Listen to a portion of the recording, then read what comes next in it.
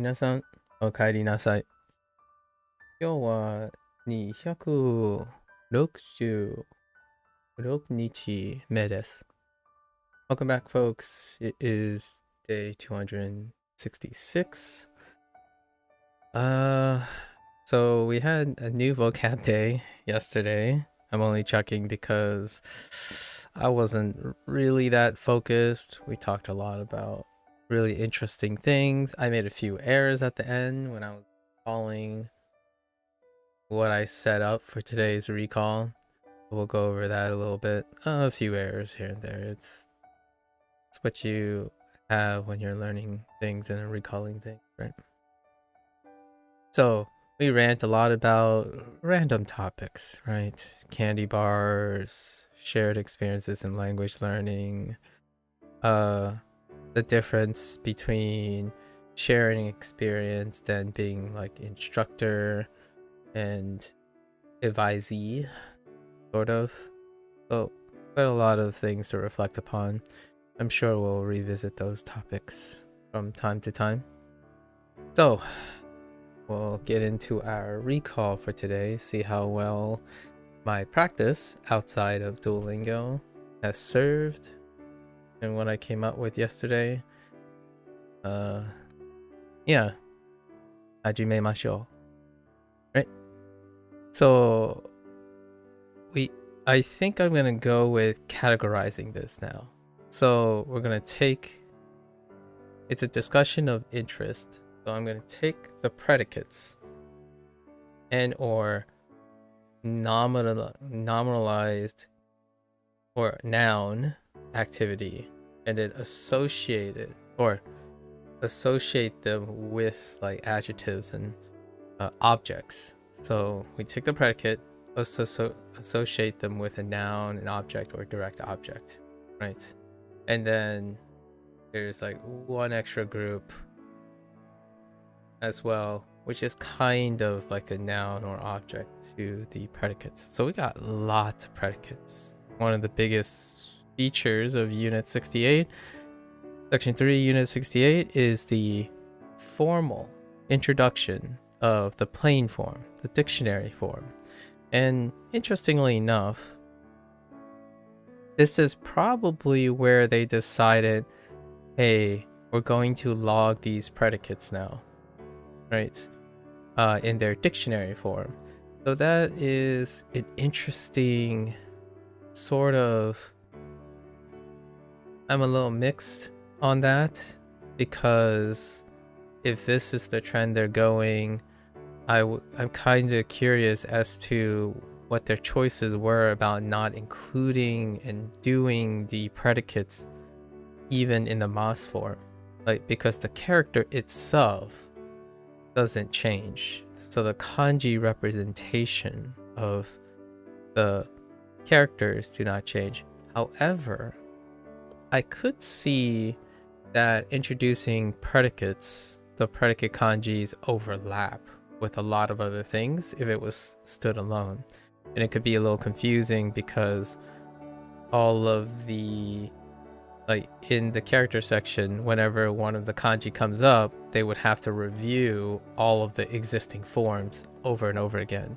So that would balloon the lesson gigantically. And that might be a consideration. Like, for example, whenever tabe in taberu comes up, then their kanji section will be loaded again with, like, tabemasu, tabemashou, tabemasen over and over again. And some people really enjoy that stuff. For me, maybe, yeah, the whole path thing, you would be really stuck on practicing conjugation over and over again. And predicates are a natural, right? It's a consistent existing part of a sentence, at least the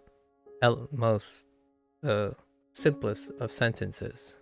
So going over yes over and over again, or da, right, over and over again might be the thing.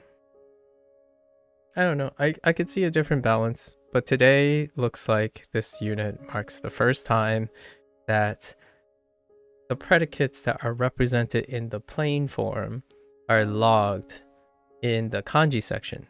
So perhaps we might not even need to remember all the predicates. With that said though, there are 4 new predicates in this unit that are not logged, and they happen to be new, and they weren't represented in the plain form, so they didn't end up being logged in the character.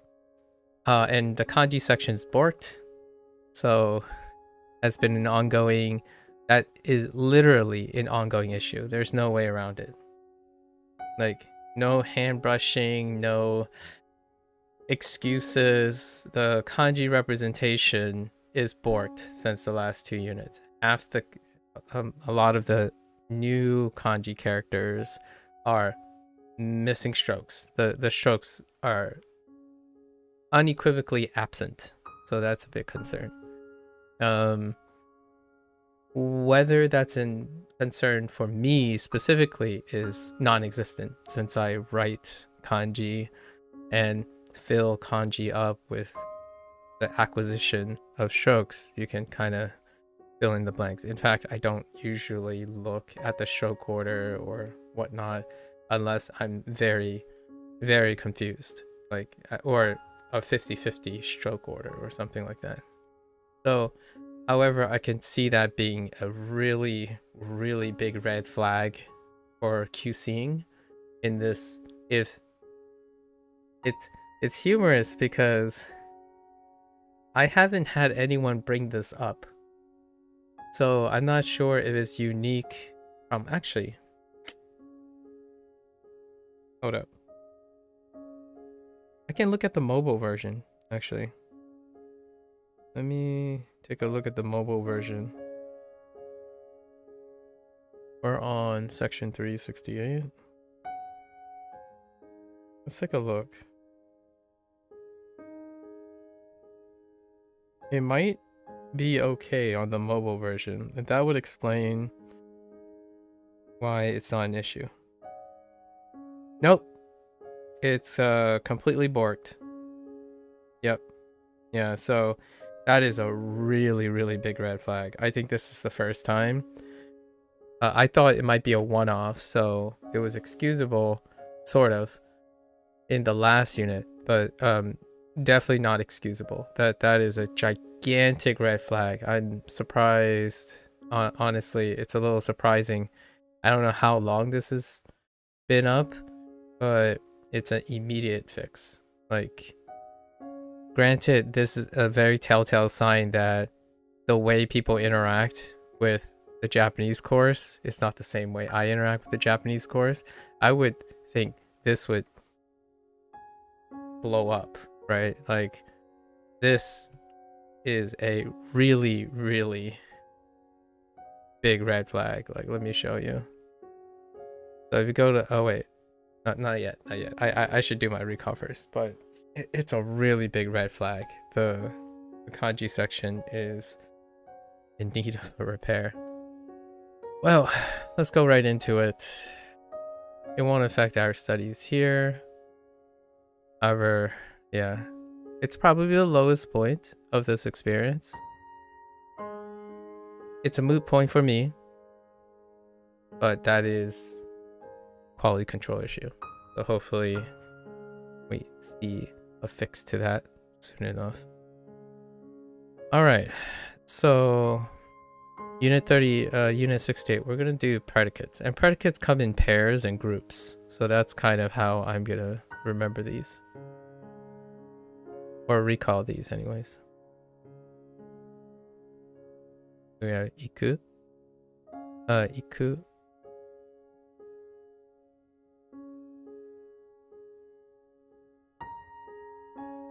and kuru, iku and kuru, go and come. Let's give it a location.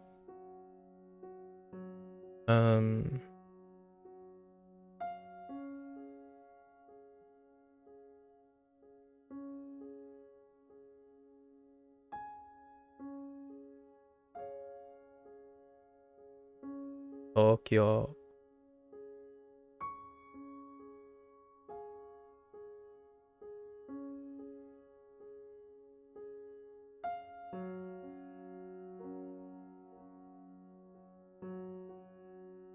Osaka. The left radical is a little bit extended. Osaka. Sorry, Kyoto. Sorry, Kyoto.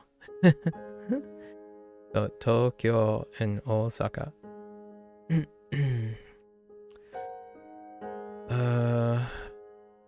You.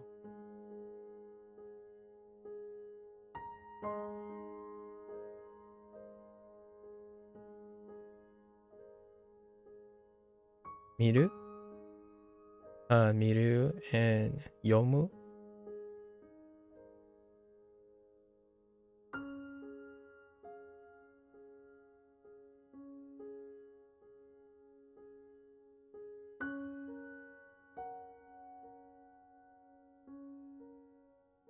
Let's give 2 here. This is an error I made yesterday. I was like imagining myself writing near the end of the day, and I wrote, I'm pretty sure I wrote for eiga, I wrote this, which that's a different thing entirely. So eiga, no, the e is actually this. So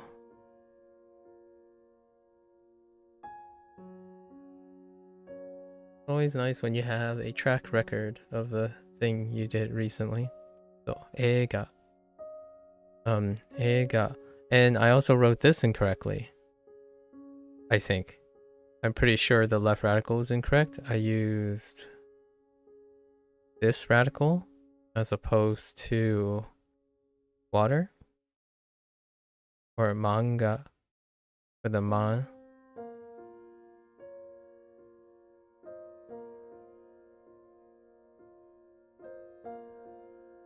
Oh, manga.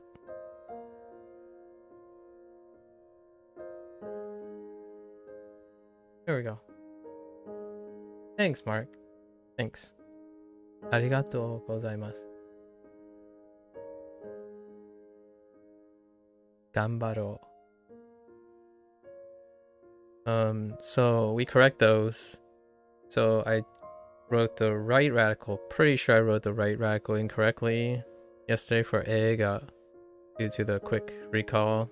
And then manga, I used the incorrect left radical. That's what I recall when I was reviewing this. So we got another group. So these are grouped. So iku, right? Kuru, miru, and yomu. They're grouped by association. They're concepts. And then we provided an object.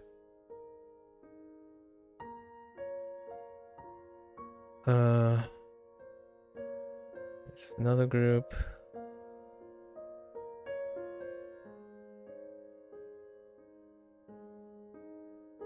Ashiru, ashiru, ashiru.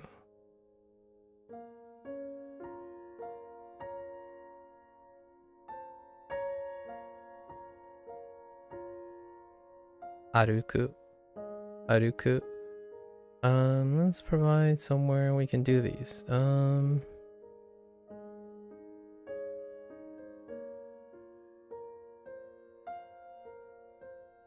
Yeah.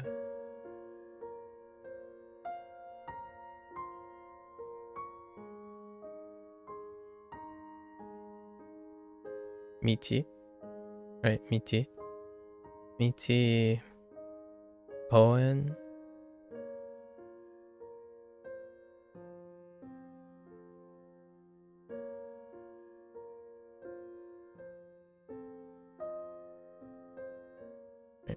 Poen.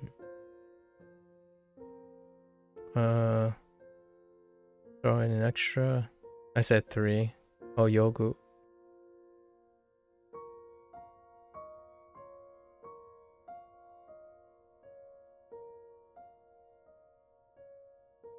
Oh, yogu.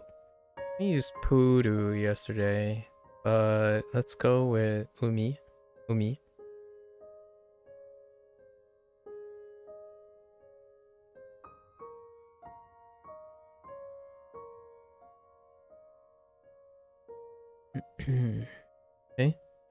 So these are all the plane forms. So we got all the plane forms, and now they're logged, except Haruku, I don't think it's logged. I'm adding that. Haruku is an extra, but the others are. And now we have 4 new ones. So the context, I'm going to do this in reverse. The context is boru. However, we can use yakyū, and basketball. So yakyū.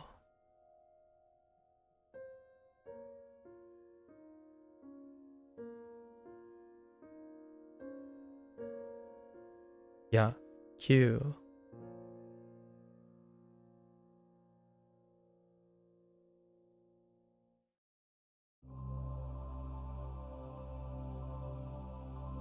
Yakyū.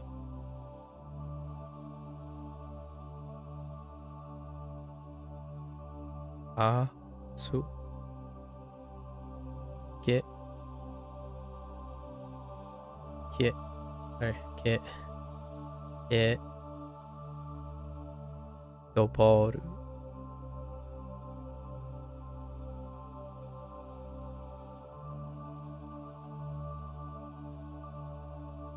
Oops. That's baru. My bad.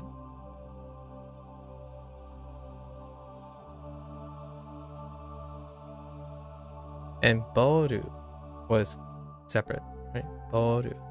And the 2 associated predicates, new predicates, are keru and nageru. So keru,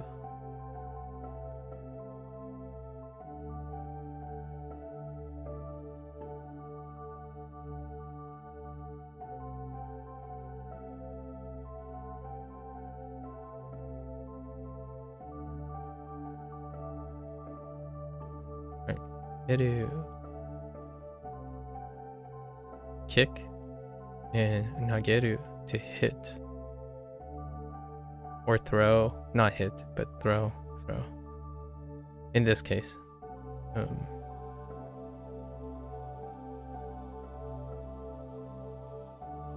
Ooh, the top one is so thick, relatively speaking.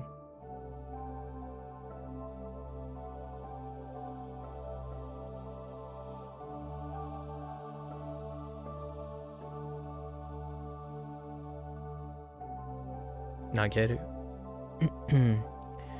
And then we have 2 more new predicates associating our last couple of things.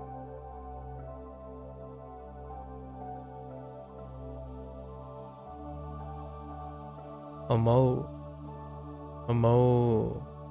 to think. Omou. They're associated, so that's why I lumped these 2. Omou and Anomu.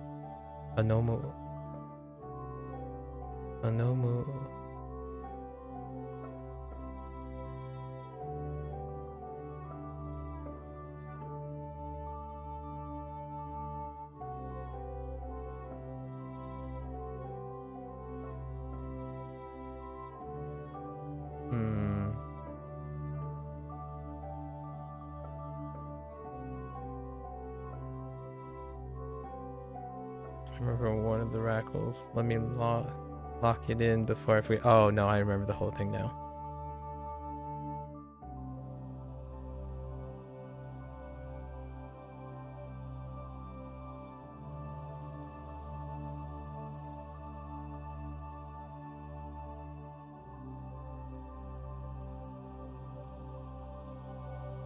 Anomu.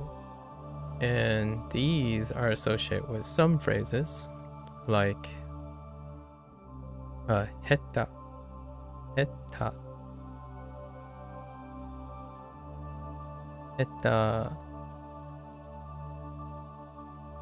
yozu, which are paired. Hetta, jozu, or Jo. Yeah, Jozu. As well as Daijoubu. Daijoubu.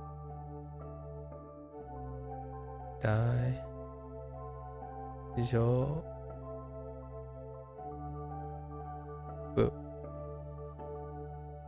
And Tabun. Tabun.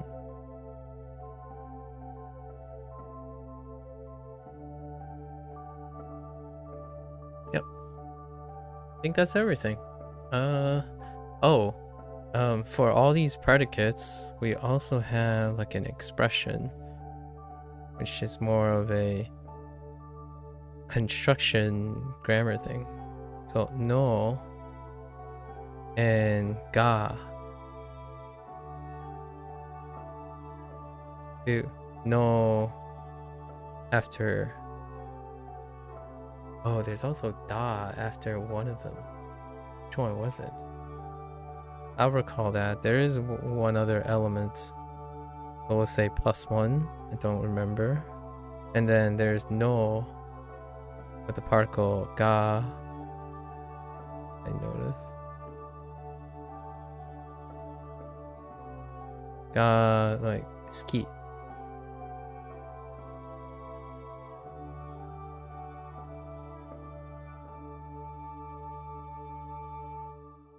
Ski, right? To like an activity or to like doing something. That's how they found a way to add all the plain forms in a phrasing where you use the activity and say you like to do a specific activity. I think that da came after very specific things, so it's gonna be +1. Or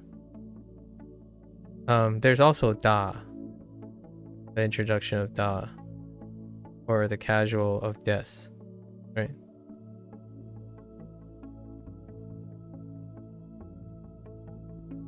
How do I represent da?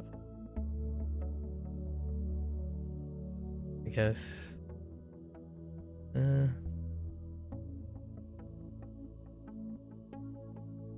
not every day you represent an ender, but yeah. There were a few phrasing too, so we'll pick those things up. I think if we're gonna make probably +3 more notes from this baseline, since yesterday was day 1. Probably 3 more notes today. Okay, so unit 67. Unit 67 is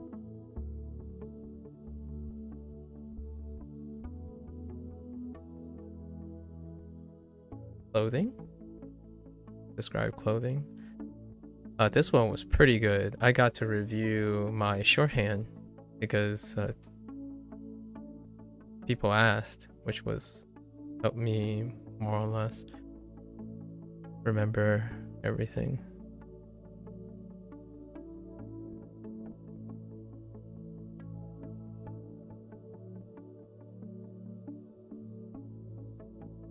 Seifuku.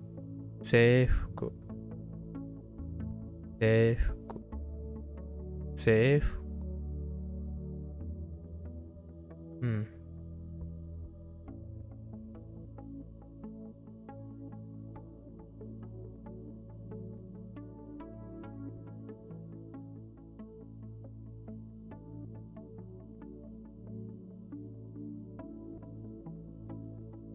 Sebiro.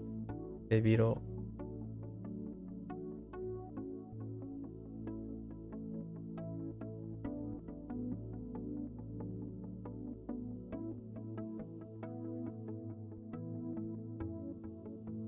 Yofuku. Yofuku.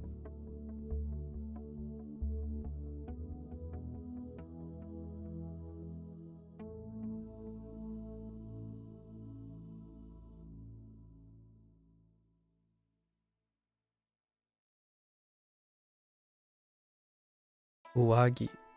Uwagi.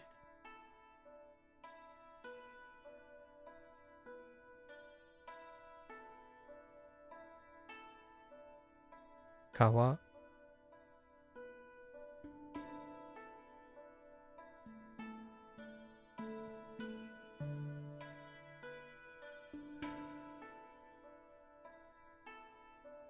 袖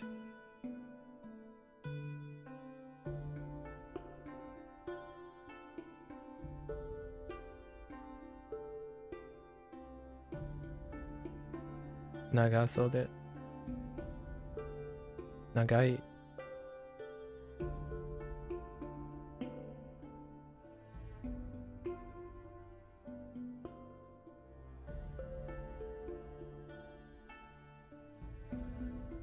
短い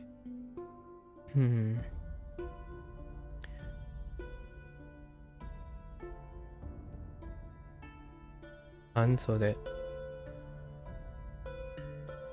着着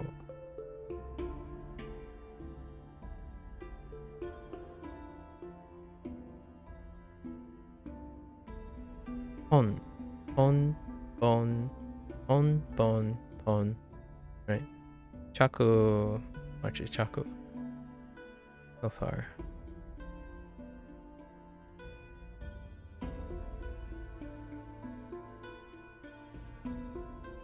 wait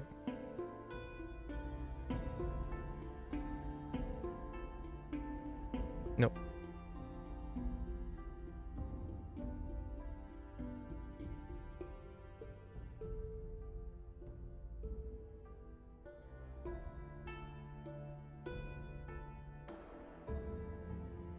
nope, that doesn't look right. I think I have to give two different characters here. We'll stick with one that I thought. So my stays my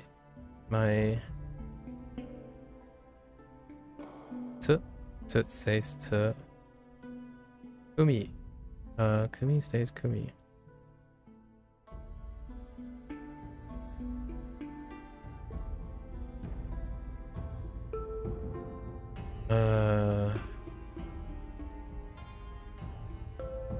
Gaku. I love all the readings. Yeah, we're getting to that. Mark, we're getting to that.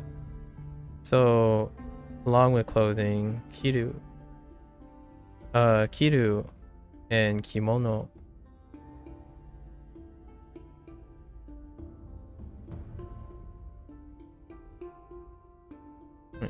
Kimono and kimono, yeah, yukata.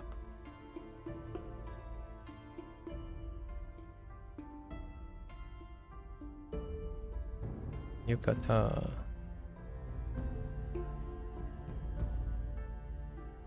We had a long discussion about the purpose of kanji, and you kind of highlighted my rebuttal to someone who tried to who suggested that the general purpose for the primary purpose of kanji is to capture the concept.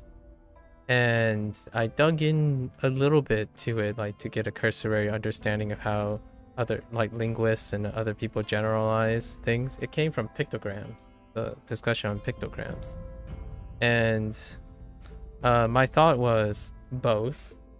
However, when I thought about it more near the latter end of my session yesterday in Japanese or in Chinese, I thought to myself, that might subside after one becomes one skips the step.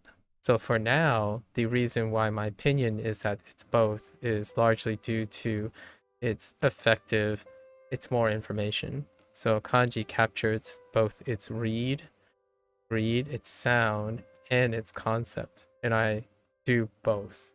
So the primary purpose of kanji for me and Hanzi for me is both. However, this person was generalizing, in my opinion, before they started learning Hanzi and kanji thoroughly, and I would say I would agree with them in the long run, probably maybe like 2 or 3 years down the line, where I stopped thinking about, I don't require to think about the read, but the concept itself will give me the read, right? However, for now, I disagree. or firmly disagree that the primary focus of kanji and hanzi is a representation of its concept. We are trying to make a comparison and contrast between an alphabet system versus a pictogrammic language. And I looked a little bit into that, and pictograms,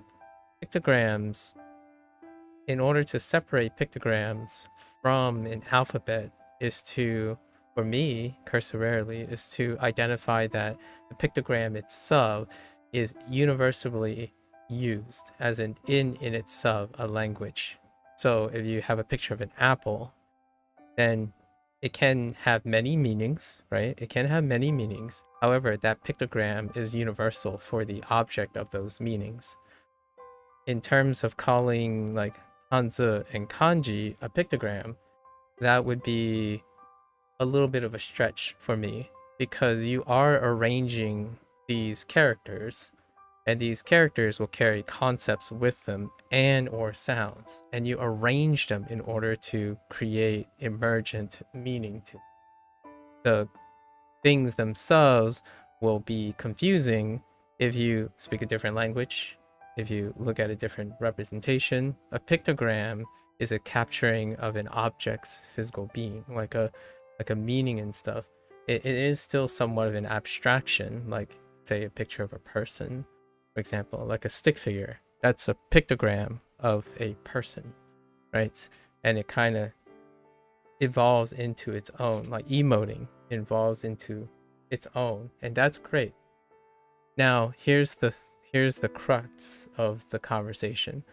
I want to know if linguists has a qualification where to measure the degree of pictogrammic things, like hieroglyphs was that other person's example, and I looked a bit about hieroglyphs. I think they're more pictogrammic. This, I would say, it's tough because the person was suggesting like, oh, an alphabet. I asked them, what do you think an alphabet is? How does an alphabet separate from hanzi and kanji in terms of pictogram? Like, I don't know the definition, but this person described that, oh, it's a class of characters in which when you arrange them, it makes new meanings, or it conveys a concept or meaning. And my thought was, how does that distinguish from hanzi and kanji? Right? Yes, they stand alone, they might say something, but you also have to arrange them in order to create new meaning, right? So that doesn't necessarily separate the two. Why you would want to call a language pictogram and another language alphabet. I think linguists would be able to distinguish them. I just don't know what it is. I was just asking the person.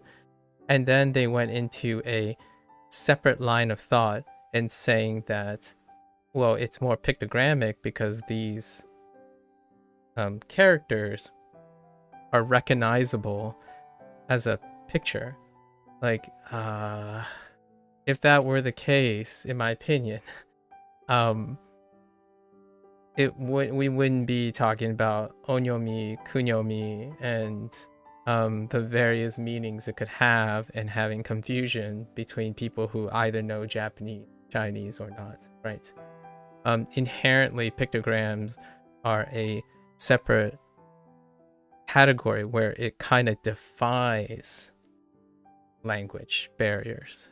So, like a big exclamation mark, or a really scared face, or sweating, or something, those type of things. So it was an interesting discussion, and they wanted to demonstrate that hanzi and kanji, they went down a line of thought where they were insinuating, at least in my opinion, insinuating that hanzi and kanji, because their sole purpose is to capture concept, like their primary focus is capture concept, that's why it's considered, that's why they wanted to suggest that it's a pictogram language. As in, if you look at a kanji, you're supposed to think of a concept. And I agree that it does do that. However, I disagree that it is the primary purpose or the sole purpose, especially to a language learner. For now, I might agree more so, like, and then other people came in and they chimed in and said maybe they lean and tend, like native speakers and stuff lean towards it, and I would agree with that. Unfortunately, I'm not a native speaker. However, maybe with age and experience, we might skip over needing to say, oh, this sounds like this, in the sense of word discovery, right? Alternatively, one could say when you get older and you get more experience with your language, you start doing them instantaneously, like you're doing them all together, as in, oh, I remember what this word sounds like, it means this. Or, oh, how do I say this? It sounds like this. The idea is that you're doing both. When you're reading something, you're kind of doing both. So it came down to the idea that as a language learner for myself, one is not without the other. So when someone says something has a primary focus or a primary purpose, it would suggest that you do that more than the other thing. And I don't separate them. When you read a kanji, you know how it sounds and what it means. It might be a chicken or the egg argument. Maybe they're arguing that you do one first and then more often than one second. And that I could kind of see once you get to the latter end, when you mature into a native speaker or native-like speaker, that's the case. Because I can tell you one thing, I am saying a lot of English words, but sometimes if I had to write it down or type it, there are going to be typos. There are times when there's a new word, and the best thing I can do is gather all the resources I have and try to write it, right? So that's kind of what I settled on over the evening. It's interesting. Obviously, this will be a feeling that I'm not sure I'll ever get to. Asking a native Japanese speaker if they ever read something that they don't know or understand, how often do they think about what it sounds like and what the concepts are? I kind of do both simultaneously, whichever becomes available first. So when you look at like this character, I'm like, I've never seen that character before, but it kind of looks like something. And you start wrapping through your heads, okay, well, it could sound like this, or it could mean this. And neither are incredibly reliable. So it's a both process. If you're in a process of word discovery, neither is very reliable.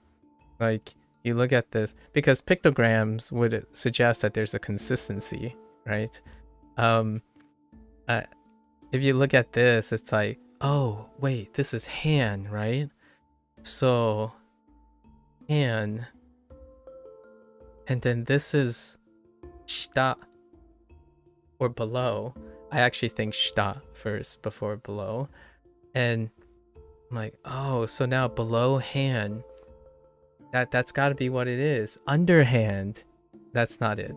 Heta means to be bad at something. so it's funny to think about it. And one last funny, interesting thing is, I think at some point when you become like more fluent in a language, you start clustering. So instead of thinking of this as two separate characters, you're thinking of it as one character. So this is one quote unquote unit. And in a way, that is what I think about the alphabet. Right? The word alphabet is all of those things combined. So kanji to me and hanzi to me, it's a compression of sound, a representation of a sound, idea, picture. So it's beyond, it's not as effective as a pictogram, but it's all of the above. And at least that's how I view it. I would love to have a linguist, like a professional linguist or something, disentangle the nuances of how one thinks of words as whole units, right? When you think of the word word, you're not thinking it's composed of W-O-R-D. It looks like, you're pictogrammically saying it looks like this. And that is the one unit. It's one unit. And to me, a kanji represents a one unit, right? And that one unit has all of the sounds associated with it, all the possible reads, and then you're finding the context, and the context limits what it can sound like and what it can be in meaning. And that's what we're doing here. I'm building up.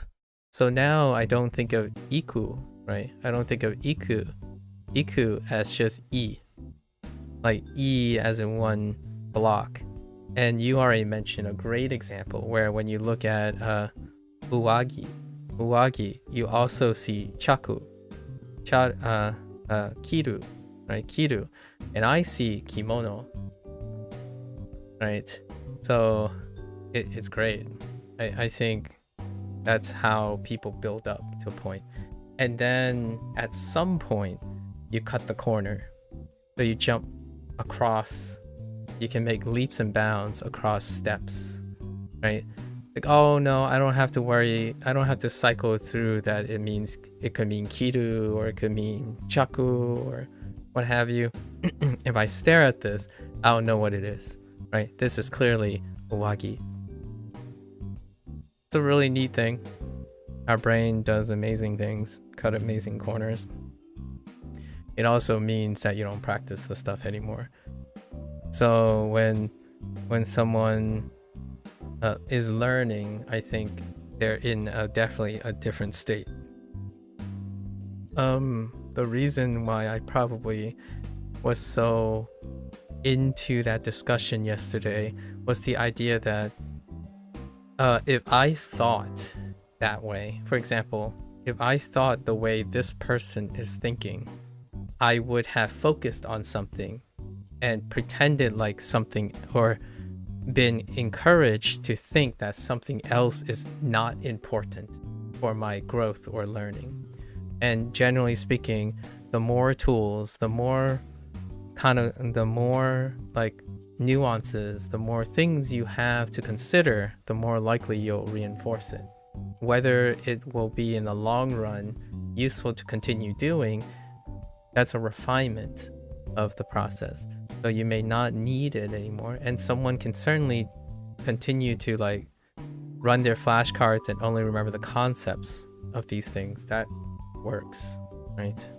I read several hours of forums about people going back and forth, and my only thought is, I'm glad all these people managed to learn Japanese in various ways. Some people think, oh, it helped them a long way to do the wanikani way. It was a wanikani thread. However, Duolingo approaches it the same way, a very similar way, where the kanji section is kind of what wanikani does. I haven't used wanikani personally, so I'm inferring from these people, where they practice both the pronunciation, like the reads of these things, matching the kana with these things, along with the meaning. And this exposes also the radical system. So it's all of the above. As I curate and look at how other people say, oh, this is what I did to become fluent, the idea is they have become fluent. Here are some of the ways that many people have done differently. And usually it's all of the above. They engaged in the way kanji is pronounced, and then how kanji is rearranged with each other and how they affect the pronunciation because of words that they care about. So then they understand all the fundamental, what they call the fundamental or self-interested onyomi and kunyomi, and that forms the foundations. And when you find the foundations, you all the intricates and nuance and exceptions come and go, and that eventually forms the foundation of everything, right? It's kind of like the grammar system, right? The conjugation system, plain, form, and all of the above. You got to know all of the above, or you may want to engage in all of the above enough to help you remember things. My impression was that this person was a very enthusiastic, probably quite intelligent person who relies very strongly on rote memory and prioritizing very, very specific things they do really well. It sounds like a nightmare to me to rely on one thing, believing that it is the primary purpose of something. So like walking, the primary purpose of walking is from getting from point A to point B. And that would be the limitation of the purpose of walking. For me, walking is a form of meditation. Walking is also a form of enjoyment. It can produce physical benefits and mental benefits, right? There are many ways to enhance the purpose of something.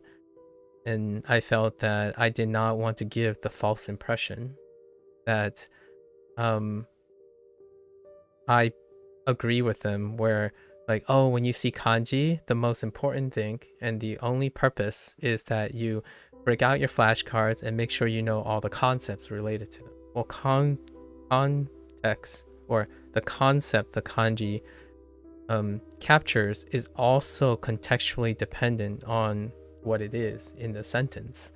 And like in alphabet, the arrangement of the kanji is important, and that also impacts its sound. So the way sounds interact may elicit a concept as well. I think the strongest example of sound eliciting a context is chaku, hon, mai, tsu. All the counters quite consistently elicit something that is secondary to a lot of people, actually. I think lots of people would agree with this young person that it's optional, like having to remember if there are euphonic changes with this. The concept itself does not change, right? So there are things in the Japanese language where the concept of the character doesn't change at all, but the sound changes. So now the question is the sole purpose of those characters sound or concept? Again, I would say both. However, knowing that hon and the concept is to categorize cylindrical things would not get you to bon and pon, and you would not know that mai stays the same, where mai would give you the false positive that the concept is the most important in knowing what this character's read is. So plenty of counter examples. And instead of treating things one way or the other, I basically choose to do all of it because, I don't know, it's a lot of fun. I like guessing at what a character sounds like. It kind of gives you a responsibility for your learning. It was a really good discussion yesterday. I also am running on very, very a lot less sleep as well. The things you talk about. So uwagi, now we're gonna separate into separate concepts. We're doing, let's do it like this structure. What are we looking at? We're looking at, we have the kiru structure, right? Here's the kiru structure.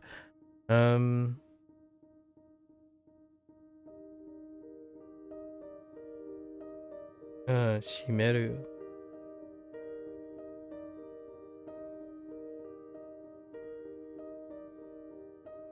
The other shimeru.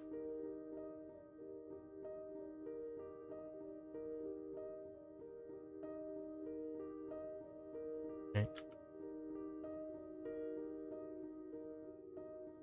I know there are two shimerus. That's exactly my point. The shimeru, I'm thinking of shimeru, or auditorily.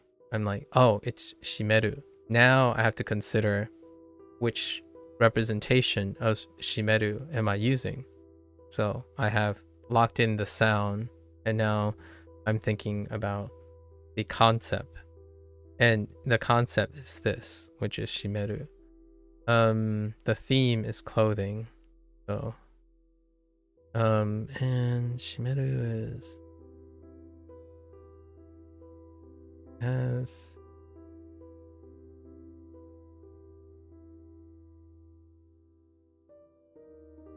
wait.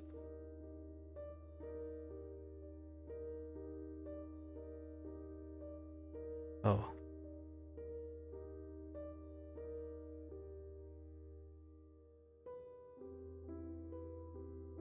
As this. Thread? Oh yeah, thread. Yes. Yes. Shimeru. So shimeru. Shimeru. Obi.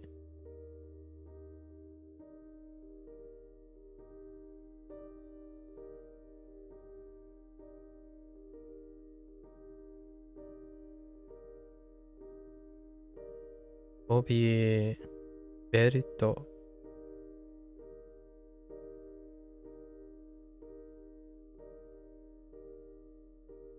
Belto.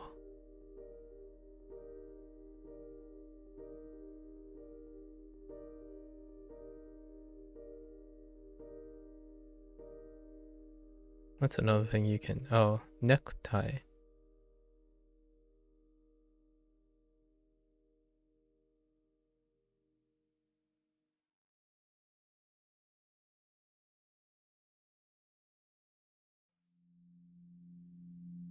I screw up.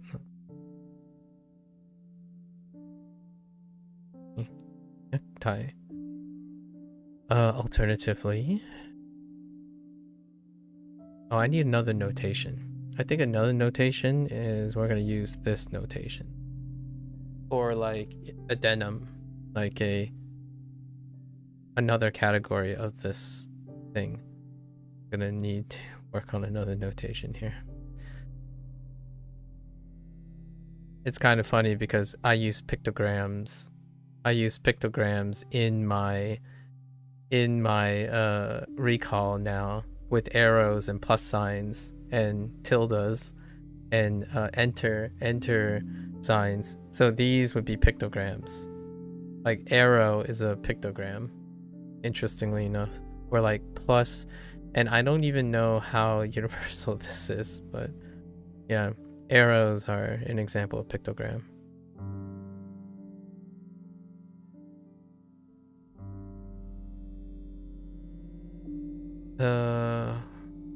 Oof. It's hameru.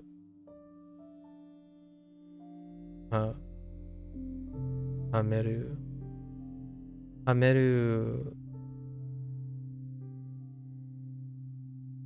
We got 指輪。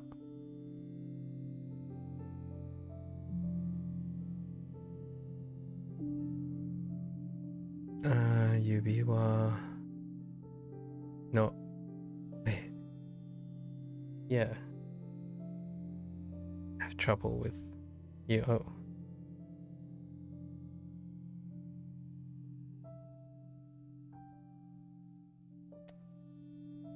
I have trouble with this all the time. I remember the left. I remember wa.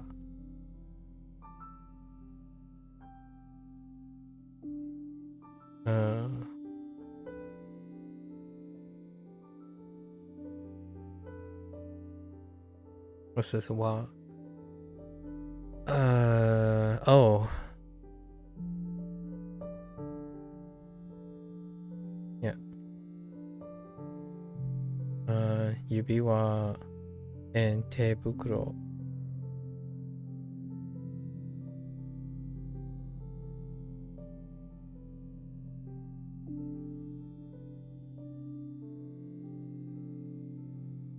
Tebukuro. And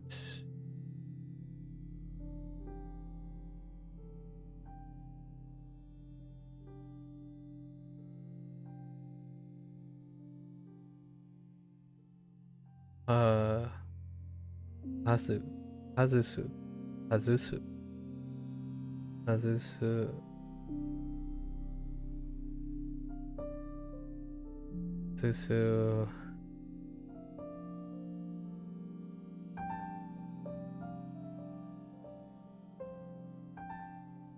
These are definitely not on the back of my hand right now.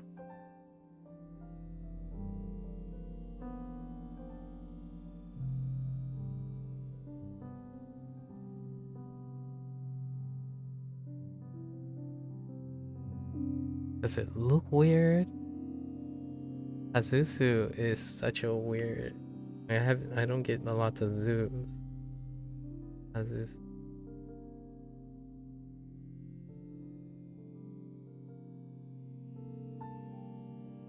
So the idea is to take off and unfasten. Soto.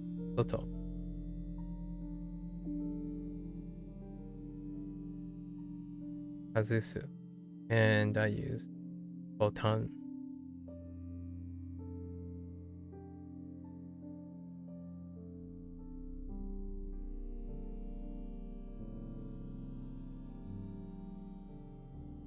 Botan.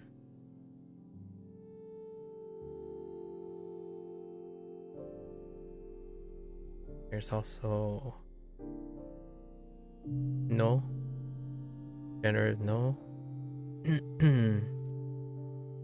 Yeah. For multiple items.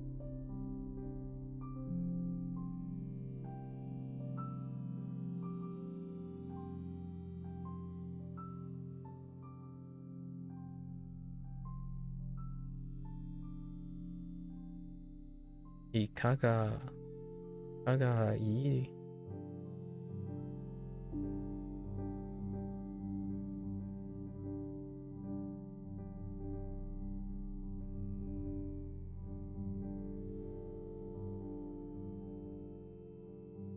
Practice some colors for clothing.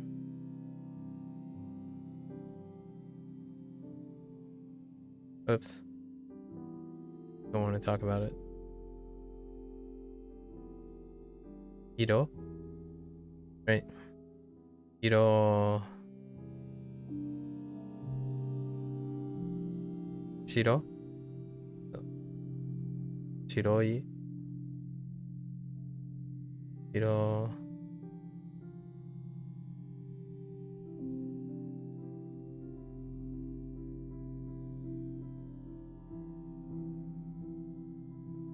This is. Yes.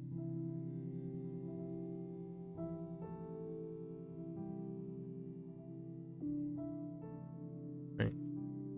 Kuro.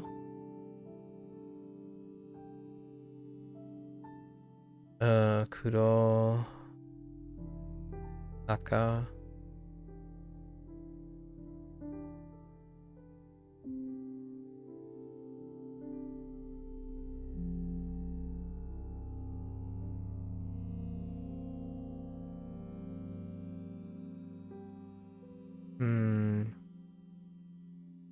Ki.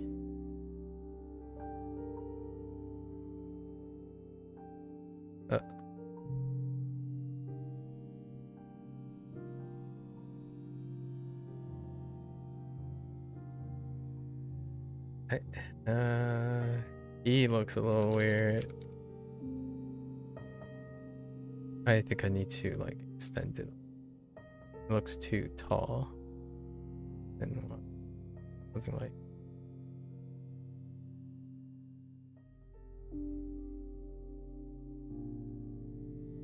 that.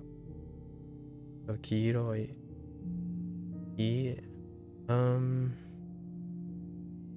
Murasaki.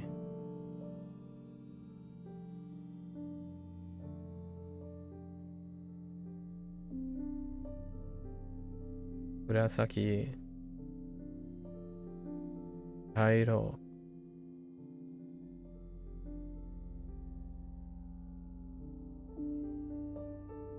Midori. Midori.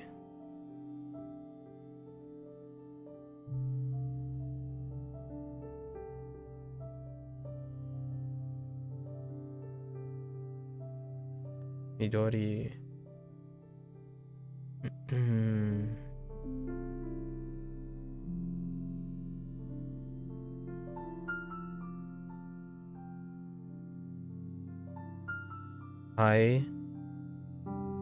Airo.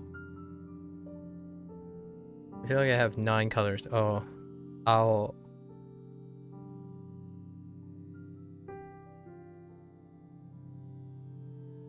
Oops.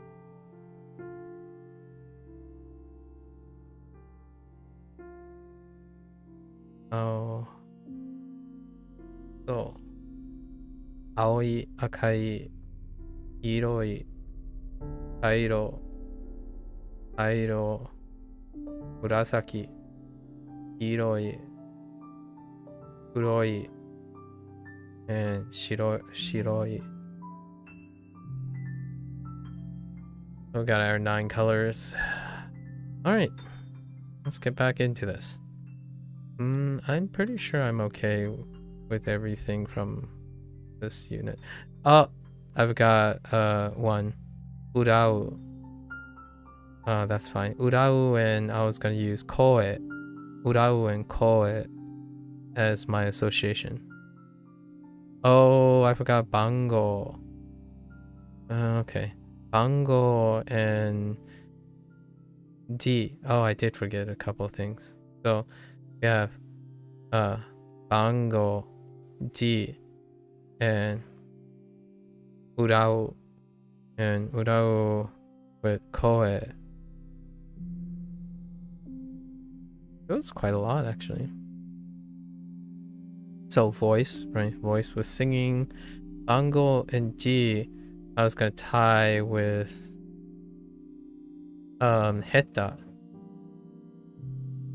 Or omo, right? Omo for bango, and D for like heta. Heta and jobu. Not jobu, jozu. Right.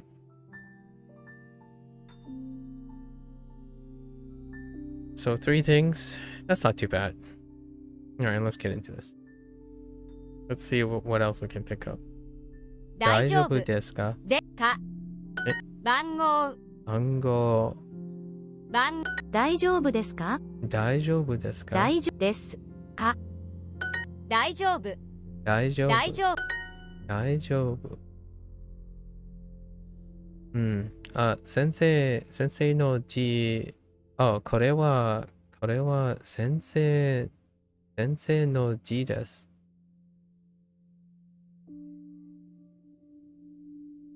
これは先生の字です。大丈夫。これは先生の字です。これは先生の字です。先生の字です。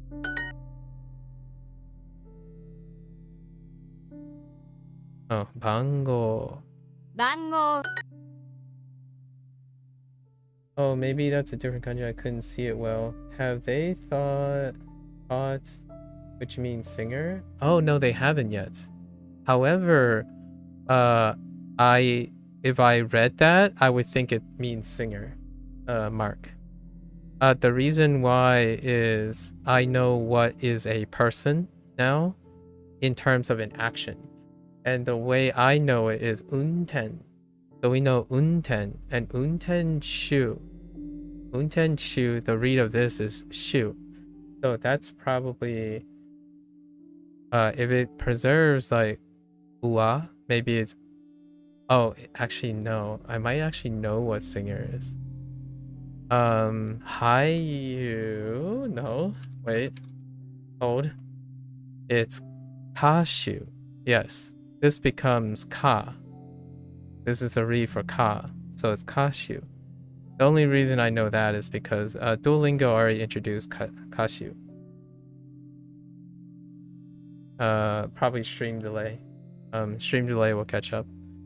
Stream delay. So this, the reason I know it's kashu is because I knew kashu before I knew kanji. So we already had kashu. Kashu in the wedding unit. Kekon. Kekonshiki. Kekonshiki. Basically we were saying everything bad about a wedding. That's how I remember it. It's every bad wedding. So they kept saying like the wedding singer is terrible. Or maybe, yeah, it's just bad. Warui. Warui was one of the key words. Warui. Yeah, so kashu. So I'm guessing this would have been singer. Like, this is where the concept will be able to give me, yeah, untenshu. It was 2 units ago. 2 or 3 units ago. Untenshu. So now you can put shu at the end of a lot of things, which is great. Like, actually, what about, you can also put ya at the end of things too, for like things to do. Like, I didn't get the kanji for it yet. Or, actually, you can also put ka at the end too, right? There are a couple endings, like for, what am I thinking of? Yakshu. Yakshu, you can probably, oh no, that might be yaksha. Sha is probably a different thing too. Yaksha. So there's sha. And honyaku. Honyaku sha. So you can put like sha at the end of things too for like a person of things. So I'm guessing there's different segregations between like a person doing something. Honyaksha is a translator. Yes,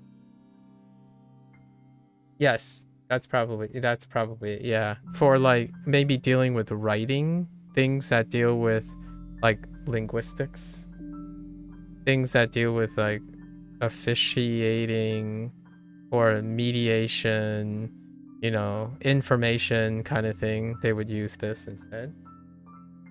Because if you're thinking about like translators and other professions or activities that deal with that, they tend to use this one, which is kind of neat. I like that they're separating between them. Because there's you know, tor, right, in English, or ter or that's it. That's as far as it goes. It doesn't have like any like grouping or anything, right? Like a translator, which one is it? Is it ER or OR? And then that's about it. Actually, are there ARs?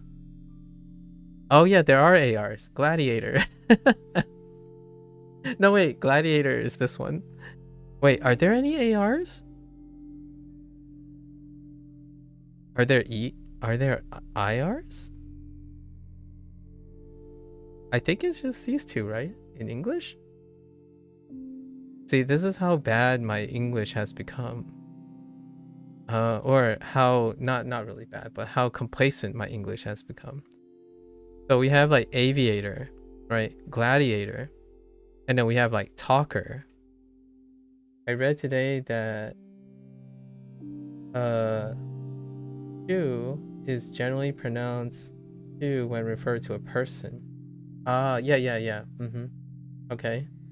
And then maybe the other one deals with profession? A person as a profession? If you know what I mean? Possibly? Like, say like, I'm kind of curious. Is there entry for singer with... No, there isn't. I was kind of curious if maybe there's two things. Oh, here's a shoe. Oh, no. Just kidding. I'm looking for Sha. I'm looking for Sha. Sorry, I'm looking for Sha.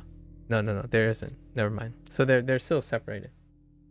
Yeah, like doctor, maybe? Yeah, exactly, like doctor. I don't know. It's curious. It's very curious. So maybe it's looking for like formal professions, like a lot of big formal professions. You ended up using that. That's what I have noticed so far. I've noticed this in Chinese as well, where they have like a specific grouping. And then what can constitute as like a study, right? What constitutes as a study versus, yeah, is as if the kanji presents in more context. Yeah, for real though, right? All this stuff makes remembering kanji and like concepts much richer, and it doesn't rely, it ends up feeling less and less like rote memory, because there's so many things you can use to remind yourself. And there's like this character and you know, like in bungaku, right? Bongaku, or like a study of something. And then there's bungaku, you know, like the study stuff. But there's another one, and I can't think of it right now. Maybe it's in... No, I'm getting all the gakus. Tons of gakus. I think it's in it's ka. It's ka. This. So there's a separation between these two as well. The gaku and ka. Those are the only reads I have right now. There are obviously other reads for these that aren't coming up in my head right now, but these two also have like some sort of overlap, like how you say science versus biology kind of thing. And then, you know, we still have your classic like mono. You have your mono categorization as well. Really interesting. They're not really well developed right now because my kanji is still relatively limited. So I'm looking forward to adding more to it so that it becomes less and less strenuous. Right. Nakayama. Nakayama-san. 3. 中山さんの番号は何ですか？いや、中山さんの電話番号は何ですか？何ですか？大丈夫。Oh yeah, like this is a good example of sound. Oh, this character is a great example. And if there's any character that gets used a lot, is this one. Nani, nan. Although, with that said, you can still pull it off with knowing what you're about to say conceptually, I suppose. Or the neighboring characters. Concept of the neighboring characters. It's always both. I mean, for me, it's right now 90% of the time it's both. Sometimes I think about what I'm trying to say in Japanese before I think about what it looks like on paper.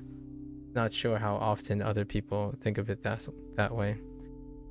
Like when I think of so I want to say this. It sounds like this. How do I write that? Okay. 背広背広は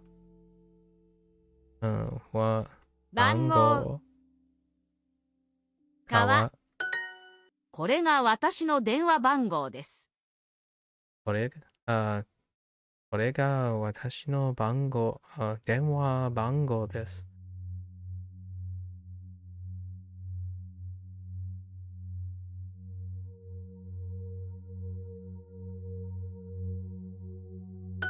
電話番号 Classic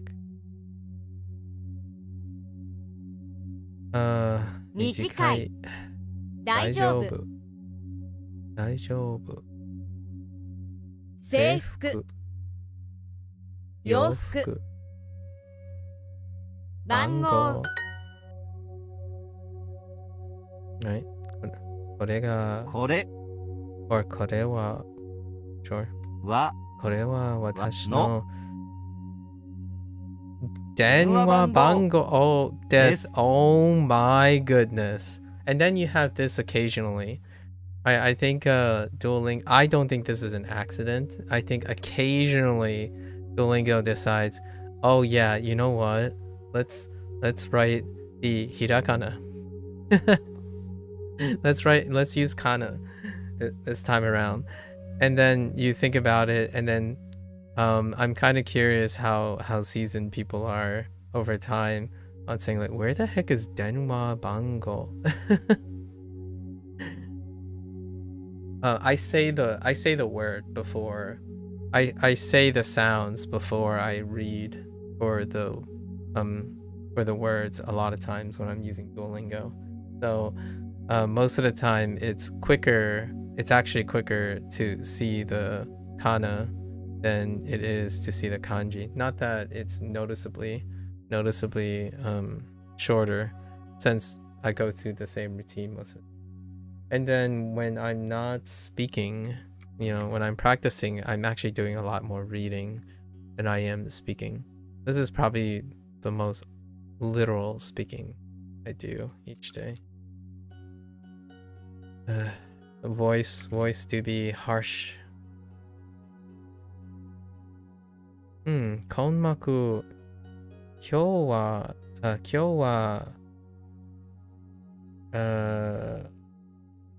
that looks like Yasumi, but or yeah, that looks like Yasumi, but it might be read differently. Something dealing with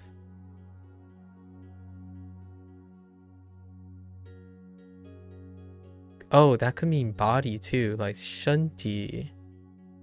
I don't know what that is. Oh, apparently it's karada. Okay, karada or use. I don't actually know what use is as well. Oh wait, yeah, that kind of looks like the. Oh no, that's not. That's slightly different from use. So something describing mashita. Something imashita. De. Oh, ooh. That's tsui. That's probably chi. Maybe like chikarai? Chikarai? Chikarai. Chikarai. Ai. So, today, something about body. Today, body, maybe use, and then strong or full or something.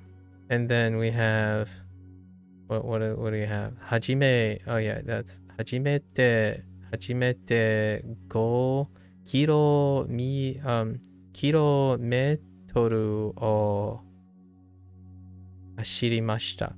Okay, so you started running, or hajimete. Interesting. So does that mean you started for the first time, you ran 5K? Ooh, very nice. 私は本当にイガ忍者。イガ忍者。I don't. What? Iga ninja desu. So are you saying you feel like a ninja from the Iga, like Iga ninja? Wait, that's gotta be Iga ninja, right? I like how you quoted it. Ninja, Iga ninja. That's funny. Unless that means something else, it tells me that you were really Ontoni. So you were really swift as a ninja? So what I'm gathering here is you're saying good afternoon. You used your body today, maybe like well. You used your body well. You ran a 5K for the first time and you felt like a ninja. Or you were a ninja. You were swift like a ninja. Oh, that's good. That's good. That's hilarious. I have not had hajimete that way yet. That's interesting. I am thinking of a different character when I'm thinking of... I was thinking of maybe... So I was thinking, when I think of Hajime, I think of this one. So that's interesting. And then Hajimete, they ended up using a different character. Instead of using the root of like Hajimeru, right? They ended up with, what does this character look like? Which looks like another one. So I was getting it a little bit. So they ended up using this for hajimete.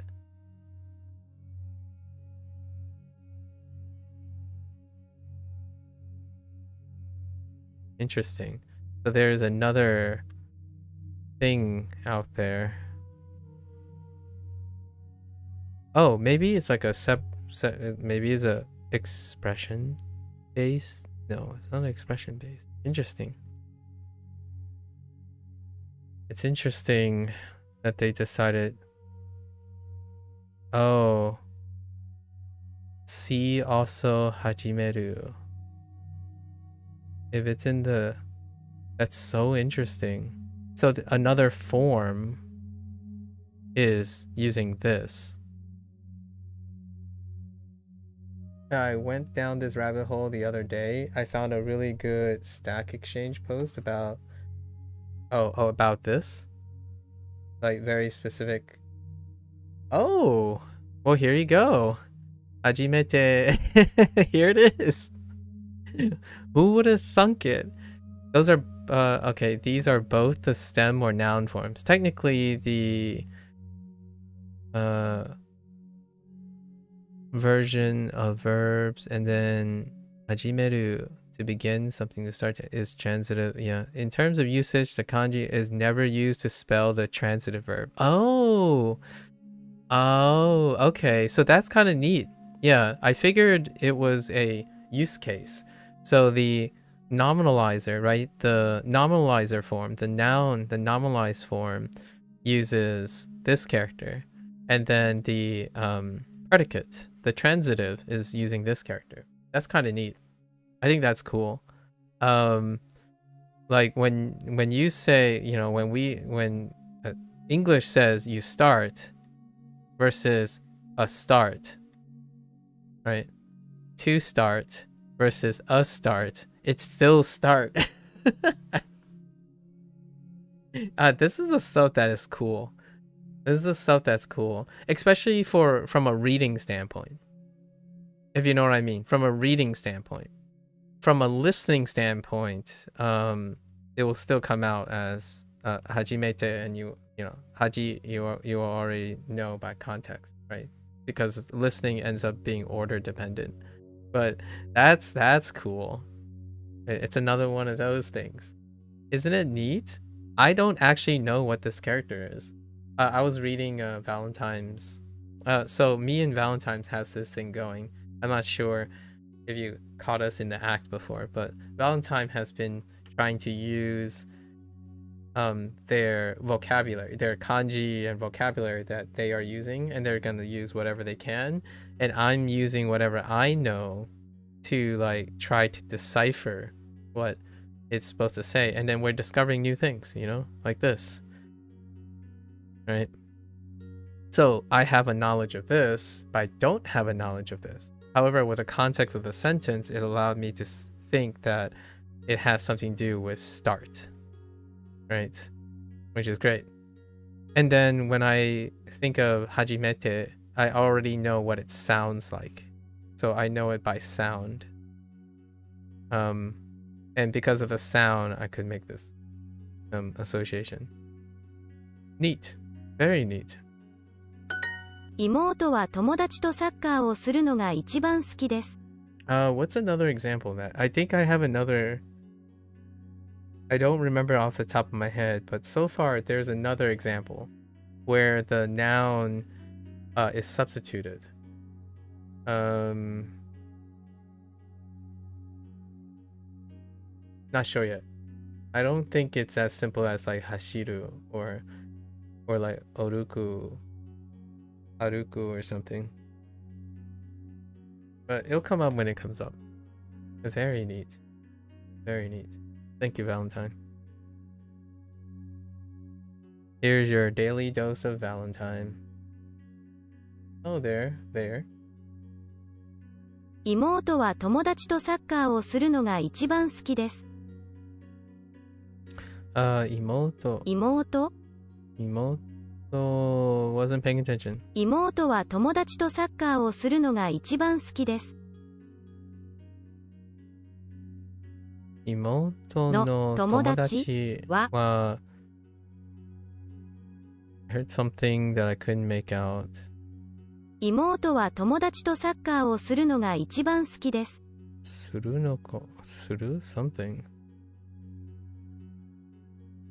Oh, する oh, する like straight up する。妹は友達とサッカーをするのが一番好きです。一番好きです。Oh, okay. Okay. サッカーサッカーするするするするを一番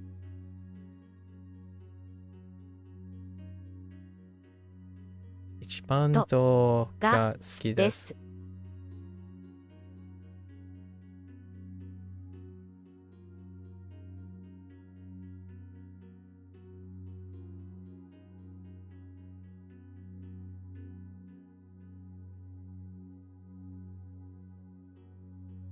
So, I don't know the left. Oh, I kind of know the left. So, something nin wa manabimasu. So, I don't know those characters being used. Like, what I mean is the read on those characters to some extent. I'm choosing mana, but that's also gaku. And then ryo is the closest thing, so ryoshin is the closest thing I have, so it's relative. So we're gonna say the two of us are the same. So 료닌 wa, and then we're learning together. That's probably learned. So manabimasu sounds like manabu, but it's using study. So we're both learning is probably what that says. So 료닌 wa manabimasu. However, I don't have 료닌 as a vocabulary, and I also don't have what looks like manabu. But that's yes, we are both learning for sure. You're curious, and I don't mean this, why do Duolingo Twitch streamers often go for Japanese? I don't know. Because oh wait, I have some theories. You're just wondering if you would know, since here's a lot of theories, and I'm gonna compound it a little bit there. And these are not, so I'm not gonna try to generalize. I think I'll give you a short answer. Theoretically, I like to study behavioral and statistical like self-selection in internet, so I'll give it my best shot. Sorry if I exclude some other motivations, but the short answer is here are some keywords I would use. Gaming industry, trends, pop trends, entertainment industry, and we're talking specifically of the animation, and then Twitch branding.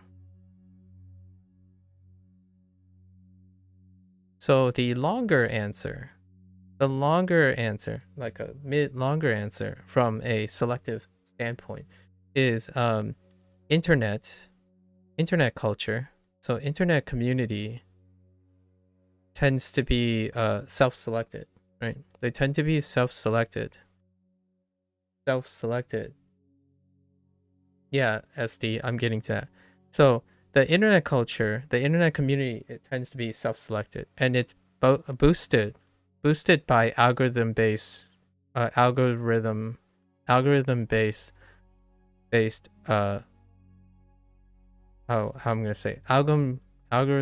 exposure. So if you take the trends of the gaming industry, what pop culture has, and the entertainment industry, and then you line it up with Twitch branding, which tackles the gaming industry quite a lot, and then Twitch is a product of Amazon, right? And usually they track trends for product placement. So a lot of times this not only include the gaming industry, this also they're also purveyors of using trends, social trends, in the entertainment industry and pop culture. So right now, Twitch is also a English platform, English dominant platform. It is also an American corporation. What fills all these criteria due to self-selection and then boosted by algorithm is Japanese culture. So due to the nature of these pre-selection, gaming is part of Twitch's branding even before the surge, right? And there's an uptrend in Japanese influence. So when you think about the overall general selection and concordance between gaming behavior, which Twitch's branding was originally done, Japanese influence was already on an uptrend, both outside of Twitch and within Twitch. So naturally, when it comes to Duolingo, those who would consider Twitch as a home platform tends to have a self-selection for all these things prior to Duolingo and or other forms of language learning. So naturally, there will be what it appears like in a closed space. In a closed space, right, which is the Twitch platform, you will see Twitch streamers choosing to learn Japanese because of all of the things that proceed before it. Now, is this true based on Duolingo's lit? Now, I'll add a few more things. Based on Duolingo's metric, Japanese is an uptrending user, right? But it is number 6. And there is a rare, and you might be thinking, is there a correlation between, I'm extracting from an interview with Duolingo CEO.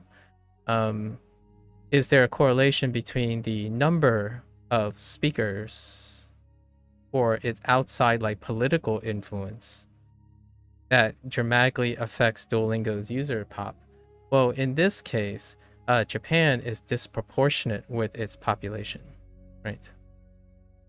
However, what's stronger than this is Japan still makes up, Japanese in terms of Duolingo users still make up a very, very small percentage of learners.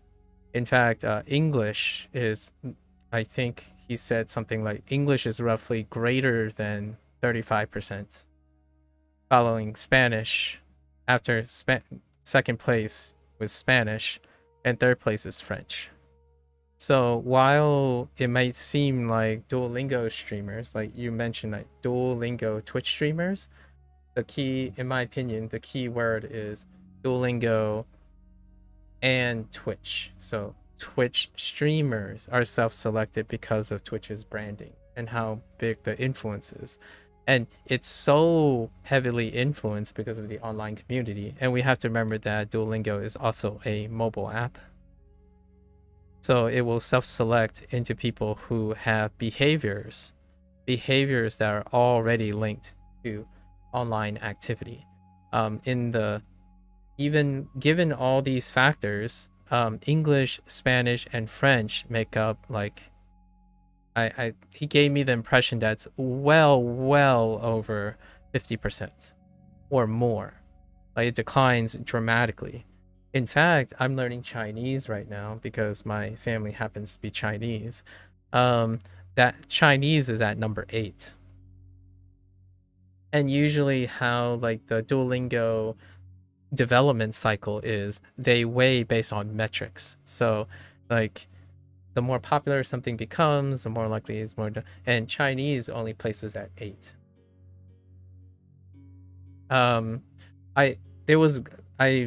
Since one of the interview, someone I know who don't like hanging out here too much anymore, shared this podcast with me, and I really loved the insights that the Duolingo CEO made about what type of language learners there are using their platform. So it might seem like Duolingo Twitch streamers often choose Japanese, and I agree with it because of the nature of self-selection onto the Twitch platform. When you go on YouTube, for example, the content, right? When you go on YouTube, Japanese is way less popular.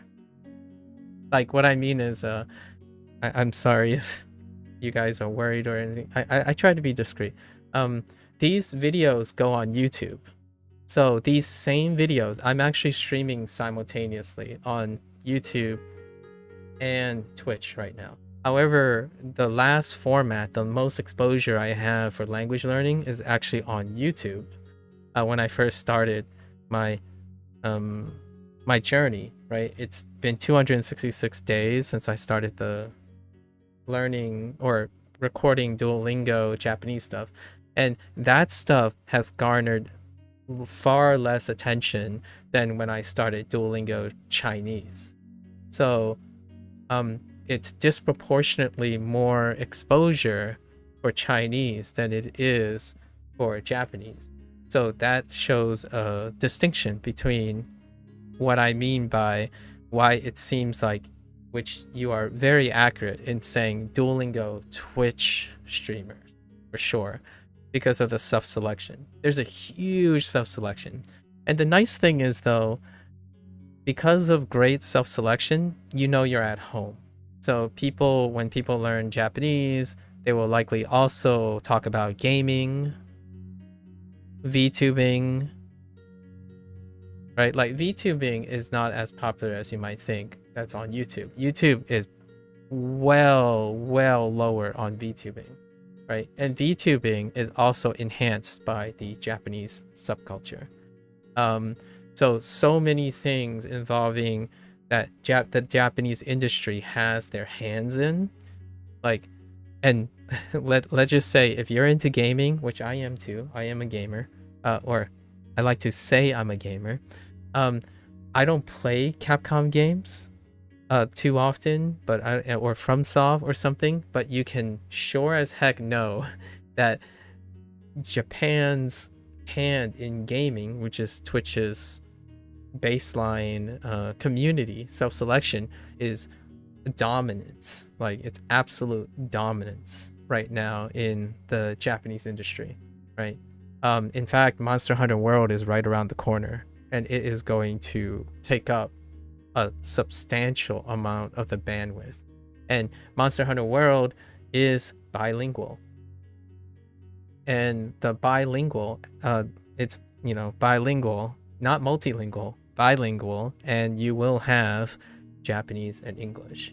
And it'll continue that way. I happen to also, the reason why I like to stream Duolingo with Japanese and Chinese, the reason why I started was because Japanese is the most foreign to me, and then Chinese is less. However, it's also because of video games. And it is a Japanese corporation, by the way. And the corporation's name is Sega. So I grew up with Sega since I was 5 years old. And Sega, there's a group that make a game called Like a Dragon series. Their studio is called Like a Dragon, Ryoga Gotoku, right? Ryoga Gotoku Studios, and their game is trilingual now. Sega, yeah, their game is trilingual. So they have a English cast, yeah, Ichiban Kasuga. I can't wait to revisit Ichiban Kasuga. And Majima's coming back in February. So their game is trilingual. They have an English cast, a Japanese cast, and a Chinese cast. So I'll be doing that in February, again, with their next game. And I'm learning all these languages because it's connected to gaming. So that's probably the most reasonable explanation that I can come up with when it comes to why does it feel that way. And I am Chinese, so I'm not Japanese.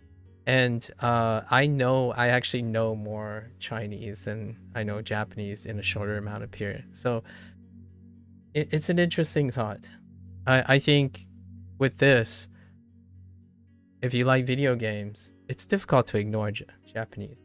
However, in the bigger picture of things, like the really big picture of things, these are the dominant languages for language learners, at least from a Duolingo standpoint. So because we have to address the whole Duolingo part too. In Duolingo, actually Japanese is on the rise, but it's not. It pales in comparison to the de facto languages. Which, since I speak English, which by the way, Spanish is actually my second learned language. So, and I haven't revisited yet. It will be my third Duolingo social experiment. And Spanish is like English, are the most developed courses in Duolingo because it's based on metrics. So there you go. Yeah, it's an overwhelming majority. The top 3 accounts for the overwhelming majority of language learners. So yeah. However, they do pretty well. Yeah. Yeah. Excellent question. Yeah, excellent question. I thought about this. So since I'm streaming, oh, and it's a feedback, right? If I'm streaming on Twitch, what language is more interesting on Twitch? It's going to end up being Japanese, largely due to its relevance in gaming. So it also reinforced the other way. Did I choose Japanese because I'm a Twitch streamer? No. I chose Japanese because I like video games, because of Sega. And that is probably feedback to this too. So yeah. It's not a coincidence. Otherwise, you're learning English. So it's another language learning English because the next biggest Twitch branding is English, because it's an English community. It's usually American centric. So oftentimes you're picking the language that is most useful for gaming or most accessible for gaming. And if you're a streamer as a profession, which I don't do streaming as a profession, you're gonna have to tackle English, Japanese, and then going down the road, right? It's English, Japanese, and then Chinese, because Chinese is making splashes in the gaming industry, especially with like Wukong. Black Myth Wukong is the so soon maybe you'll find the trifecta, right? English, Japanese, Chinese. And I think if a country wants their language to be wonderful, like really influential, and on Twitch, releasing a excellent game and also having their audio, their language displayed would be excellent. Like, for example, Korean, there are a couple.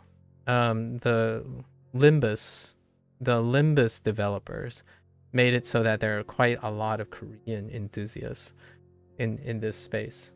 So, and do I know of some Spanish games? I'm not the greatest with eclectic games. I think Library of Ruina was the closest for Korean. The entire game was in Korean. So I think whatever's interesting in the gaming industry will reflect people's interest in language learning on Twitch. Yeah. I had thought about choosing other languages. I'm for certain when I start Spanish is going to be really interesting, because Spanish, especially, I know Brazil speaks Portuguese, but what I mean by this is when you think of like Central America and South America, it's a huge like gaming population that found their home on Twitch. And also, not to mention, why do I think this is very big and significant is because most of these people are also interested in Japanese, and you'll find a lot of Japanese people, Japanese language learners happen to also know Spanish and or Portuguese, but I feel like this is related to each other. So it's not a surprise that Spanish is going to be one of my languages, or has already been my language, because I'm from NA, the region. So the biggest gaming regions, right? The biggest gaming region outside of Korea. Korea is like the oddball out here, is Japan, NA, and SA doesn't have a representation yet. Usually it's synonymous with Brazil, and then you have the EU, or the EU as in the EU region, not the European Union. I want to make that clear, because people get a little sensitive when I use this abbreviation. We're talking about the region EU and not the European Union, because not everyone's in the European Union. And EU is far more eclectic, and outside of that, when you think of how does EU fit into this, you have French, like German, Sweden, that kind of thing. 3 letters. FPS. So that's where their representation is. The thing about FPSs is it's not language bound. So if you're thinking like, oh yeah, but lots of Swedes, Norwegian, like Scandinavians and Europeans play video games as well. Yeah, but their video games are not language bound. Japanese is. An incredible amount of categories deal with narration in Japan. And then lots of them either go English or Japanese. Right? And not even Spanish or Portuguese. In terms of playing the things that are most popular to the the Europa region is FPSs and or third competitive DPSs. So those things don't require language boundaries. So there is less of an emphasis to need to know the language. Most of the time is Japanese narration game and like visual VN games and like point and click adventure games. If they're not in English, they're probably in Japanese predominantly. That aids in Twitch's branding. I'm sure Amazon and Twitch have considered all of this before.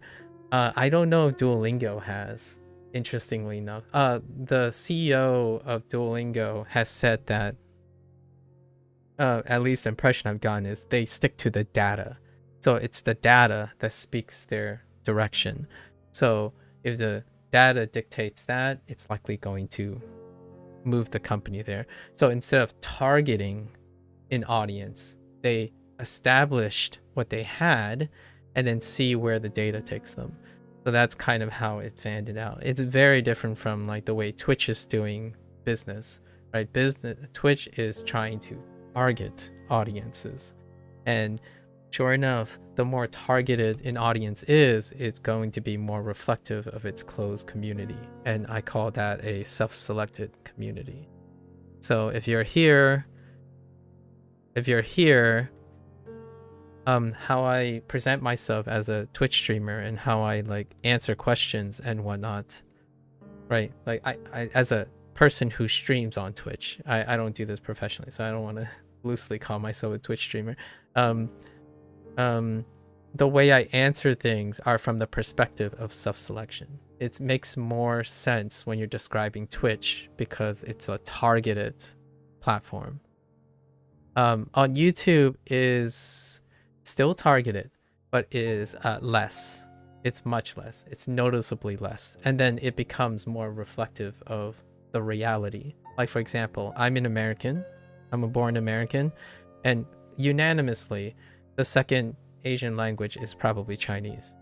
It's Mandarin by population. So if you're thinking about like what are the reflections and impacts of the influence, Chinese came first.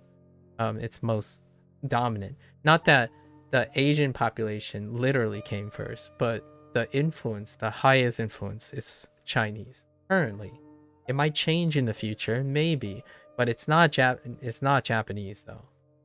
I would actually even go as far as it can be Vietnamese, Korean, prior to Japanese. The Japanese is very, very low. And if you look around your country, right, like depending on where everyone's from, the order probably still starts with Chinese, largely due to like population distribution and nationalism and whatnot. And we have to keep, and how is that reflected? You still have, even though Chinese and Japanese are like big thing, 99.9% of Japanese speakers still reside in Japan. And I would argue even 99.9% of Mandarin speakers still reside in China, right? However, this 0.1% and this 0.1% is like on 100x magnitude difference. There's probably 100 more times people that speak Mandarin that don't live in China than the percentage in Japan. So even then, that's why it's impressive that Duolingo Japanese is number 6 and Chinese is number 8, because there's actually no correlation when it comes to like online things between the aspect of what you see in the world around you and a self-selected group. So this is an anomaly for sure. And then the rest is the number of speakers. So number of speakers, number 1, English, right? We already went over this. 2, Spanish or Spanish related. And then French. These are by world statistics also concordant. These 3 languages are concordant to the number of non-native speakers in the world. So when you accumulate the entire world, it's in this order already. I don't actually know if they published 4, 5, 6. What the interview was he was trying to be like not too specific, because if he's the CEO, so you want to not make statements that are very exact and bold. If it's inaccurate, there's a chance it's inaccurate. So that's kind of cool, right? Neat. I think Hindi is one of them. Hindi, the standardized Hindi is one of them, and that reflects India's population and whatnot. So pretty neat question. It's really important. It's really, like, if you go down the rabbit hole, it's pretty cool to think about. The internet is a special place. It's quite a special place. 妹は友達とサッカーをするのが一番好きです。Alright, so they love playing soccer the most. Oh, this person's friend. The imoto, so my younger sister's friend. Oh, I messed something up. Ichiban ski. Oh, I needed to move. Oh, I marked. Oh, that's what they said. Did what I say make sense? Probably not. I think I might have used the Chinese word order. Yeah, I think I used the Chinese word order. Okay, we'll have to. 彼女はバスケットボールをするのが好きです。Would I be into learning Korean or Taiwanese or other Asian languages? Interest. Would I be into learning? I mean, I'm guessing that means interest. I'm interested in learning any language. Will I make time for it? Probably not. That's probably the quickest answer. I don't think my life is precariously available enough to be able to accommodate that. I have no aspirations of I have this realistic expectation of myself, and I think the maintenance of all the languages that are around my usual life is probably the closest I'm gonna get. If I met someone, like for example, a Korean person, a Korean sweeps me off my feet, then yes, I will learn Korean. Someone has to influence me to do that. Much like Sega influenced me to learn Japanese and Chinese. Or something, some concept, something has to sweep me off to want to learn a language. I choose to do things in life based on its maximalistic opportunities. So why do I stream and use Japanese? All the things I talked about from this person's question when I was trying to answer this question factor into why I chose Japanese as my first language to stream on Twitch. And then when I considered it, Chinese was next, right? Largely because of their position in Twitch. Chinese and Japanese. If you aren't learning English, Chinese and Japanese would have the most commentary. Spanish would come next, right? So these are very appropriate choices. It might sound like a neat bow or a narrative, and it would be fun to talk to a linguist and a sociologist or someone too who have analyzed this type of sampling. But my impressions are, I choose the language that best integrates with my joy of gaming and reaching an audience, and not meaning like expanding or growing an audience, but having the opportunity to interact with someone. Because streaming to me is not something that you do to build yourself up.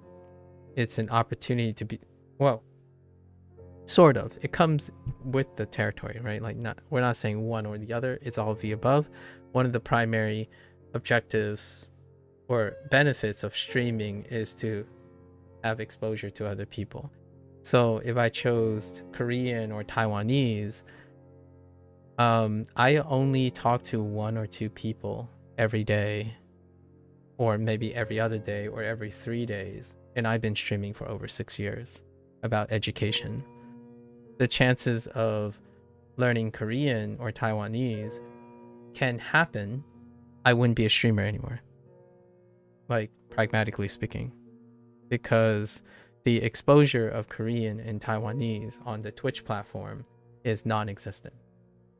You might have a pocket group that likes English but likes Korean games, which I've experienced with Library of Ruina, closest thing I've got. Or I could try to play mobile games like gacha games with waifus on them. That could possibly draw a Korean group, but not necessarily like Taiwanese. And since Chinese industry is on the rise, I'm not sure how Taiwanese is gonna play into it. So I'm not necessarily trying to play favorites, but whatever influences my life the most is what I'm looking for. Which means that's why I didn't want to be so forward with that one person who was talking about the Arabic language and like being interested in things that are say not popular but also are discriminatory. Much like myself, I didn't become so well, I didn't choose to learn Mandarin in an English speaking country, so to speak. My parents didn't want to also learn Mandarin over English because I'm growing up in an English speaking country. It's not that one is more valuable than the other. The opportunities are greater. So that's probably the most political but also very true to my heart answer to that. It's awesome to have all the time in the world to learn many things. And I think a 16-year-old me would say, let's conquer all the languages we can. Let's be polyglots together. The 37-year-old me is saying, if people love to be around me, it would be something that they have to be relatable. So learning Korean means that I will less likely be a Twitch streamer, right? Because I could go somewhere else. I could write about K-dramas or K-pop. I could listen to K-pop and watch like Culinary Class Wars with Sub-Zero. That stuff is probably what I would do. So if I ever get an interest in writing reviews or blog posts about K-drama, K-pop, the Korean entertainment industry, and maybe even esports, then Korean will come into play. Taiwanese, I'm not sure. Maybe if I open my own boba tea shop, the closest thing I have to the Taiwanese culture is probably boba tea. So if I suddenly say I'm retiring when I'm 50 and like, man, I gotta open the best boba tea shop ever, then I probably would get Cantonese. Cantonese is a maybe. Cantonese is a maybe. Cantonese is adjacent. Yeah, adjacent. So I do have exposure to Cantonese. So we'll see. We'll see about Cantonese. It's more like a lateral movement in relation to Mandarin and Fujianese. It's like a fusion of Fujianese and Mandarin. So there is a chance Cantonese will be a thing. I actually quite like dramas that speak both Mandarin and Cantonese. It's like a classical state thing. So when I'm watching like down to earth modern portrayals of life in very specific places in Chinese entertainment, you're going to hear mixes of Cantonese and Mandarin, and you can kind of pick it out and stuff. So that's kind of neat. That's kind of one of those things, like, yes, they might be sort of largely unintelligible in certain places, but it's also a reflection. What other... No, there aren't any more other Asian languages. I don't think there's an opportunity for it at the moment. Yeah, at the moment, right? And in order to make more room for other languages, we have to keep in mind, for me, the way I go about things, it would like all the other languages will give its time to that language. So like they would be divided among the language. So right now my current workload is sufficient to maintain Japanese and Chinese. Is it to a satisfactory level? I'm not sure yet. To achieve my, like, to be usable, right? Right now Japanese is not quite usable when it comes to the language itself. Learning Japanese has become very usable, and learning Chinese and talking about Chinese has become very usable, and that's enough. So technically, if I want to go down the route of how to learn a language versus how to use a language, then that is a potential route. Provided there are people who are interested in that, which comes back to the whole Twitch thing, right? I've been doing this for 6 years plus, and the message hasn't changed. It's constantly focused on education, learning, and using things you love to do, like hobbies and whatnot, and turning them into something that is an activity that is positive and also skill building. And that has not changed anything about Twitch branding. Twitch branding does not predicate on supporting that. So if I go down the route of learning again, like specifically learning as many languages, in the process of learning, not necessarily mastery of the language itself, I will probably convert entirely to a YouTube platform, as opposed to a disproportionately separating, right? So it's one of those like pragmatic things you have to consider. And it's not to become more famous or acquiring clout that I don't necessarily need, or probably very detrimental. Is the idea that if I'm doing an activity, what are the chances to have a conversation with even one person, right? We have to think about the scaling. If someone is able to get, like, I'm actually genuinely curious how often when you have like, oh, Babbel will sponsor, I don't know, some person that kind of sounds like Vieric, like rhymes with Vieric, decide I'm gonna learn a new language. How big is that Babbel stream compared to their usual viewership on Twitch? And then take that percentage and then reduce the magnitude, and then ask yourself, how long would I go in a stream where I can't even bump into one person, right? Because the whole my entire objective is to share an experience with at least one person, maybe two, maybe 3. In fact, as an official saying now, people turn over so quickly. I know you know I said. Yeah. I chose an example. I was gonna choose a different example, but I think that guy is very ultimately incredibly wholesome. So I chose someone that was kind of popular, but also out of the scope of the weirder, the more non-traditional choices. And for me, that one person, that 2 people, that is the streaming experience for me. And I have chosen to do things just enough. Like just enough, and it's intentional. Just enough to get maybe a conversation here and there every once in a while, right?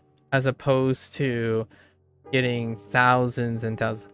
There was a situation, there was a period, it was for about 2 years, like 1 to 2 years. There was a situation where there was spam like all the time. Like, and what I'm talking about is I did an activity in which it involves a different type of streaming content.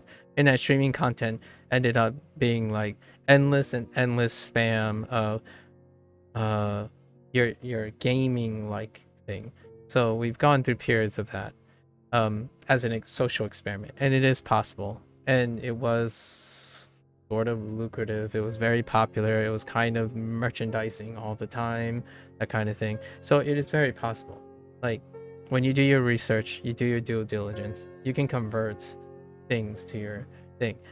So when someone comes to my stream a lot of time, it's like, why doesn't anyone watch you? It's like, you should deserve more. It's like, well, no. The answer is no, because to do that, I would have to do something very different, right? Like, we have to be pragmatic about this. If you read what I'm doing and what I choose to do and how I'm doing it, it doesn't make for an ideal big streamer thing. I think it would be quite unfortunate that someone could possibly do something, especially in my opinion. I consider myself quite educated. You know, I know I don't like saying that either, because that would give me responsibilities, but I feel like I consider myself fairly well educated. So I'm not delusional that I don't do things that are trendy. And when someone who's younger who comes by and projects that, oh yeah, you know, you're a Twitch streamer, you want to do these things, I'm like, well, yes, I agree with you. And then the answer is like, why don't you do it? Like, well, have you that should be your first question. Don't forget my lesson. Yeah, that should be the first question, right? You might be thinking, why is this relevant now? Since I started learning language, there are a lot of younger people who like Duolingo and like other things, and it brings a smile to my face that they like language learning. Like, there are younger, think about that, there are younger kids who like to learn language, right? And they even bicker and argue about it. However, of those kids, they also talk about being famous or becoming popular and whatnot. And you have to ask yourself, the thing that I'm doing right now and the thing we're talking about, like Cozy and then Valentine showing up, it's not possible, mutually possible, when the environment change. Kids who are not into TikTok, wow, yeah, kids who are not into TikTok, yeah, I'll end with one sentiment, and it's a paraphrase of the CEO from Duolingo. Sometimes people ask, so what is your goal? Like, what are you doing? What is one of the philosophies of your design? It's like, well, think about it. We're competing with TikTok. So if you find kids arguing about Duolingo and then how it's not useful and useful, that means they're not on TikTok. Or what I mean is, that means they're spending some time away from TikTok. That's incredible. He didn't actually paraphrase it. He was saying, he was more suggesting, what do you have to compete with as a mobile app, right? How do you get people to be addicted to learning, like just wanting to learn? You have to beat TikTok, right? You have to beat the thing that is taking up everyone else's time, everyone else's engagement. And when that, to me, tells me that the eye is on the ball.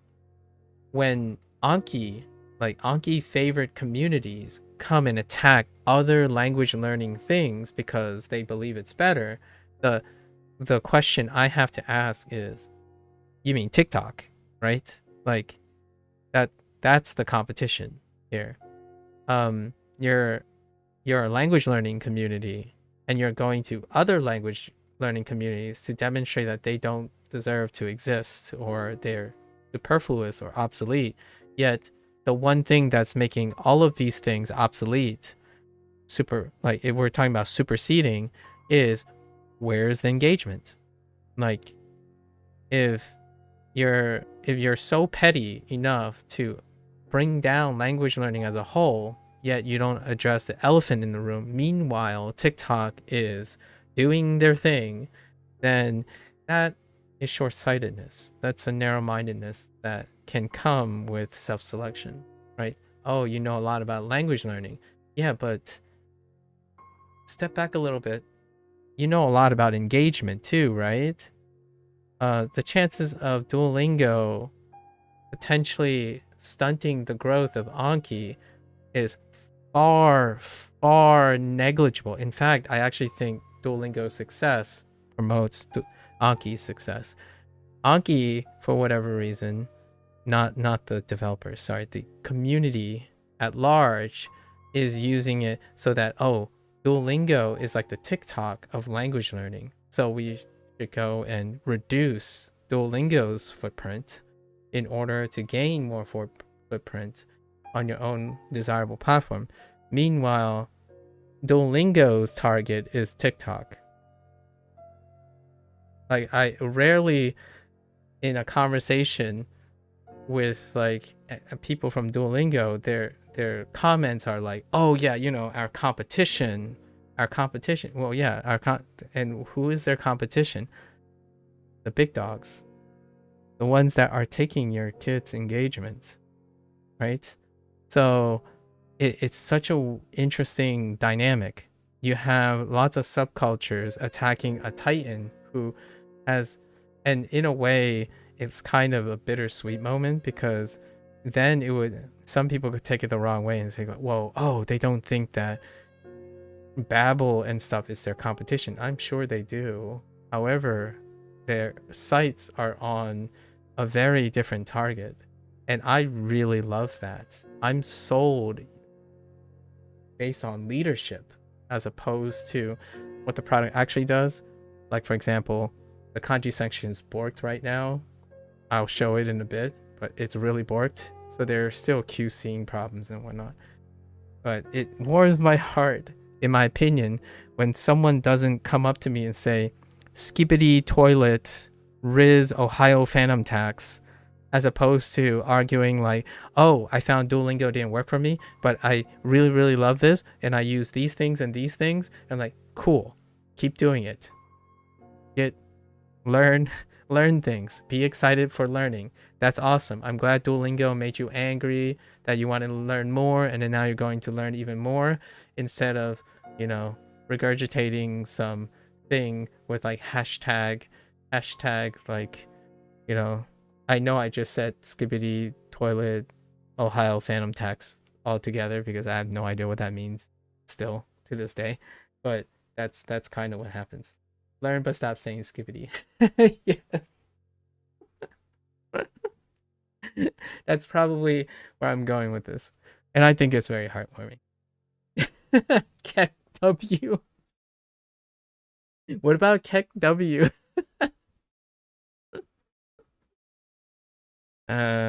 Yes.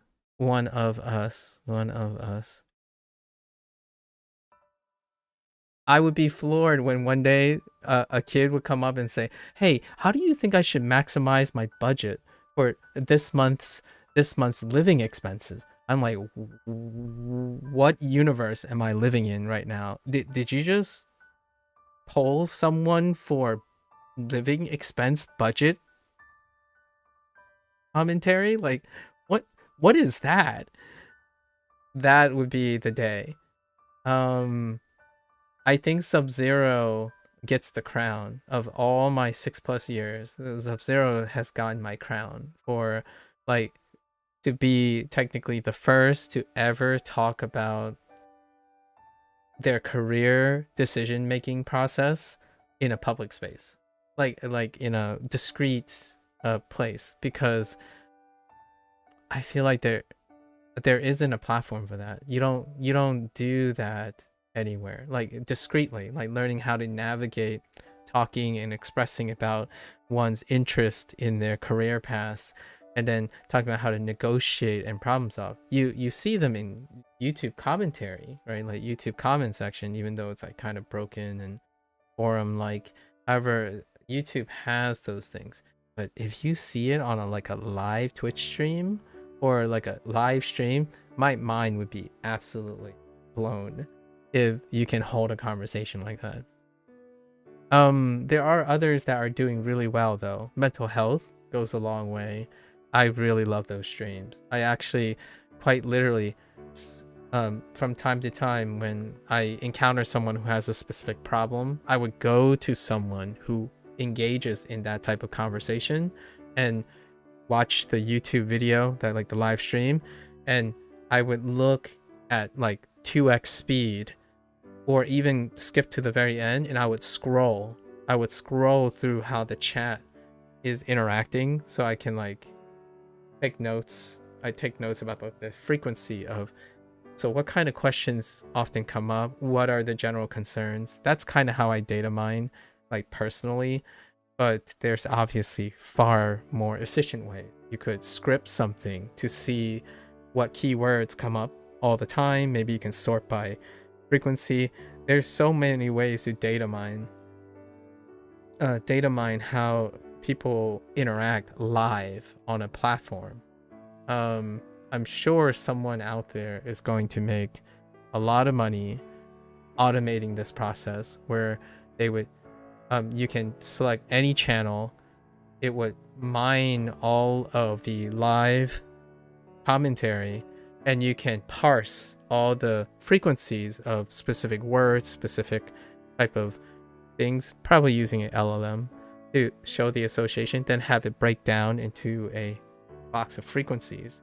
And then that could provide statistical patterns that you can use to inform your way as a person who may be offering advice on these things. That's amazing. YouTube analytics don't do that right now for like different channels, and that's not made public, obviously, even though you can do it. That is public data. Someone has to organize that data. So like when you look at a YouTube channel and you look at the analytics, it does not tell you, like, I don't have a large sample size. There's insignificant sample size to know what type of vocabulary, what type of things. However, in the bigger channels who have like larger streams and whatnot, Twitch could do that if they want it for the streamer, and so can YouTuber.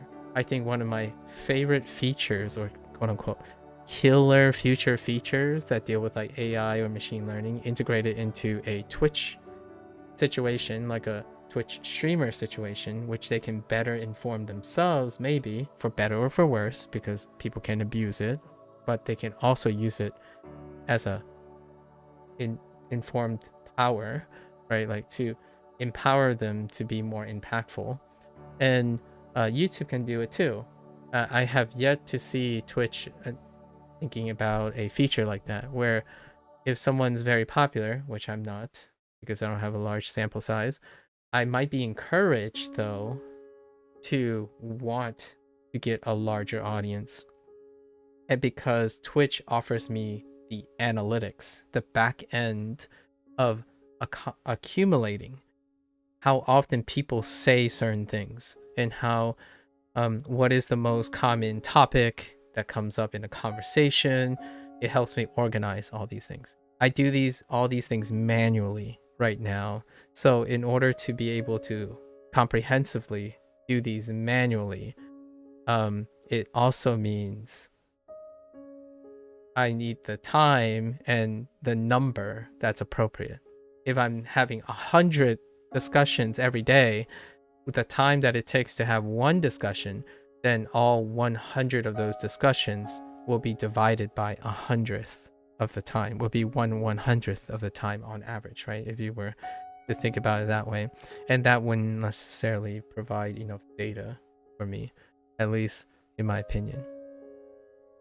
And this all goes back to my digression about answering about why it seems like all Twitch streamers or lots of Twitch streamers tend to use Japanese.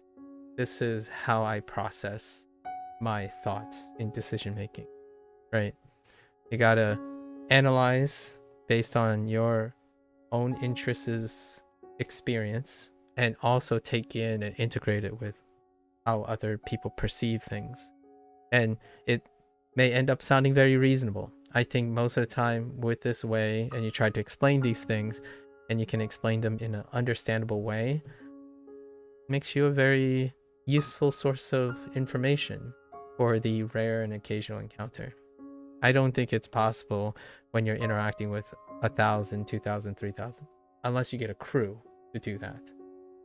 Now, the problem with that is then you're responsible for the consistency of your entire crew, and then expand that to 1,000 people, or be a middleman and,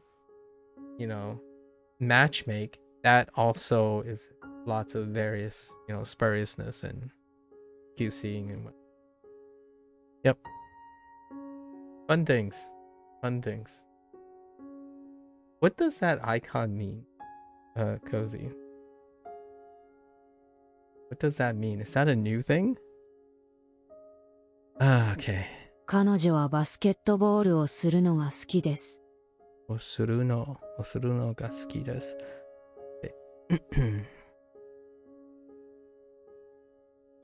誰が結婚するんですか？誰が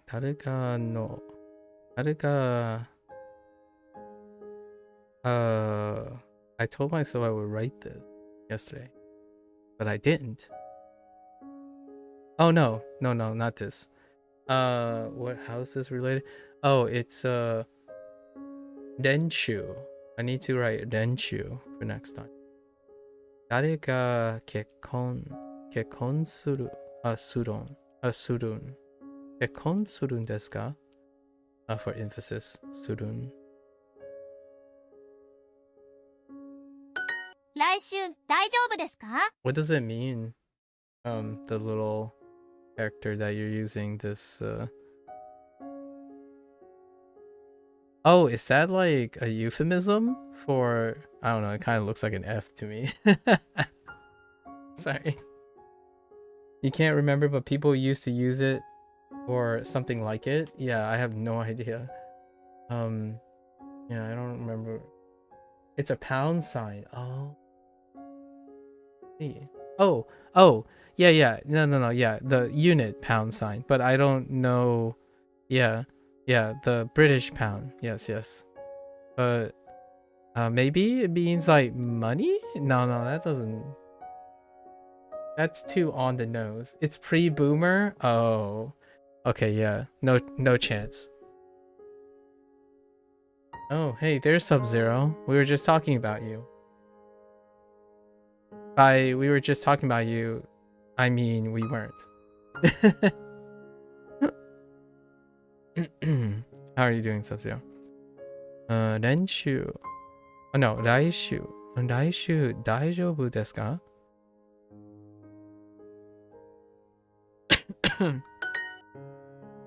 妹は友達とサッカーをするのが一番好きです。So 妹は So they marked the target, but then they said 友達。友達。妹は友達とサッカーをするのが一番好きです。Oh, I totally misunderstood the sentence. It's telling that my younger sister's favorite thing to do is to play soccer with friends. Oh, I was thinking it was saying, my younger sister's friend's favorite thing to do was to play soccer. Oh, okay. So, 私は友達とする。するを、actually, する。友達とサッカーするを、する。するのするを一番のDo all go here? Yes. 一番の好きですがの妹は友達とサッカーをするのが一番好きです。妹は友達とサッカーをするのが一番好きです。の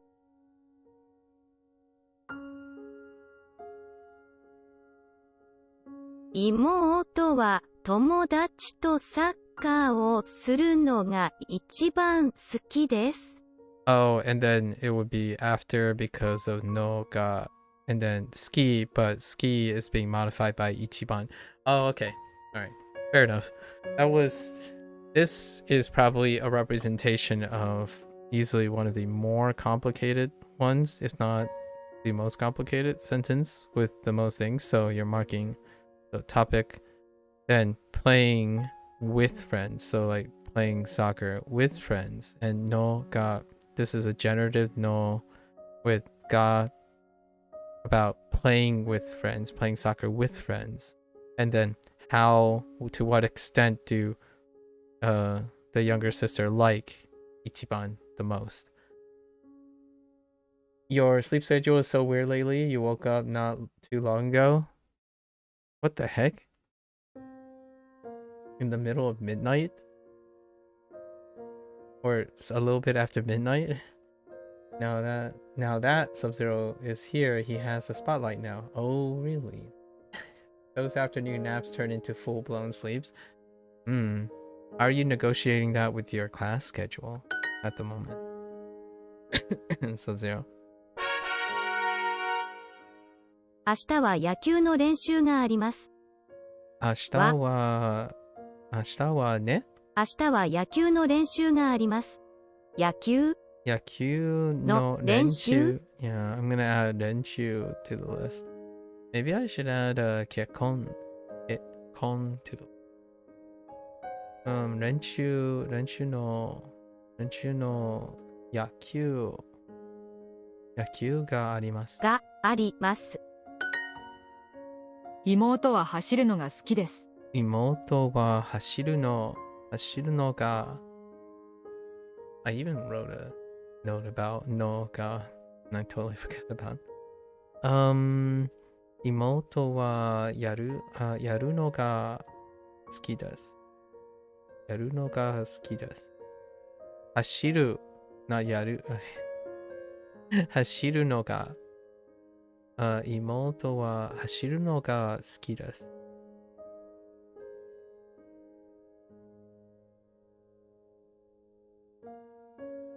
Oh, I guess I could also write a turn of phrase for ski.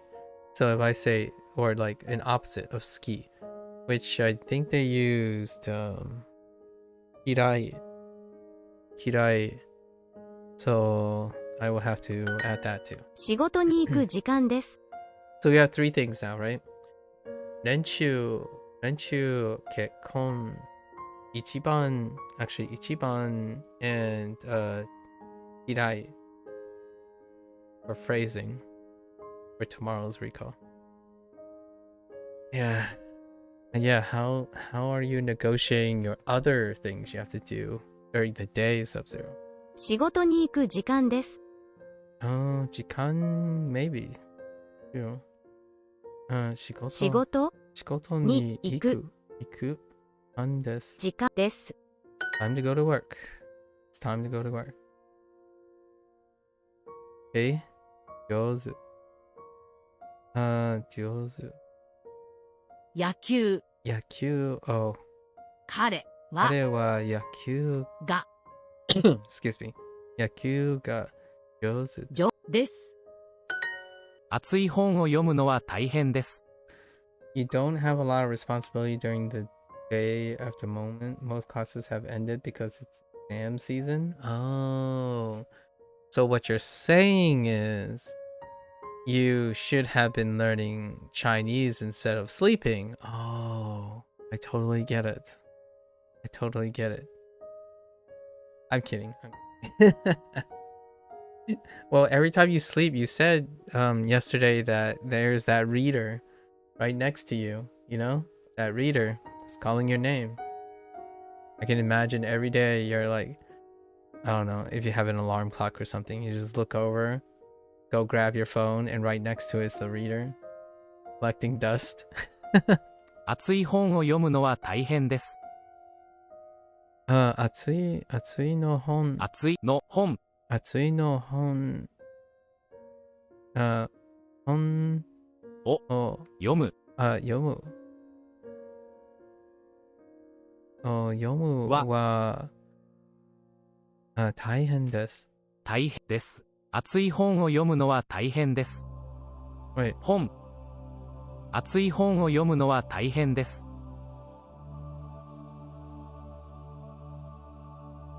What? 熱い本を読むのは大変です。Oh, I keep doing the... Oh, man. Okay, I gotta remember that. No, it's in a different spot. 熱い本を読むのは大変です。飲むのは大変です。田中さんはですの not that. What isテニスをするのが上手です。私の弟は泳ぐのが下手です。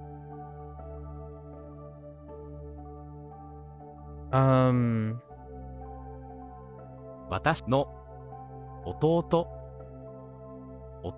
私の弟は泳ぐのが下手です。私の弟泳ぐが下手の泳ぐのが下手です。泳ぐのが下手です。私の弟は泳ぐのが下手です。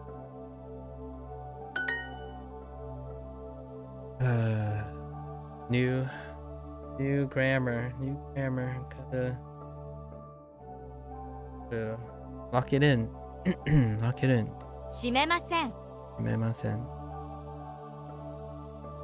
番号。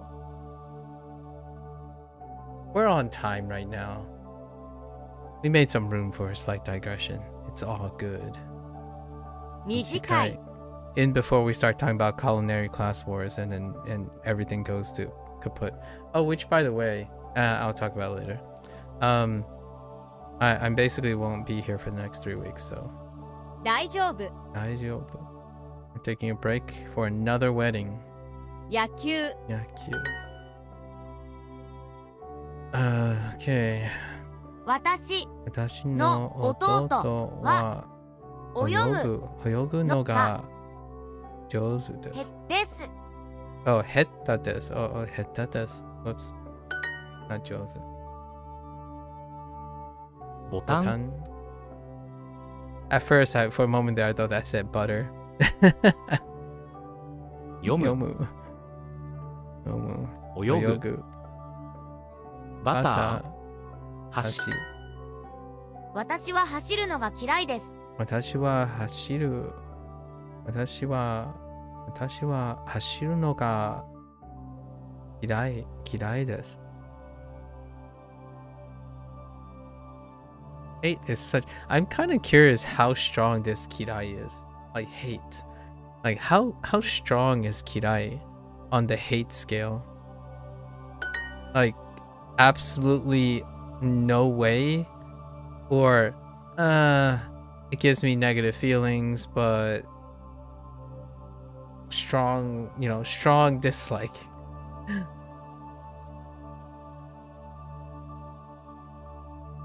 彼女彼女はGが maybe G no that's doesn't need generative, so G が上手です。が上手上手です。です。彼は字が下手です。彼は字が下手です。Oh, changed their mind? No, it's his handwriting is bad. Feels like there's some undertone of bias here. 行く、行く、橋、バター、豚肉、廊下。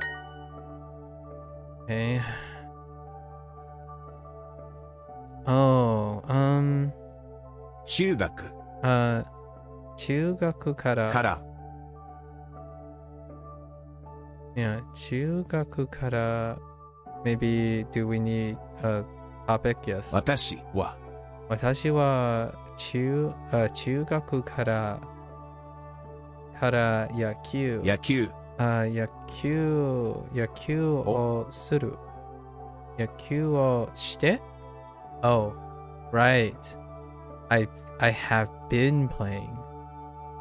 してしています。しています。私は中学から野球をしています。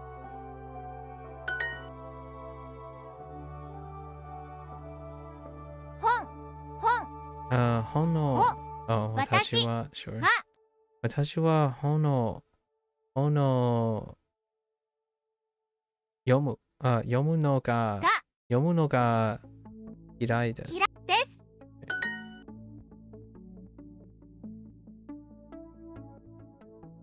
So when are you going to catch up on Mandarin, Sub-Zero?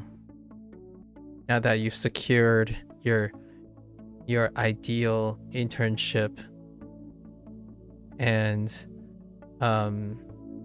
it's almost intermission time in your university. What are you going to do now?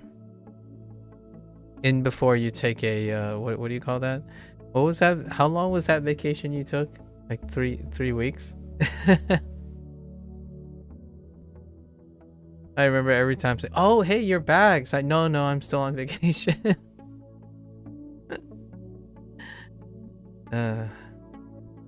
熱い本は読むのが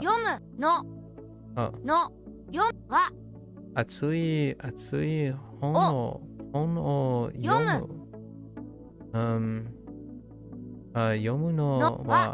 読むのは大変です。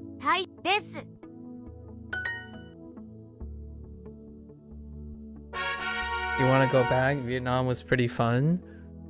You didn't like melt or get like slapped by humility and suffocated by humility. I'm surprised. You didn't enjoy Thailand as much? Oh, that's interesting.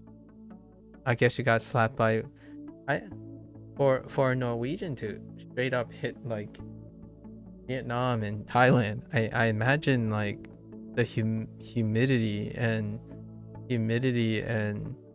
like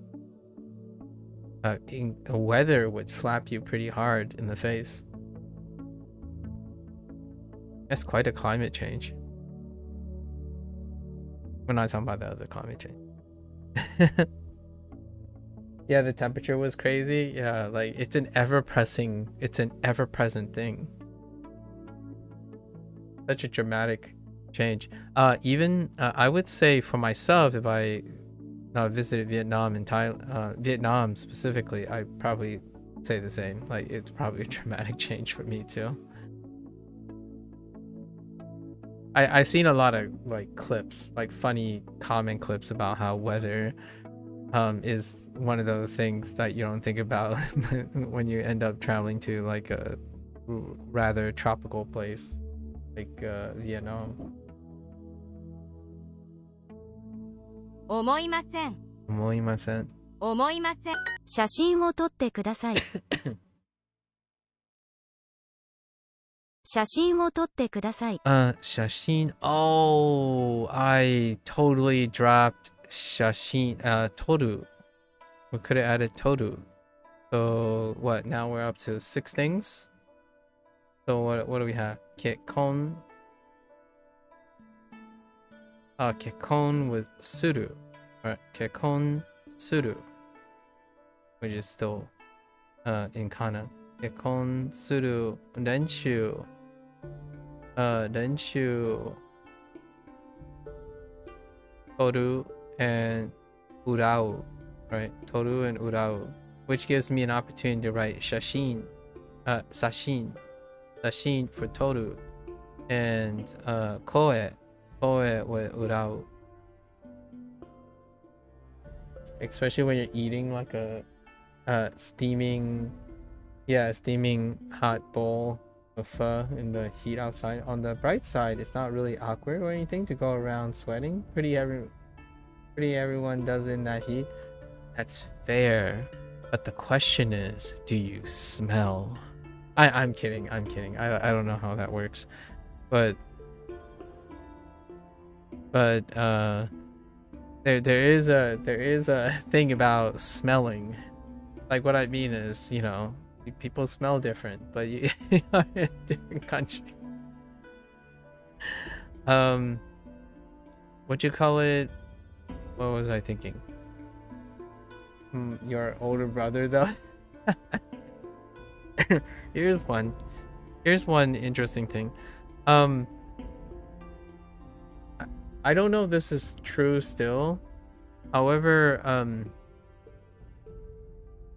there is a slight, I'm gonna say there is a slight conventional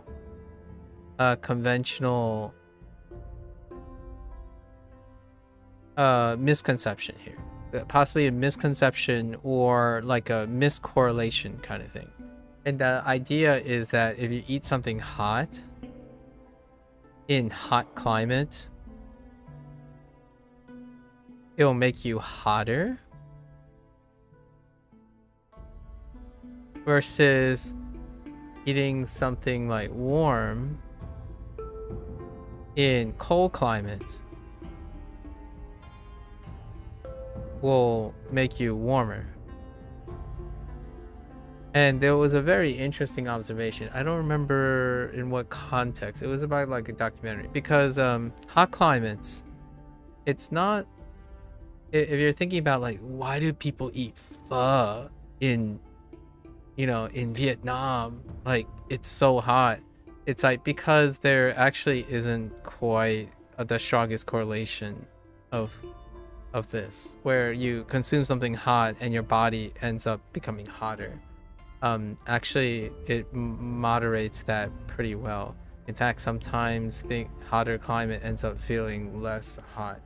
So what I'm saying by that is there's something about the body's regulation that is not as clear cut as in having something warm in a cold climate and your body warms up, right? There's something about hot climates still preferentially drinking room temp water and or warmer or even warmer or hotter ones. And then hot climate also lead to like, you know, tea drinking and stuff. Like, so the correlation between like sampling of explaining that, oh yeah, you know, hot climates, you want cold stuff. What you illustrated here was really funny because you're a person that is from a cold climate, which may be associating warm things, and yet I don't know if people ever thought about it this way, where when you go there, it's like, man, why do people drink this hot tea in a hot climate? Like, in the sense of wouldn't you want to drink something cold or like cooler to cool you down? And it's funny because this pattern is preserved quite often, where hotter climate still persists on favoring warm dishes. And it's kind of a funny thing because one of the skits of the Vietnam girl, right? A Vietnam girl, that very viral Vietnam lady who now lives in Germany, right? She had skits where, yeah, she proceeds to eat things in a specific temp, but then they don't transfer to the idea that Germany has a cooler climate.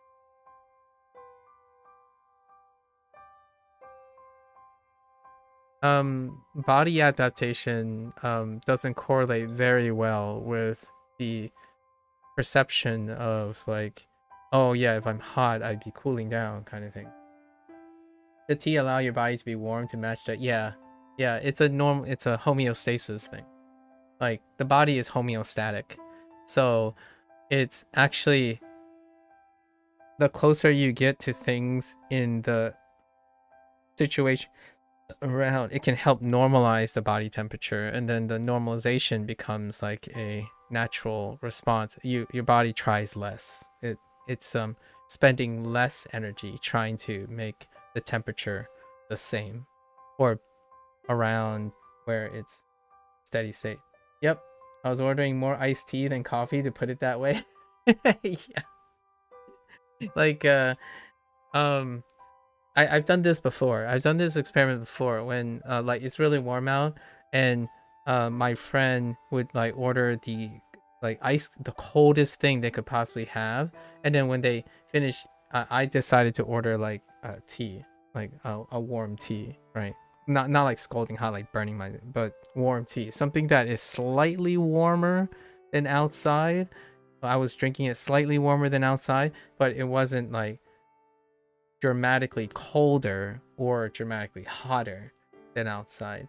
And what happens is when you go out, right, like after you're done with your sipping and stuff, you go out, the person that was eating the ice cream and stuff immediately gets even hotter when the source of the coldness disappears, right?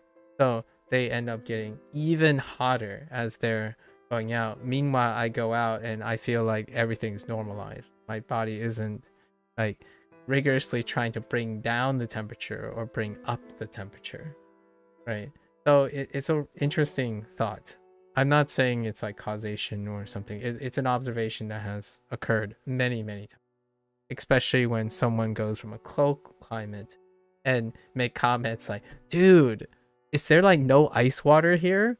Like, well, people would probably drink room temp or like something close to the atmospheric temperature. So if it's like 90 degrees outside, 90-degree tea is okay. And I mean Fahrenheit, obviously. I'm talking about Fahrenheit here.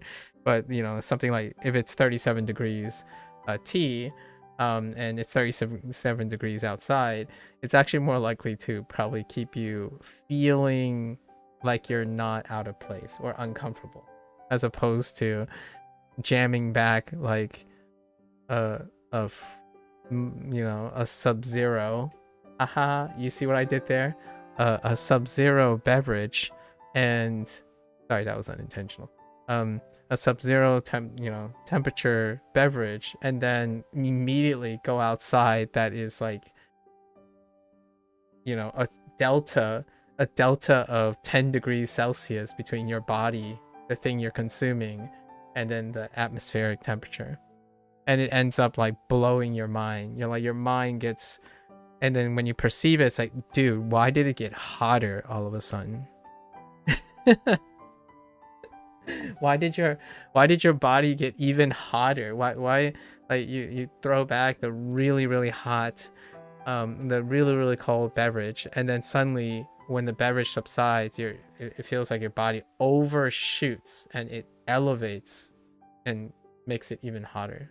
And everything, and your perception also feels like it's hotter outside for that moment. until you get acclimated again to the temperature. And that's why you have ice cream at the beach and not a tea. Indeed. 写真を撮ってください。写真撮って。写真を撮って。because 撮る right? Yeah, that's る撮って yeah 撮ってください。ください。漫画 You're near the Pacific Ocean. I can imagine that.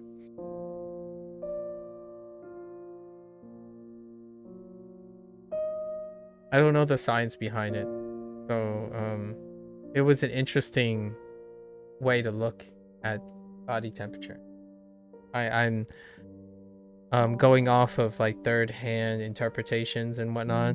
So I'm not in the I do not understand physiology and like all of that stuff enough, like the endocrine system and how body temperatures moderate. I find it very fascinating.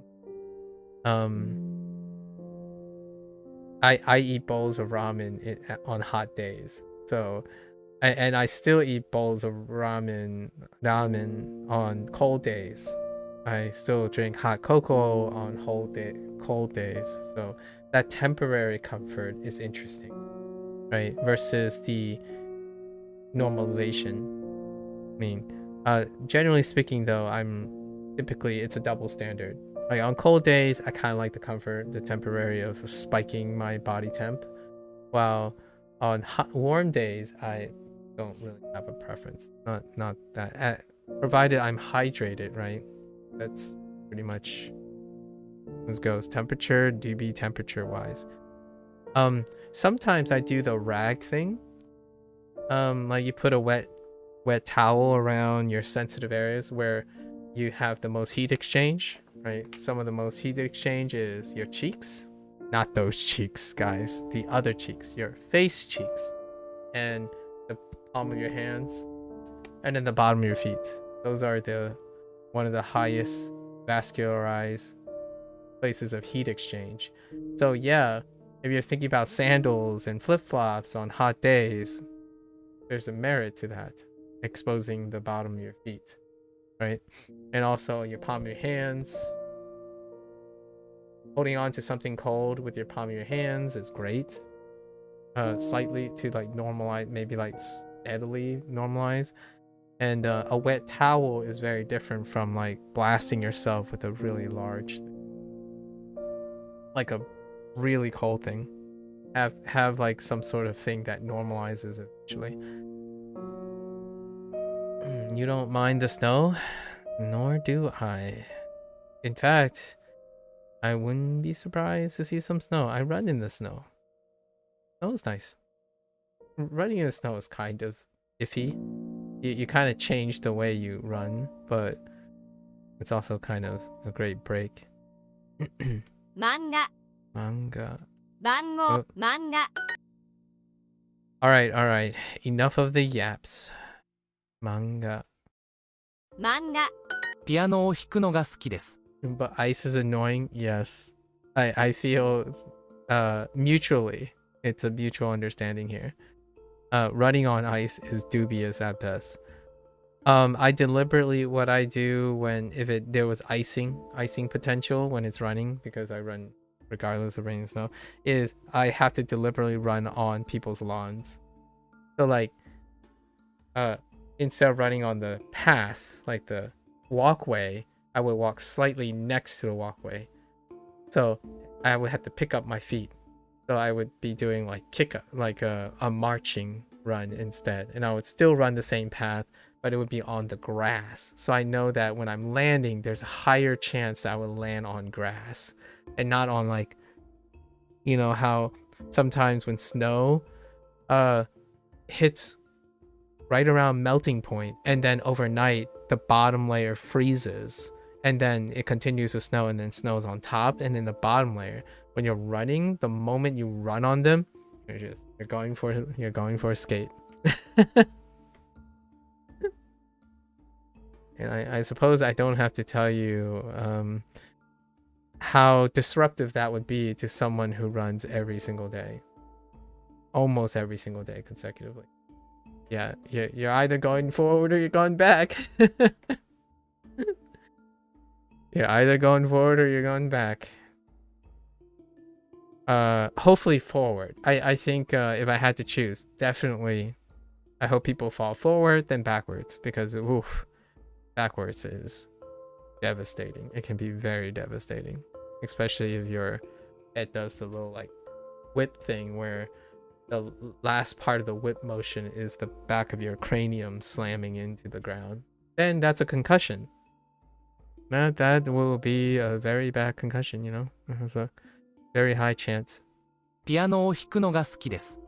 ピアノの Oh, I forgot hiku as well. Okay. Alright. So maybe oyogu. Oh no, okay, hiku. Okay, hiku and urau are paired up. I forgot a pair. So hiku. Yeah, hiku and urau. So piano no hiku, right? Or piano hiku. No. So what are we up to now? 7? I've dropped 7 things. Alright, it's fine. So we got a natural pairing here.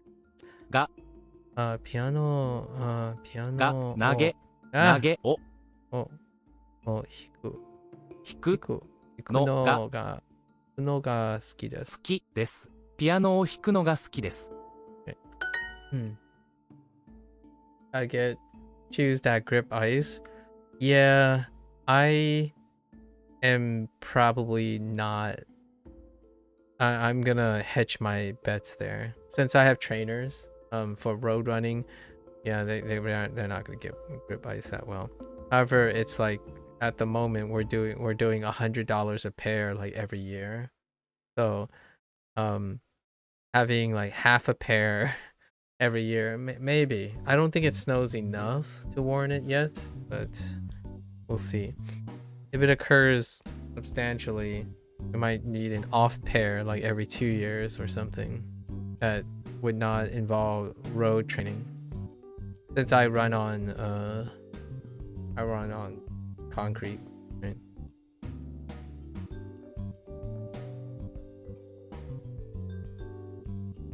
Let's see. 運転手 Yeah, I have no off-road running. No off-road running. The path is constantly sidewalk. 運転手 メートル漫画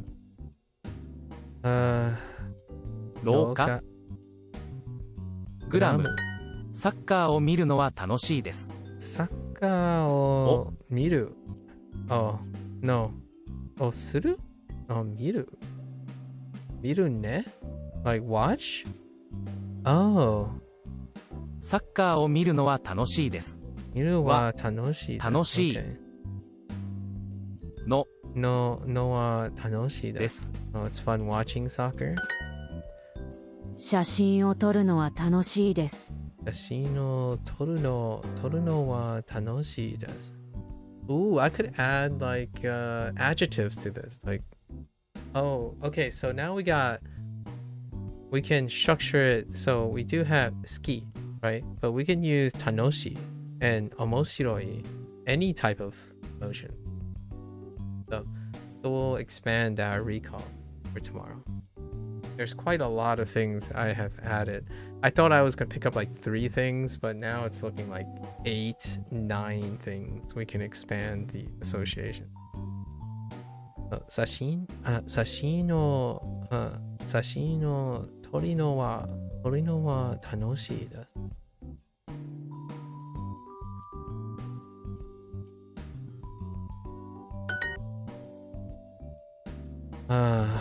思いました。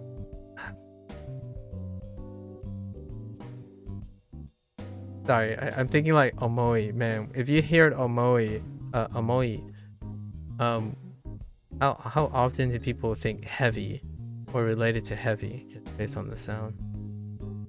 番号思いません。野球 Yaku. Oh, wait. Yaku. Oh, I've been mispronouncing this. I thought it was Ya. Q. I really thought it was. Am I? Yeah. It's good to see the kana every once in a while, right? See what I mean? Yeah, okay. So it's Yaku. Dang. I've been thinking it's Ya-Q, but it's Yaku. Okay, so I have to amend that. That's actually nice that I got to see the kana. Manga. Let's see. Okay. My journal. 廊下廊下メートルバター歌う歌う Oh, and I've been saying urau instead of utaru. Utau. I have a feeling I said urau a couple times already. Utau. So we gotta be careful about that too. 箱行く時間だ。 Have you used any Mandarin in public? Not online yet? I use Mandarin in public I use Mandarin all the time, not online. But I guess you mean, have I spoken like Mandarin myself? Yeah, I do it all the time. And I think you mean, maybe you mean if have I talked to someone? Maybe once.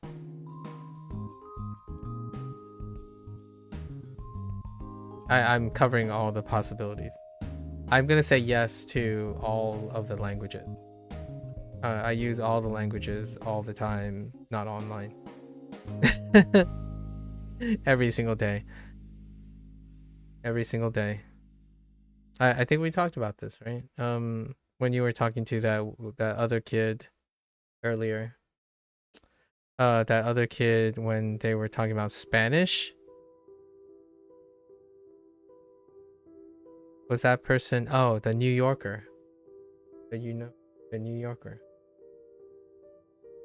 Konnichiwa. Ooh, see some ego. Let me. Konnichiwa. Ooh, what is that? Something to do with. Ooh. So I see furigana. Yes, I do see furigana, and then arimasu. Setting? Kind of looks like setting. If I were to combine the reads of those two. That's an interesting way of using. Oh no, that's setting. There is a setting for, yeah, there is. I know there is. Thank you.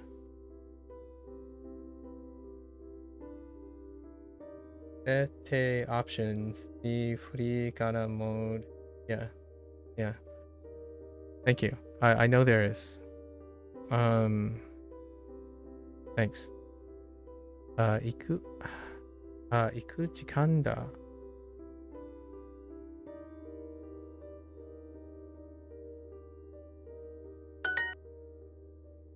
You have to know that there is a setting. You have to know that there's a setting to turn it off. Because Romaji is on by default. So yeah. Thank you. Thank you for the notification. このバスはとても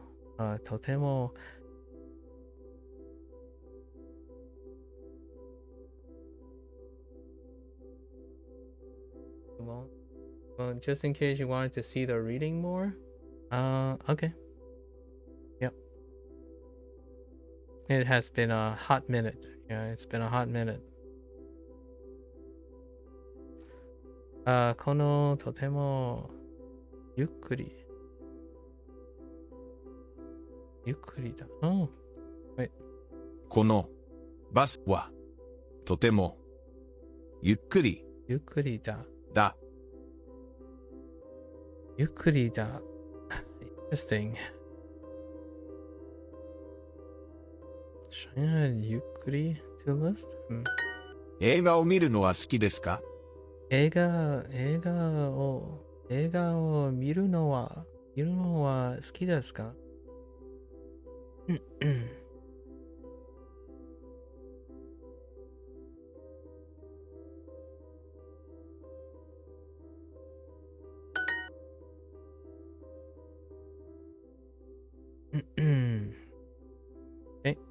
ピアノ、あ、ピアノ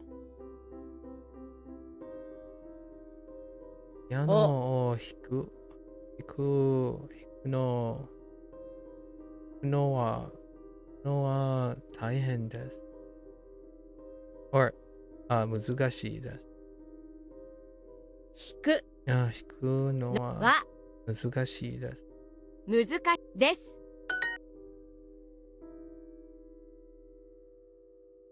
Yeah, it has Romaji on default. Yep. So you have to like go look at this in settings. So you'll see that furigana is an option. Yeah, it's been quite a long time. Usually I do the thing where if there's a read that I am having trouble hearing, I tap this and then I turn it back off. That's how I go about it. Since we have just met. Yeah. 私、私は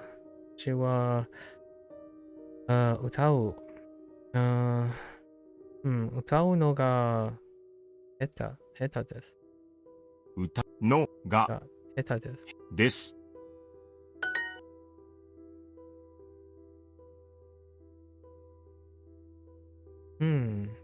Holiday today.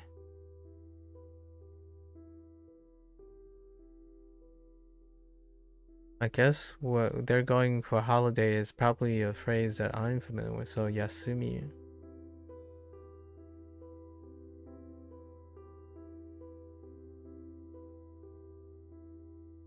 I think. 今日 So, 休み yasumi to, maybe? Oh, yasumi. だ Yasumi da.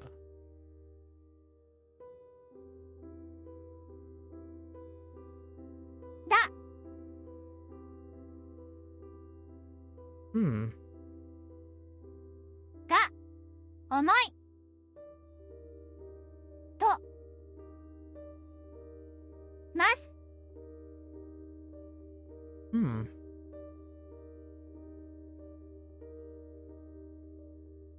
だ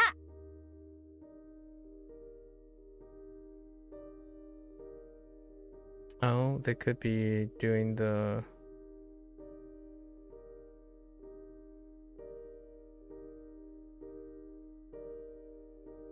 What it?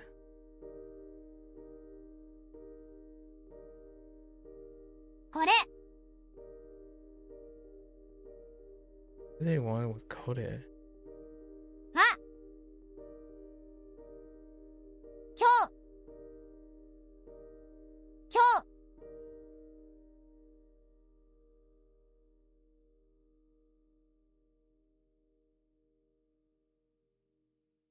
Hmm.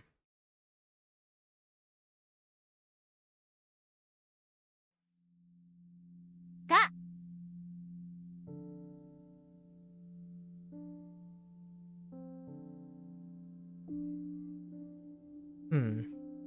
これは今日が休みだと思います。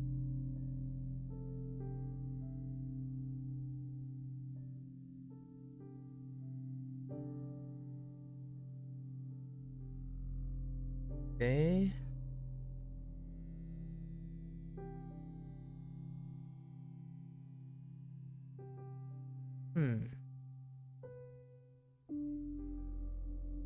Now let's see what this is. There's two things that I'm not.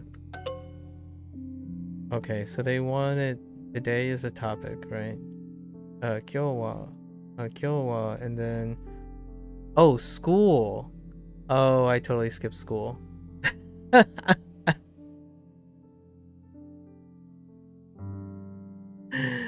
Oh, I totally skipped school. Oh no. Yeah, okay, that's fine. 今日は学校が休みだと思いです。I totally skipped the word school. I'm like, where is school? Where is the other thing? Okay. Reading comprehension of English, non-existent. 彼彼の部屋、彼の部屋は寒い。No, cool. Ooh, Suzushi. Wait. Suzushi. かっこいい Oops. かっこいい Where's... Or maybe not. Oh, that kind of cool. Oh, かっこいい. That kind of cool. Not cool. That's in the temperature.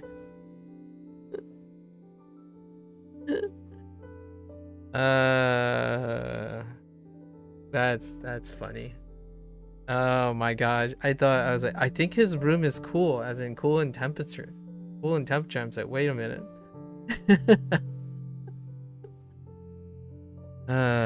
Yes. Oh, that's kind of neat. I didn't get this kakkoi yet, actually.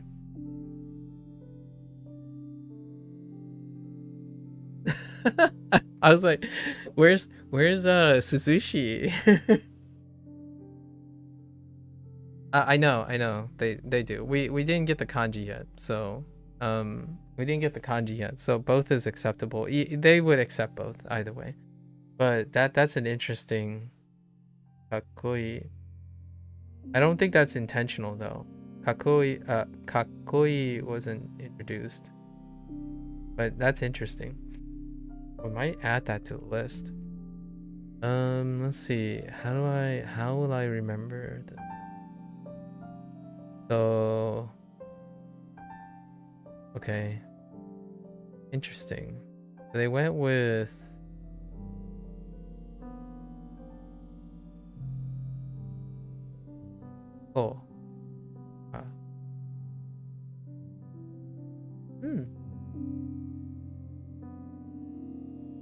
I don't think I've ever seen Duo give the same word twice, once in kana and the other in kanji. Oh, that's interesting.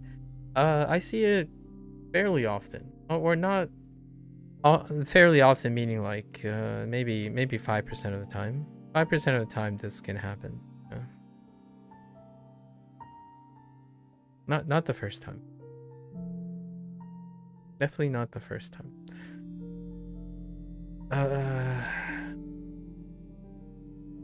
I'm still getting over how I did not read English properly.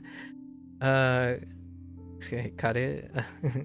no heya wa kakkoi.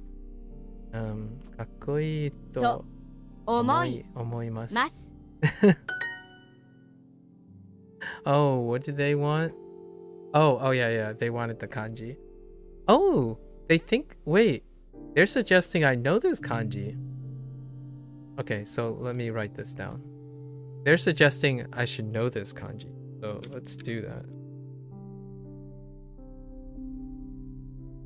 Yeah, we'll write a note for that. So that's like 10 elements for today, in addition to our recall. Interesting. All right, and now let's not skip words while we're reading English, because that's embarrassing. You know, that's embarrassing. 今日は学校が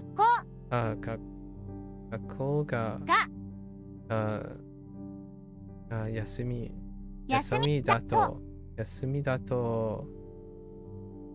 だと思います。Oh, I want to write a note about using... No. Oh, yeah. I need to write a note about da. I forgot about da. as a new concept for this. This unit is the introduction of casual form. I mean, it is a deceptive sentence. It is usually written in kana, so don't worry too much about it. Is it?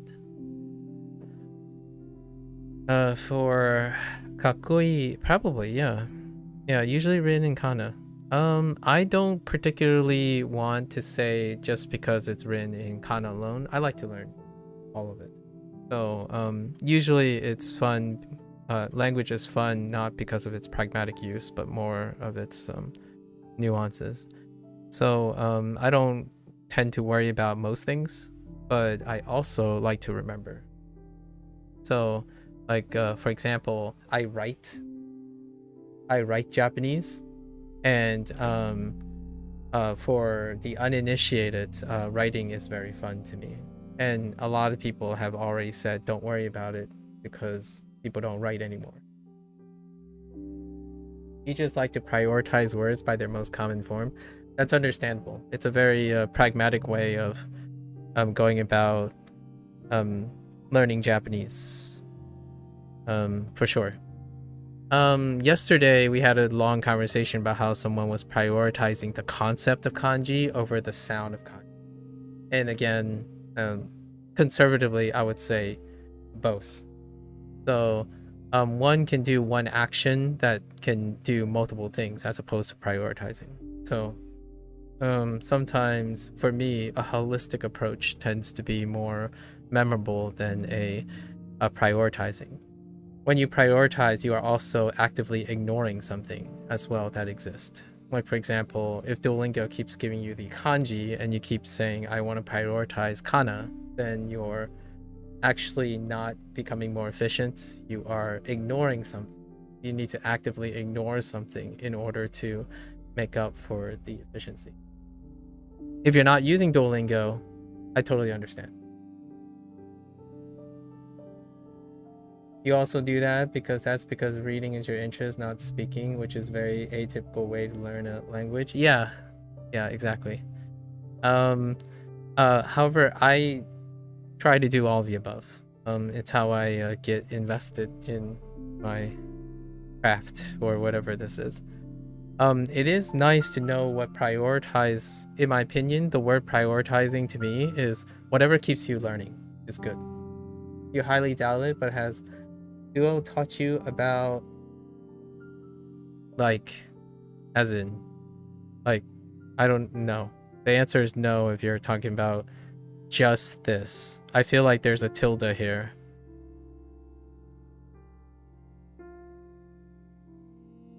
But maybe it's not. I think that notation is too sketch. I don't know what you're talking about. It's too hard to know. So is this a self-contained element? If it is, then no. The answer is not yet. Or taught, or exposed. It's a middle-aged man slang for des. No, not yet. Or maybe not ever. We don't know. Yeah, we don't know yet. I can tell you. Wait, have you used Duolingo post to 2024? So I don't want to like spend time telling you what things that you already know, but this I'm halfway. So it's taken me 266 days, 3 to 4 hours a day to get halfway. So I'm not sure if this is gonna come up or not. I've seen weirder things. I've seen weirder things. Or like I've seen things like that before. And they're like one-offs. They don't really I'm gonna say this very lightly. They just expose you to the things. They don't necessarily explain the things. I'm sure you've probably gotten used to that. If you watch other people learn through Duolingo, they expose you to it, and then you're on your own. That's kind of how you go about it.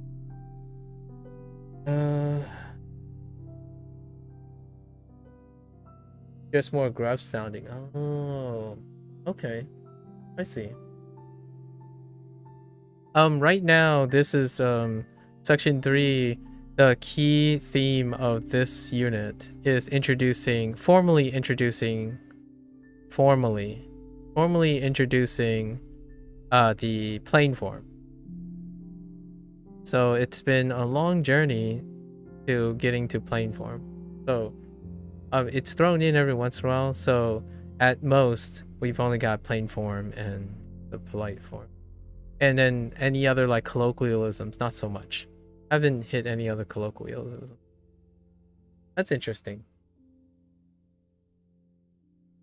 Just straight up at that.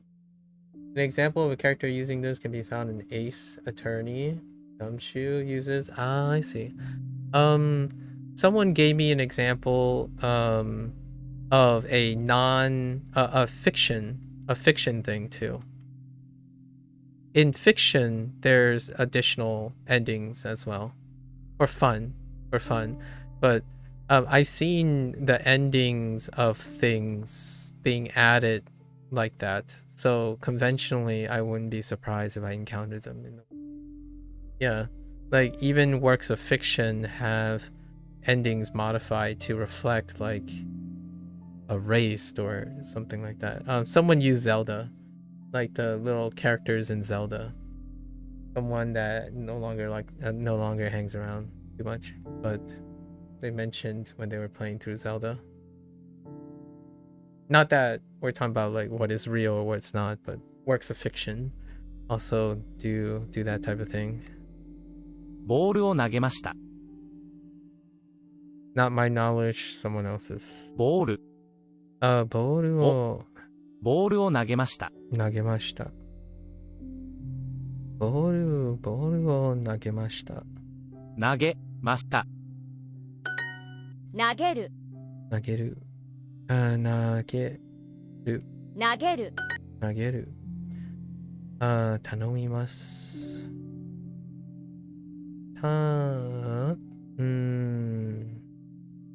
頼みます。頼みました。頼みました。So are you fiction often exaggerates and make up their own terms? Yeah. And it's kind of cute. I think it's very cute.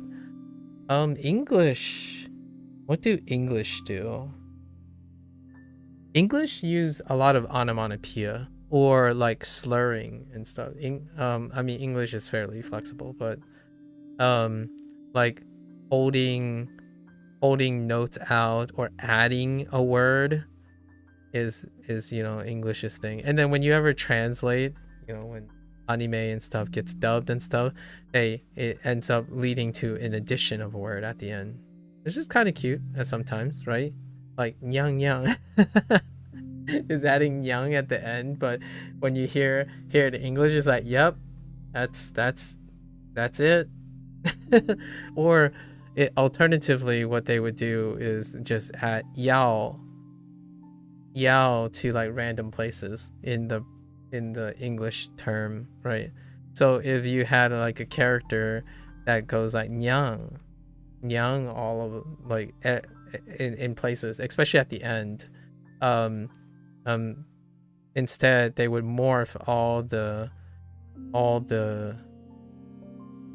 English words into the nyang. So like like meow, right? Meow, but instead saying meow as opposed to now, kind of thing. It's great to draw parallelism. Insert the Black Hanegawa tongue twister here. Oh yeah, yes. People do like sharing their tongue twisters. 頼みました。 Tanoshima. I imagine you have been studying Japanese or is a multilingual person, or what is your experience with Japanese games fan? You did mention a game reference, so I imagine gaming has quite a bit to do with the Japanese enthusiasm as well. We were talking about self-selection of the Twitch community based on gaming interest and why it feels like Japanese is fairly trendy. はい、日本語を勉強しています。imasu wa. Interesting. Is wa an accent or something too?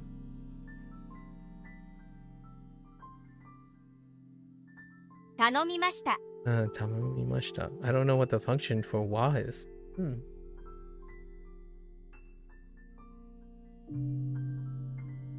Wa is like emphasis? Oh, so you chose to use wa instead of they introduced a nuance of that's one. Like shitein imasu wa imasu. So like, hai, nihongo o benkyou shitein imasu. Depending on your dialect, it has different implications on who you are. Yeah, I understand that. For me though, since I don't, speak too much on people who are language learning, it sounds like wa is something that you have adopted. I will remember you as the wa person.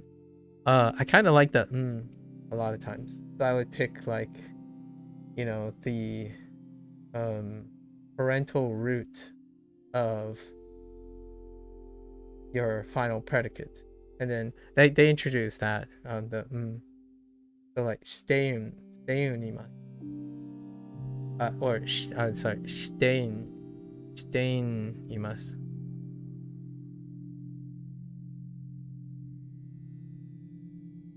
In standard Japanese, wa is a feminine way to add emotion. Oh, okay. And is kansai. Okay, fair enough. Yes, kansai then is just a general way to put emphasis on something. Oh, okay. Yep. Sounds good. Is also one, right?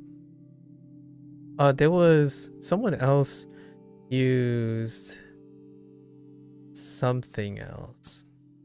And then we have the conversation, insert conversation about I, right? Insert conversation about I or watashi, and every single one of its variants.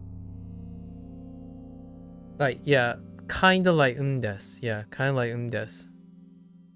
Yep.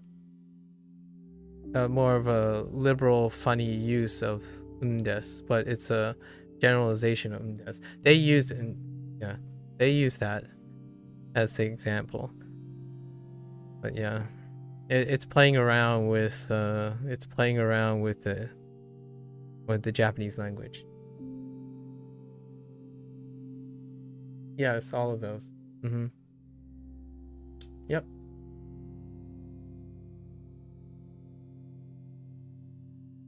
Mm-hmm. 頼みました。頼みました。頼みました。How long have you been studying Japanese? Yeah.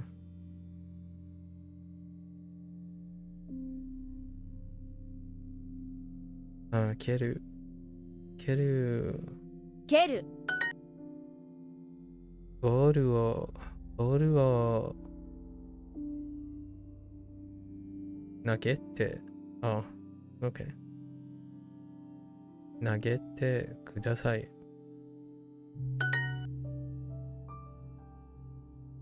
2019. It's been quite some time. What have your experience been like? You have any memorable experiences that you tend to share when people talk to you about your Japanese learning journey?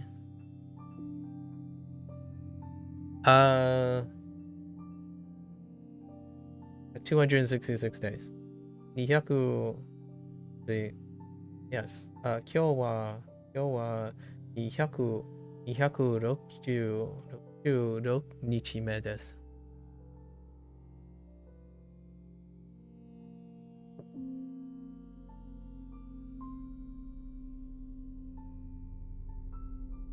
So almost a year. No, not really. There's still like 100 days left.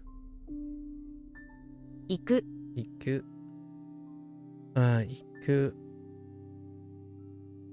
来る図書館ボール読む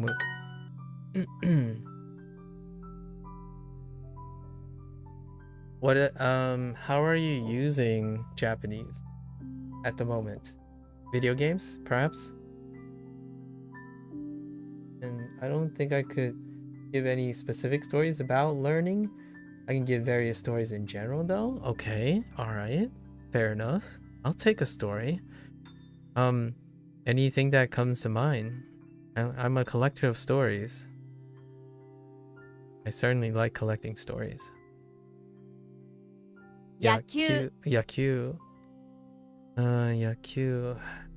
投げる、投げる。投げる。投げる。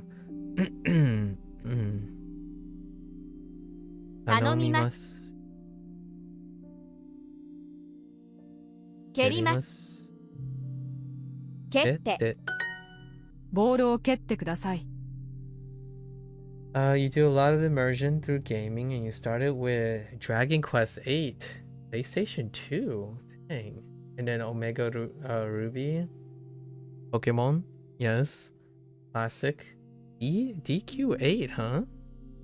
Are you going to play the DQ remastered? That's such a coincidence because DQ remastered is coming out soonish, and the receptions are pretty good on the remastering of the classic DQs. You started learning because Square was really bad about localizing their Dragon Quest titles. 10 is never happening. I see. That's fair enough. That's fair enough. Yeah, localization is certainly a thing when it comes to Square. My history goes back to Final Fantasy, so understandable. I mean, Square was back in the day. Square was pretty terrible at not only localizing but making available.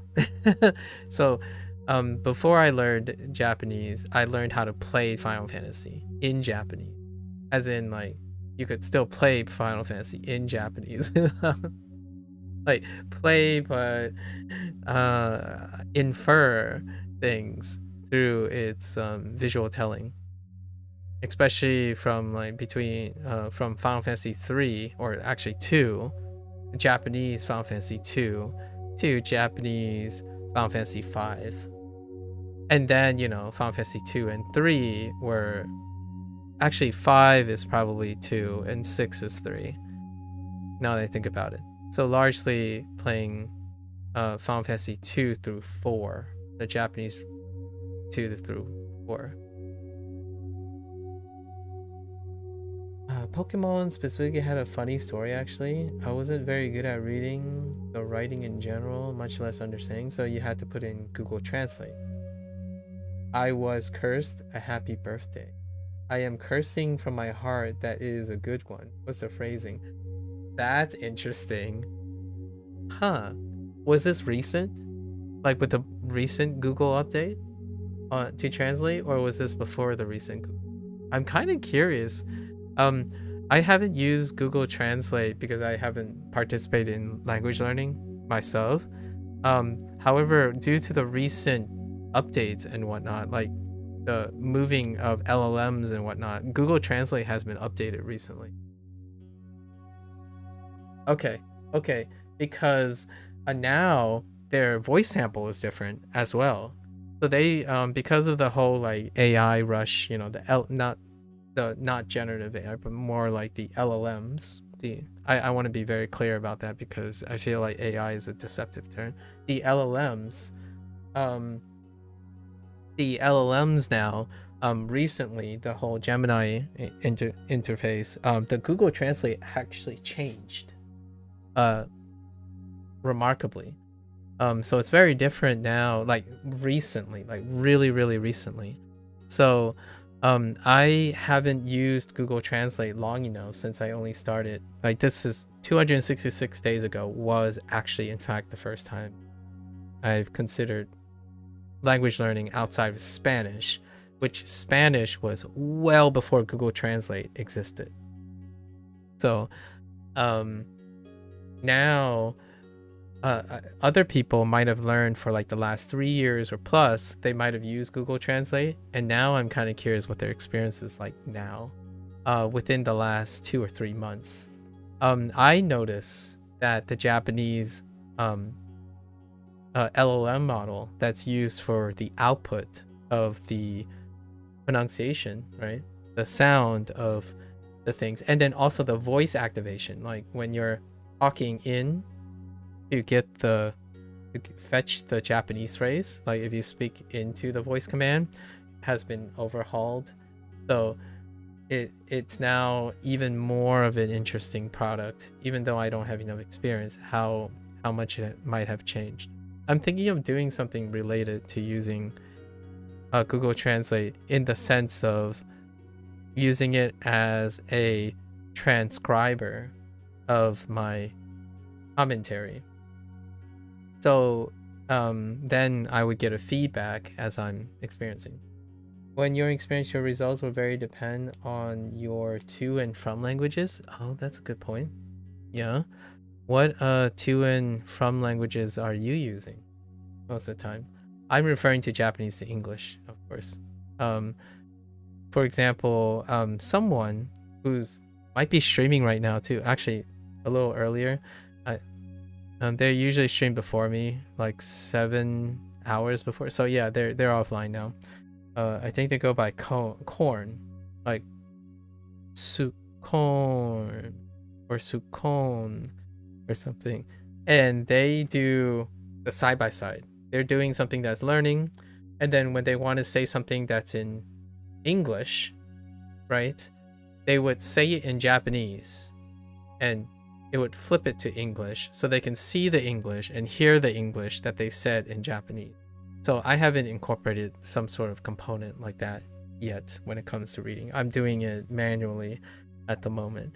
So it'd be really fun to see and test the consistency of Google Translate. I speak most of the time. Like speaking and writing are together. My probably the least output practice or input practice I have is probably reading. Not to say that is the magnitude is low, because I spent a lot of time studying. The relative amount is still lower than speaking and listening. Going from Germanic or Romance language to each other, almost flawless experience, right? Either of those to Asian is just, you will either get a plain sentence or the most garbled nonsense you've ever seen in your life. That's interesting. Do you know Chinese by any chance? I did not experience that in Chinese. When I'm speaking into the mic and generating a Chinese phrase and then it's translating to English, I did not get that impression so far. Even years back, before they really figured out the MTL. 我不知道了. 我不知道了. Okay. Fair enough. English to Spanish was really good. I see. You accidentally tricked a native speaker into thinking you were also a native speaker. Oh, that's great. That's kind of cute. Your Chinese is garbage.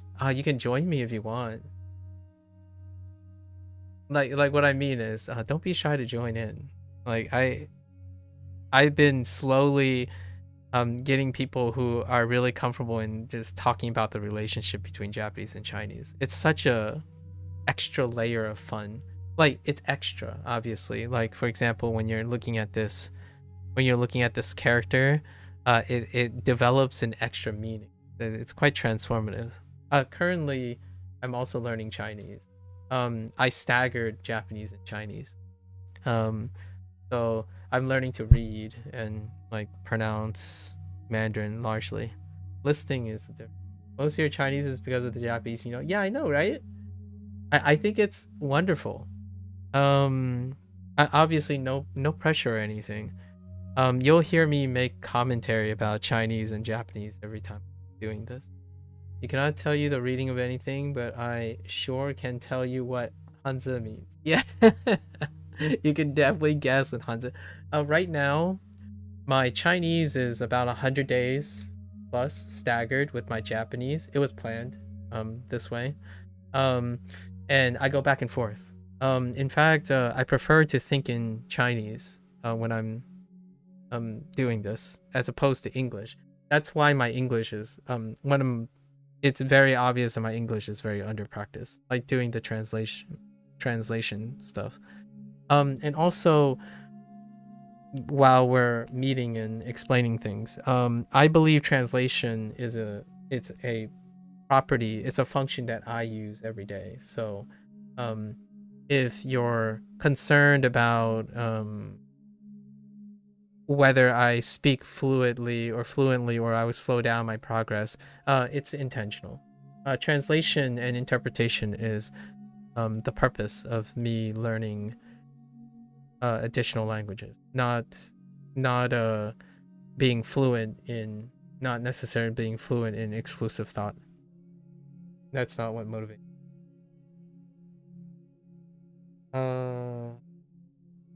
And I'll tell you how to say this. I know it's like a rival though. Interesting. I don't have those show. So show. I don't have the left character.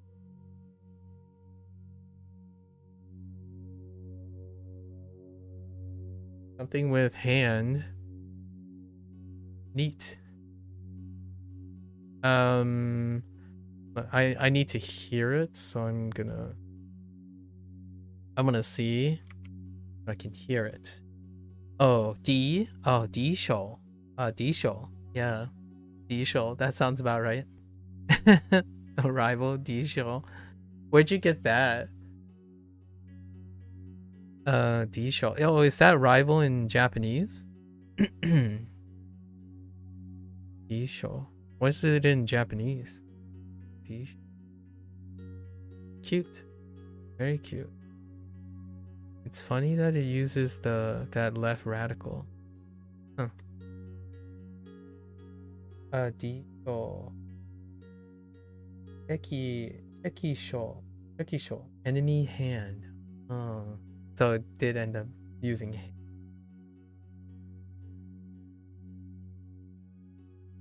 Neat.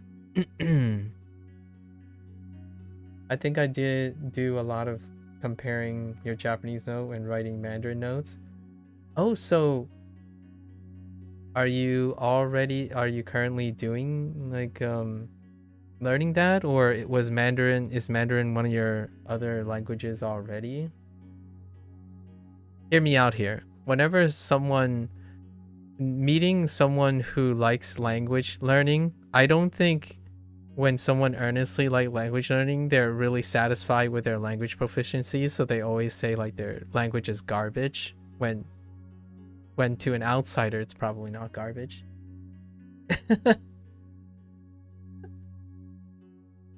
I'm learning so many languages you don't even know. Oh, okay. Well, good on you. I don't learn languages for that motivation. But definitely feel free to chime in on Chinese and Japanese relations whenever you see something. I love that. I think that goes beyond the scope of being in a Duolingo, like using a Duolingo in a specific course. And I'm doing that in my head if there's any references in relations. Oh, that's a lot. Is this like a thing you do professionally, or what are your motivations for doing or investing in so many languages, or wanting to invest in so many languages? Boru o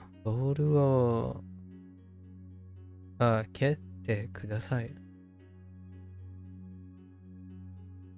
I imagine there are varying levels of things. You just really like languages. Interesting. So, you really like languages. I'm gonna throw a curveball at you. So I have a language that I wanted to ask if you're interested in. The language is called Python. Are you familiar with the language Python? Or maybe some Java and some C++? C++.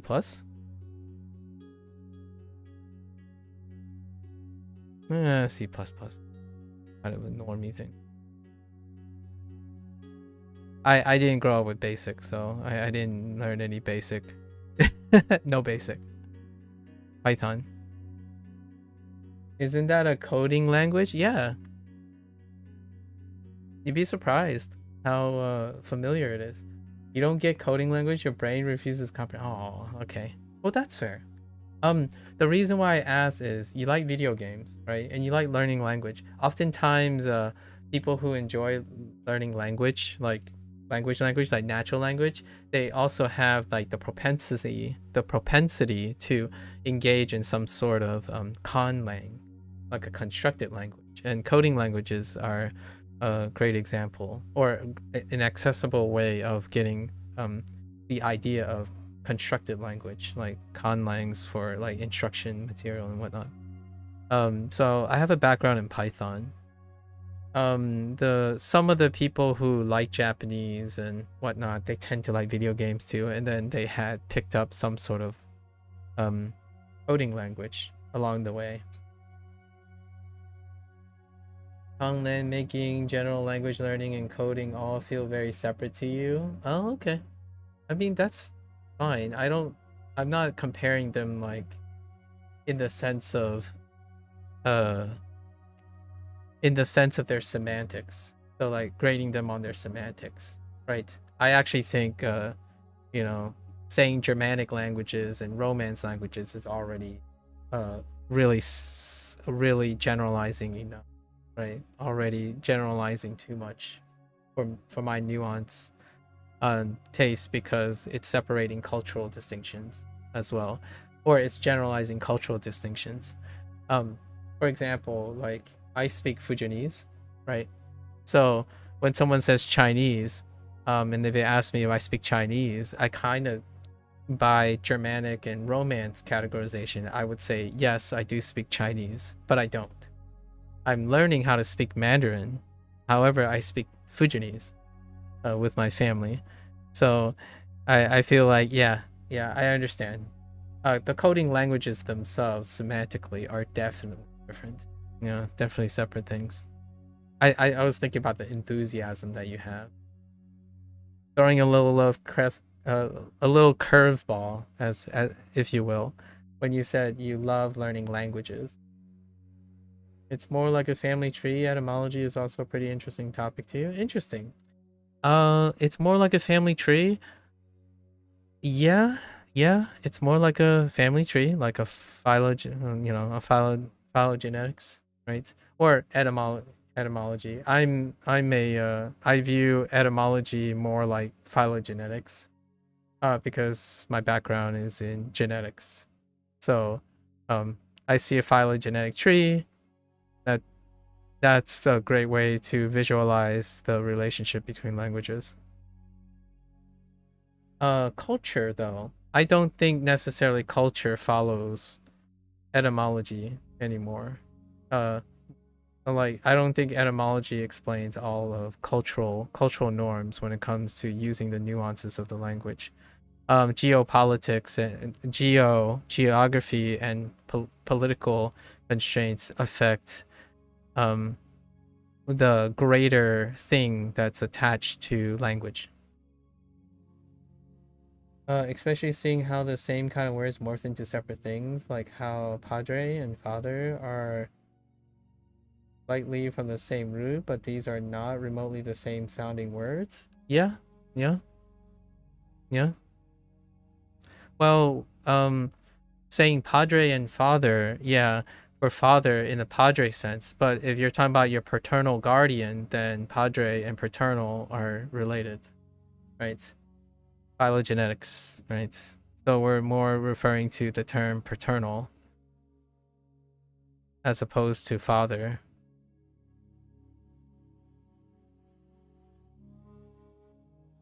Not that I know enough about etymology to know that if they're related or not.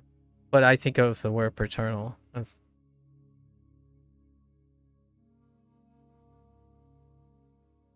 蹴ります kerimasu.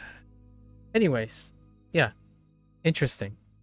I am not inherently interested in etymology, so feel free to regale me in eccentricities regarding etymology. I think someone else here, usually he pops up every once in a while, Hideyoshi, likes to throw in etymology and share his enthusiasm for etymology. 投げて投げて大丈夫投げる投げる頼みます。頼みます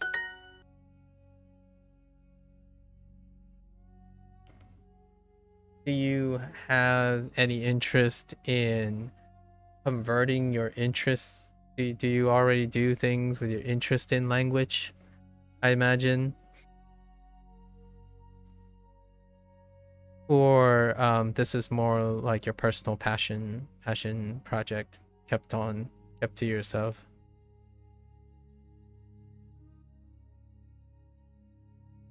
Your me space, your me activity.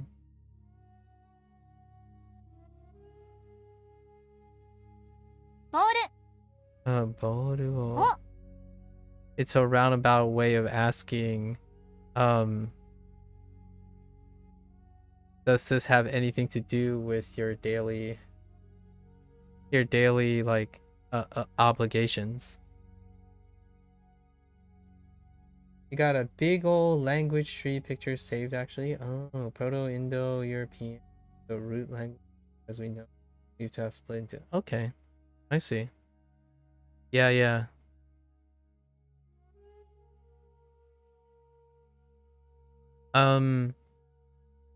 I want to say one thing. I'm not sure if this is gonna resonate. This is what's gonna resonate with you. But the thing you're describing to me is like a physiological tree.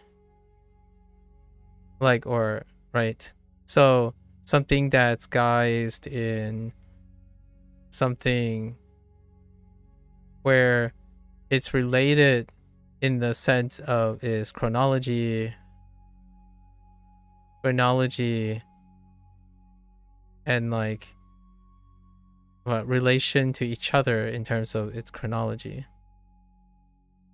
However, I also feel that there's another thing, more like a phylogenetic tree. Or is that what the word is that what I want to go with? Phylogenetic tree?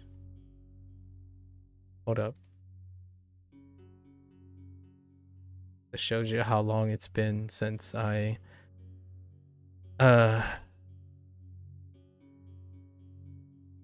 no, I'm thinking of the phylogenetic tree. So instead of the phylogenetic tree is based on physiology, phylogenetic.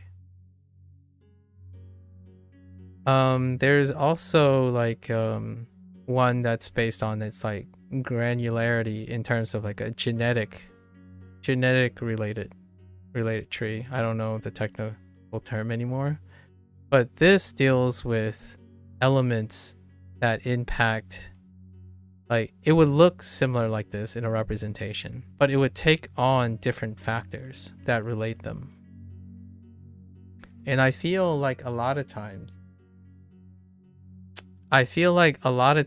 when people talk about, this is a thought that I had, not necessarily something that I can corroborate or necessarily criticism, but when people talk about like Germanic languages, right? They're talking from in a relationship of a linguistic point of view, where you're talking about like how following or trailing the origins of a word, right? And then how it morphs in that way. However, there is also the genetic component where it takes into factors where it creates like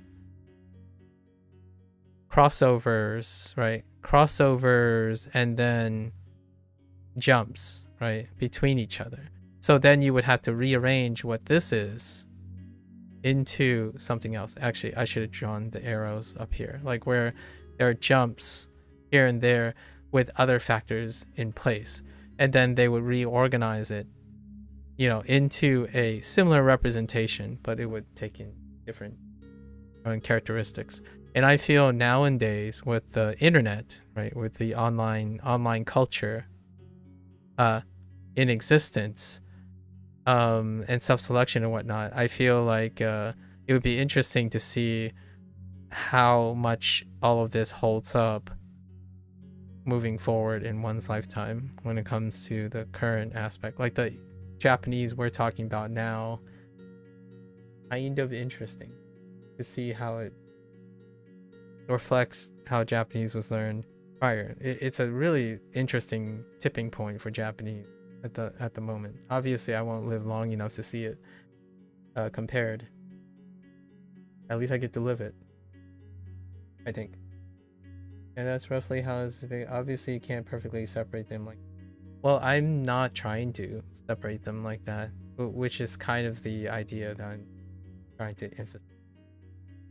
Sure, the languages are so different because they've been separated enough to evolve, but they bump into each other and influence each other. Well, I'm actually saying more of the latter than the former, which is why English is such a bizarre, crazy mix. Yeah, because of geopolitics. So, and also why we got grammar as simple as what we have. I don't think the grammar is simple at all, but maybe my lens is too small since I don't dabble in. I don't have a passion for so many languages. Yeah, the internet is a really interesting shakeup for how languages evolve. Yes, it most certainly is.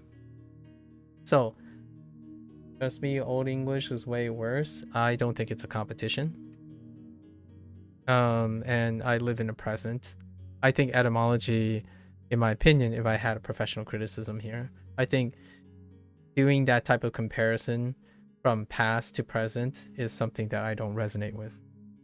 Saying something like "trust me" is a form of discredibility to me, and also Old English is way worse. Well, we're not speaking Old English now, so relatively speaking, if you take something cross-sectionally in the past, then you have to go to the past. All the things that we're comparing to no longer exist now as a standard, so you're not like in its current state. So that's an anachronism when you're comparing Old English and comparing it taken out of its context, much like doing the whole etymology thing. 3 grammatical genders, way more tenses and cases. That's fair. We don't use that anymore, so you're comparing cross-sectionally.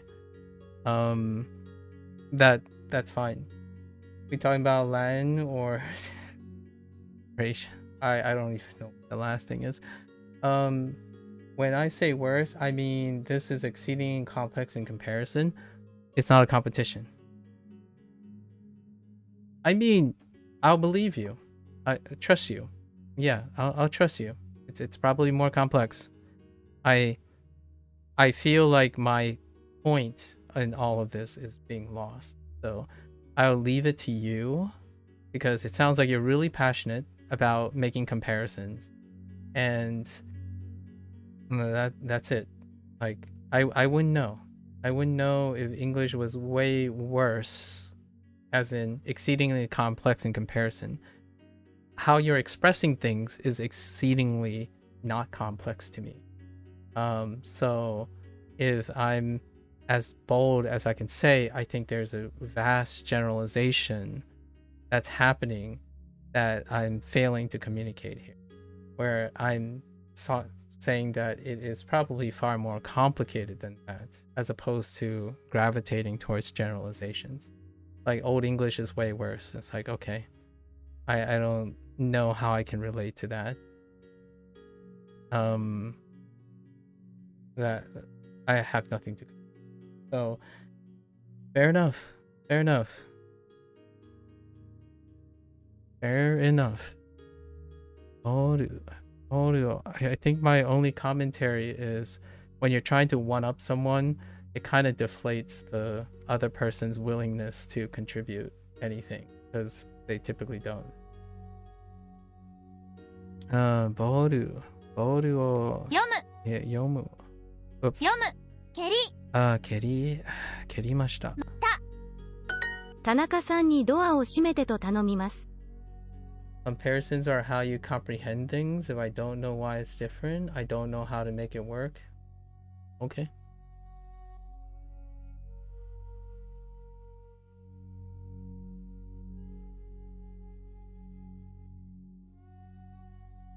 So, how are you comparing the comprehension of what I'm trying to say to what you think I'm saying?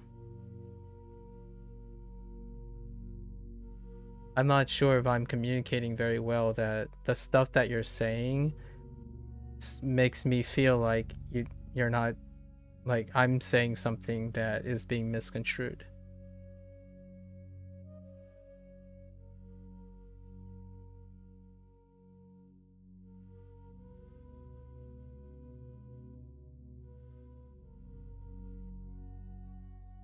Tanaka-sanにドアを閉めてと頼みます。Tanaka? Tanaka-san. Sorry, I was sort of talking to yourself with some of those. Oh, okay, that's fair. That's explanatory. I mean, that's acceptable. I didn't realize that. That's certainly a misunderstanding from my side of things too. 田中さんにドアを閉めてと頼みます。Tanaka-san, ドア。ドア。田中さんにドアを閉めてと頼みます。閉めて。お。At the door? 閉めて。閉めてね。田中さんにドアを閉めてと頼みます。request. 頼みます。多分もうすぐ雨が降ります。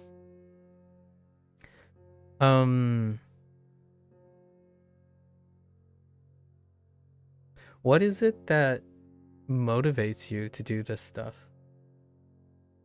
Element fall for the worst phrasing though? That made it sound like a moral or character falling on the part of complex equals bad? I actually would argue that it was the other way around. For me. So if you wanted my interpretation of that, it was the opposite effect. You were suggesting that it's a competition for complexity. So I doubled. Usually when people use the negative in English, they often infer the positive, the affirmative. So it's worse because it's more difficult. And more difficult means increasing complexity. And that somehow merits more attention. So when you said it's so much worse, my response was it's not a competition to me.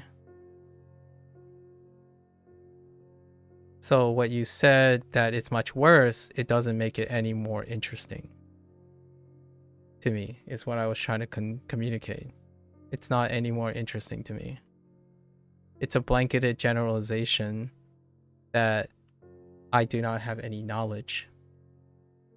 So then you clarified that worse means increase in complexity, higher complexity, and I was on the same page. I was like, yes, I understand.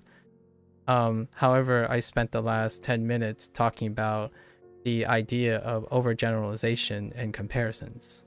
So then I made the comment about maybe I'm failing to communicate my idea, but it sounds like you're having a separate discussion.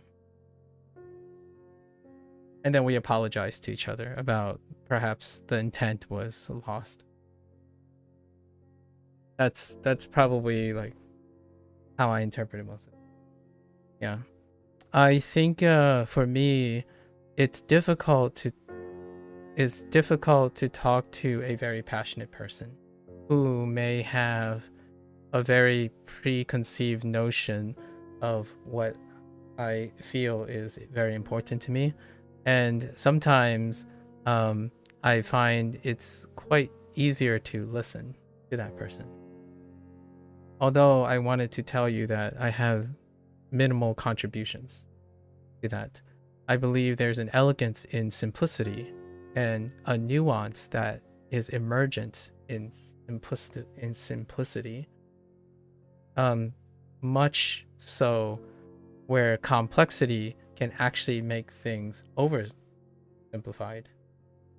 There's a paradox in this. When things are incredibly complex, less is, and then when there's simplicity, more is done with a simplistic design. So when you say Old English is much worse, as in it's higher in complexity, I probably agree with you. It probably have a lot of quantifiable nuances.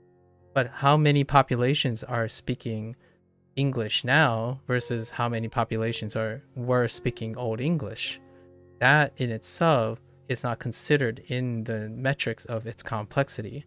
The reason why, in my opinion, Old English may not necessarily have garnered such incredible explosion of discussion is largely because its users were also limited. So when you say its system is more complex, I have no reason to doubt you. However, it's more complex because it has more systems to a user of that language when you're taking the language out of its time and place in history versus the users of English now. I would argue that there is a chance that it's probably negligibly complex. The English of today is incredibly complex due to its extraordinarily exorbitant number of users due to cultural geopolitics and other languages involved. And you mentioned that already because English is a crazy mix, right? Even more so now than it was before. Have I heard of Toki Pona? No, I have not. I don't know what that is. Is that a language? A concept? Like a philosophy? It kind of sounds like maybe an obscure language, perhaps, or a concept regarding language. Yeah, I'm not familiar with that. Let's see.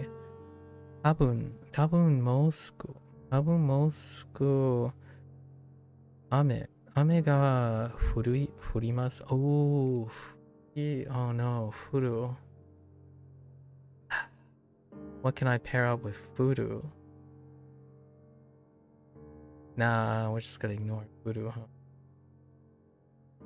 Toki Pona is a conlang based around being exceedingly simplified, featuring only 100 or so words. Okay. It was made as an experiment in simplifying one's thinking, so a lot of ideas can be expressed with very little words. Interesting. And does that exist now, or you said it was made to intended to be that way? Did it stay that way? How did it end up? I mean, I was talking about natural languages. However, now we're talking about conlangs.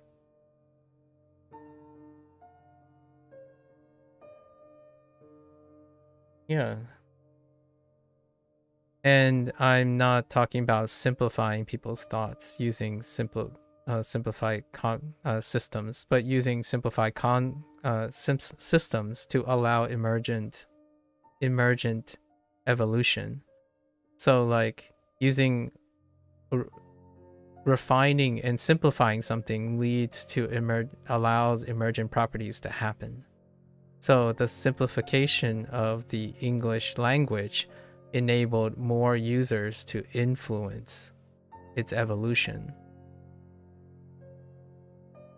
as opposed to the other way around, creating a conlang with the most simplified thing in order to simplify for the sake of simplifying the use.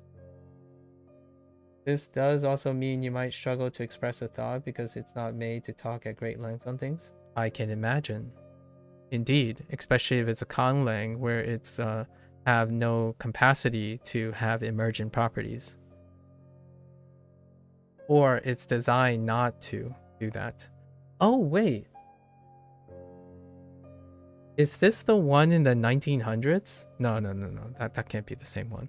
I was reading, someone linked to me about like, it's a YouTube channel that talks about language a lot. They were going over the history of conlangs, and I found it very interesting. But there was an earlier, like a 20th century person who was trying to make something. I don't know of it. I don't remember the name of the language if it had one. It will probably rain soon. 母に掃除をしてと頼みました。 I'm not actually sure what the state of it is. I know it still has speakers, but that's it. Oh, that's interesting.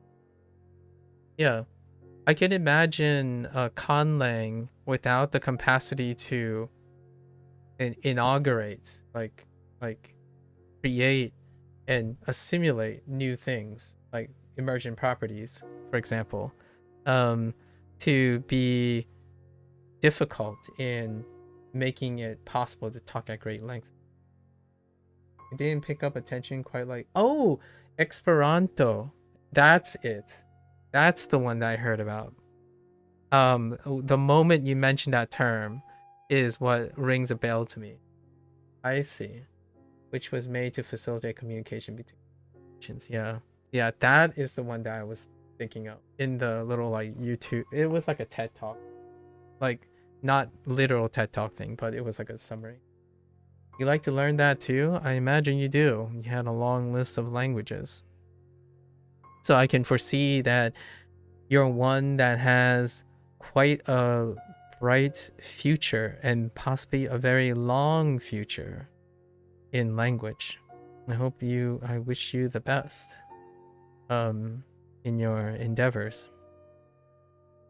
It's a very long list of how have you considered already doing how you're doing maintenance on all of the languages? Or how you are maintaining your scholarly pursuits? Because I imagine you believe you would have to consider a laundry list of maintenance rituals and routines in order to make all of that sustainable.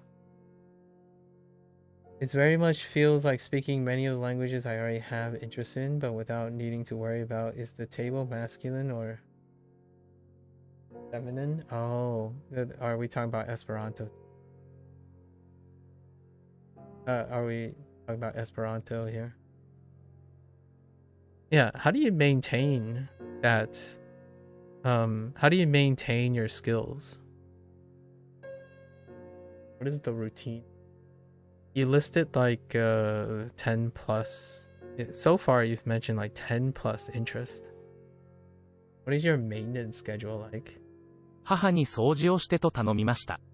母に掃除。掃除母に掃除を掃除してよ。掃除をしてたと。I mean, you just learn whatever you feel like studying that day, which means many of the languages get neglected. Oh, okay. So no maintenance schedule, which is why your Japanese is your best foreign language, and Frisian is your worth. Oh, okay. Frisian. Intriguing. Well, as long as you're happy with it. Skills of many, master of none. I suppose. I think it's a little for me that answers something that isn't a master of none. It's more of a no maintenance schedule. Jack of all trades have a maintenance. So what I mean is jack of all trades maintain their skills. They don't disproportionately neglect their skills. That's more like carpe diem.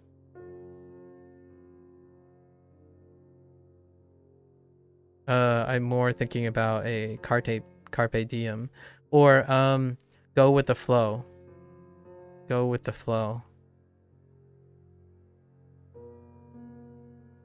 Or present liver. I don't know. I'm making up phrases now.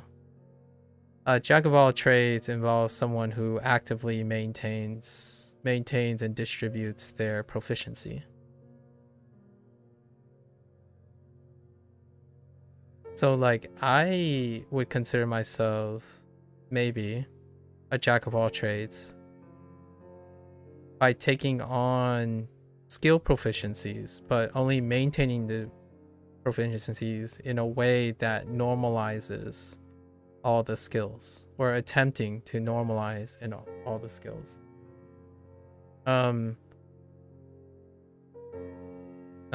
Carpe diem is you're going to have a tier list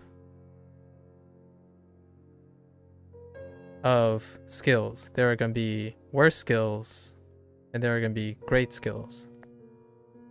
And depending on the whatever situation you are, you're going to have substantially great ones and substantially worse ones. And the delta is greater.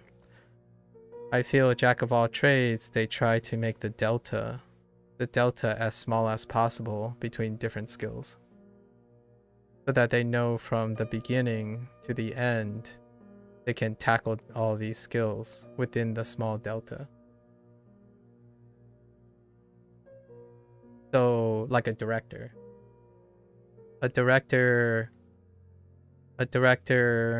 or a leader kind of thing.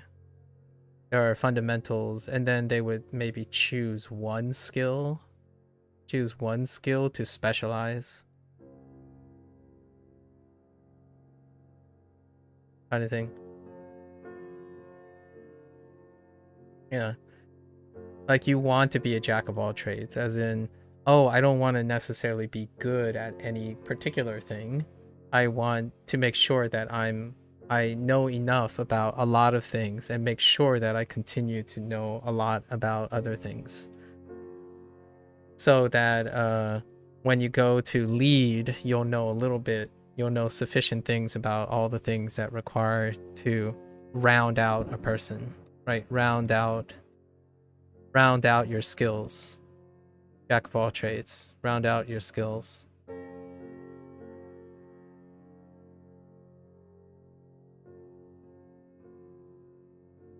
At least that's my opinion about it.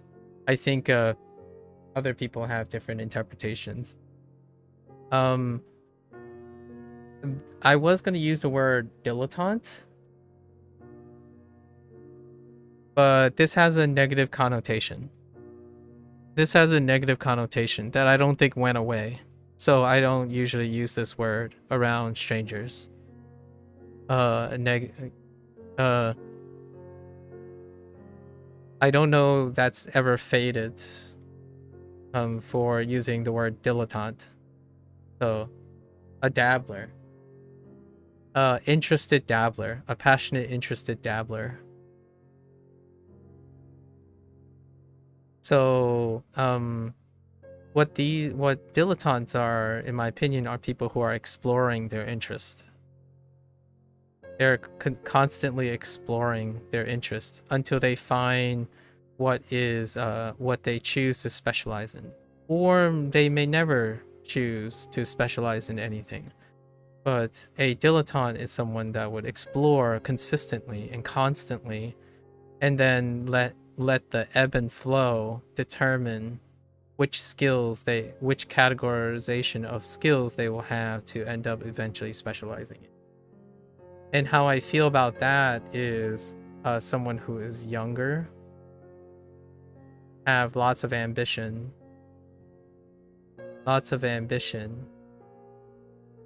and also may have a lot of ideals, very idealistic. And that's kind of my thought here in the process.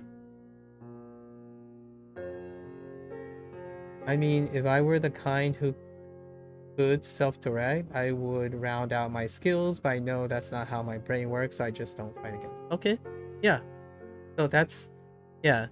The rounding out the skill thing is the jack of all trades thing, at least in my opinion. Right? But so I've been trying to ask you, like, do you have a direction, or are you still going with the flow at the moment? A person who cultivates an area of interest such as the art without real commitment, or for the definition of dilettante? Yes, because that fits my descriptor that I attempted to place in my own work. We were talking about dilettante. However, you see how it can be viewed as a negative connotation, and I'm trying to spin it in a positive connotation. You sound like someone who, for me, sounds like a very passionate person that's still looking to commit to something. So it's really breathtaking, the path that you're taking.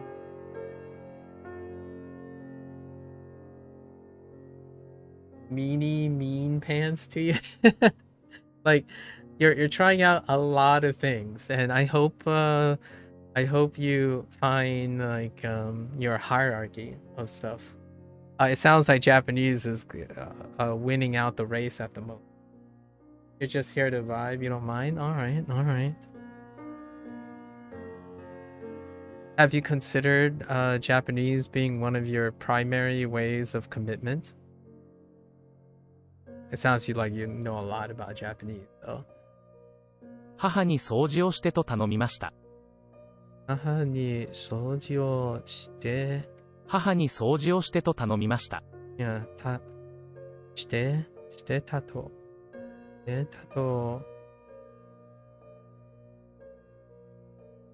Oh, you know what? I need something explained to me here before I look for it tonight. Can you explain to me what this ta is doing?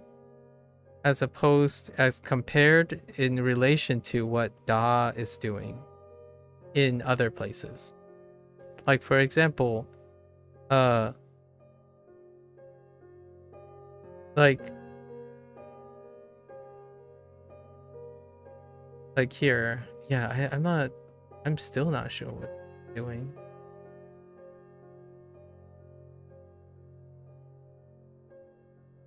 It'd be nice if I did end up being, but again, I know how your brain works, so saying yes, absolutely, and committing is not happening.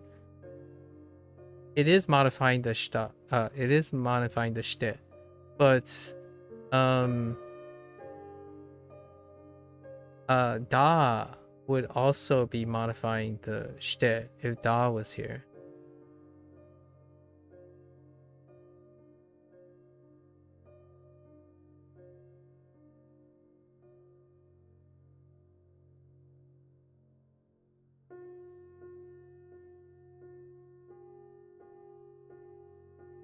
Yeah, I'm still not sure. I basically memorized this. I'm using this as a memory. So right now it's a rote memory. Like, oh, you have to say shiteta to here. I have no explainer as to what it actually does. As opposed to like shiteto. Oh, stehen is usually used for other people, so ta is making that past tense. That is your guess. Oh. Oh, wait. Oh, oh. So, wait.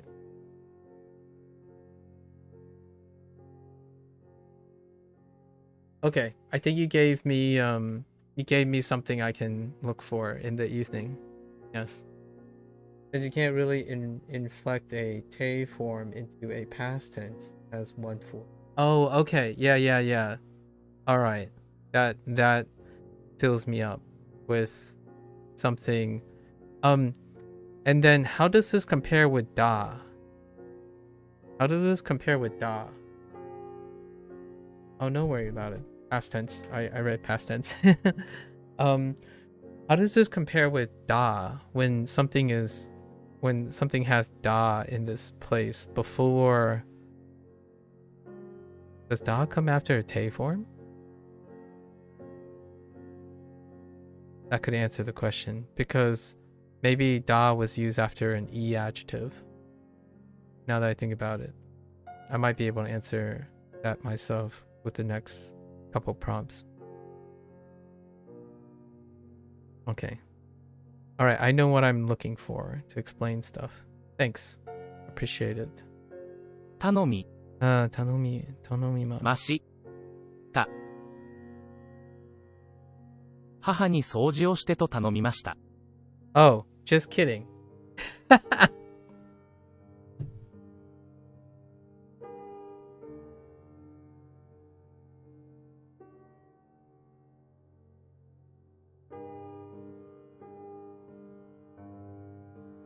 Never mind. Just forget everything I said the last 5 minutes.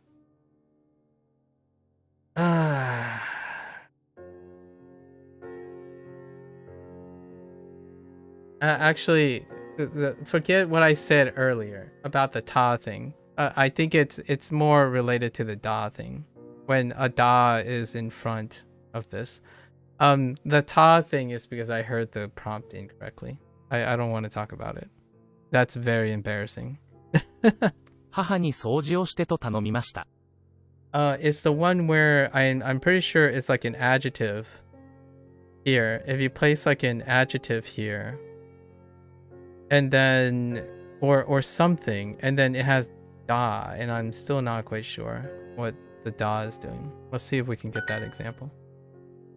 The ta thing doesn't make any sense because it in the prompt. I heard it again and I was like, oh no. That was very embarrassing. My bad. I think that test is probably easy. Oh, it might be this one. Does this one have it? Let's see. Yes, this one has a da. I think. So, そのそのテストは多分簡単だ。Oh, it is an adjective. So I don't know what this means. Like what the function of the da is. Is it because of des? And it's functioning like a copula? So this is like the casual da in place of des. So they needed like a copula or something. So そのテストは多分簡単だと、right? 簡単だと思います。This is the one. Sorry.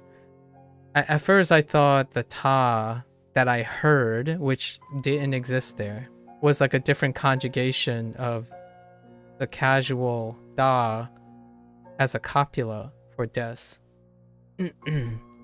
But I'm guessing you needed this as opposed to like a no if it was a te form verb. So far that's my operating understanding. This is the first time this has occurred in Duolingo, so I'm trying to like figure it out before I go look. It's the fun part about Duolingo for me. I'm trying to figure out what it's functioning as with my fundamentals, I suppose. 今日は 今日は It only happened after an adjective. So the da was only added after an adjective.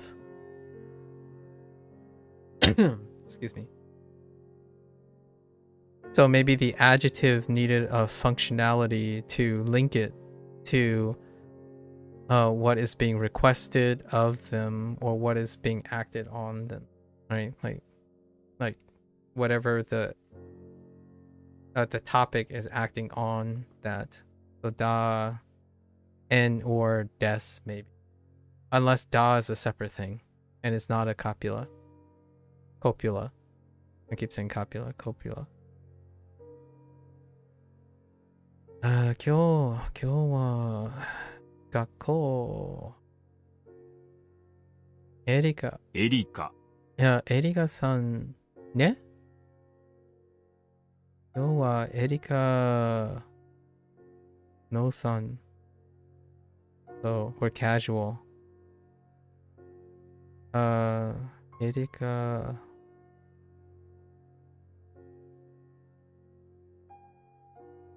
I think.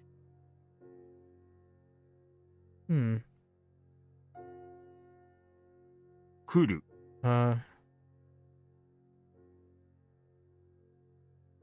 エリカ今日エリカは今日来るlet's see 学校に来る来ると思います。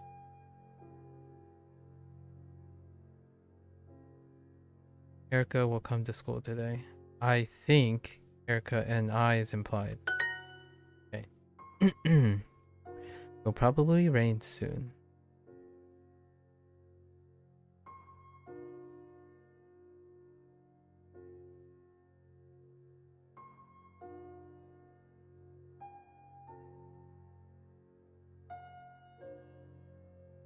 Okay.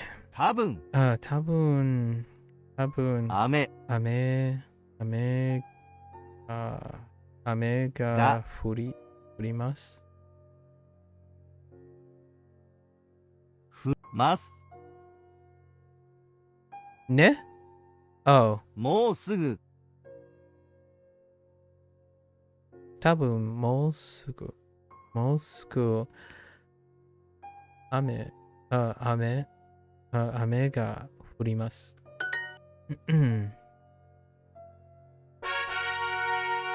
Alright. 妹は友達とサッカーをするのが一番好きです。Such a loaded comment. 妹は友達と姉妹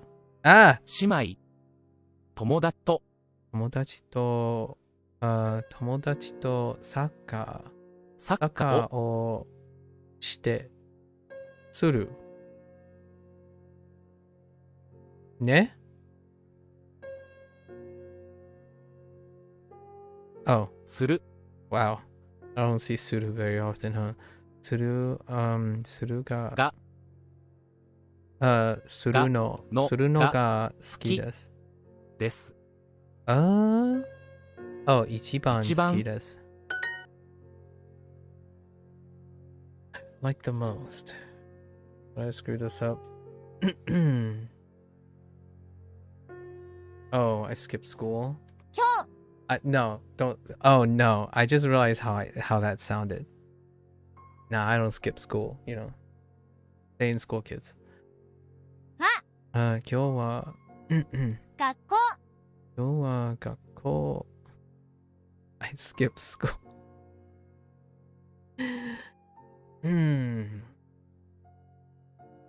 今日は学校 Oh, this has the dot.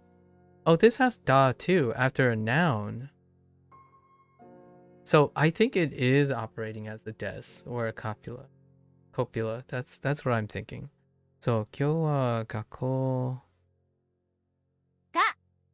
校が休み休みだ。Right? 休みだと思います。Or, yeah, 思います。ます Yeah, so it's the is sort of, it's saying the school is. So it is a holiday from school. So the da here. いい日だね。いい日だね. Oh yeah, I mean that like that.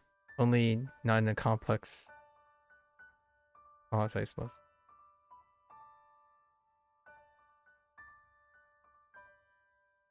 It is a nice day, isn't it? いい日だね. 田中さんは多分学校に来ると思います。 Which, by the way, I don't know, Cozy, are you still here? Is your toothache?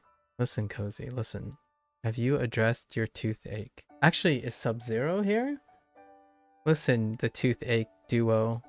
Have you guys addressed your toothache? I totally forgot to ask. 田中さんは多分学校に来ると思います。Tanaka-san. 田中さんは多分学校に来ると思います。多分学校にね? You took a painkiller? Oh, well, I'm glad you found a painkiller. That's you. Are you? Do you think it's gonna heal on its own, or are you still waiting on that checkup? Just get an appointment. 田中さんは多分学校に来ると思います。学校にwait.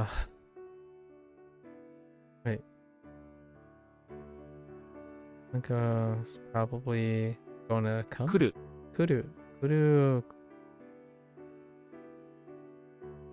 と。Now, why isn't there a no there? 思います。Oh, wait. は。田中さんは多分学校に来ると思います。Huh. So, kuru doesn't use a no. Oh, wait. No. This is to. No, wait. You only need a no when you're... Huh. Interesting. このバスはとてもゆっくりだ。You don't know they're open tomorrow, but they do call. If not, they'll call Monday. Oh, that's a long time. Well, hopefully you manage your pain well.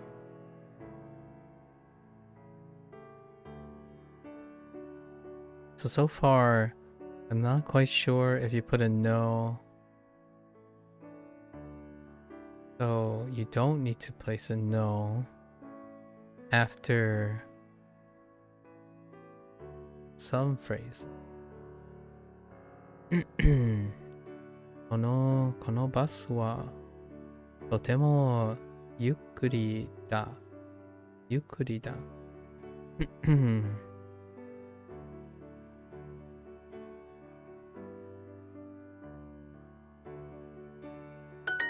カラオケに行くのが好きですか? And now the no comes back. カラオケ? Well, how is this different? カラオケに行く。カラオケに行く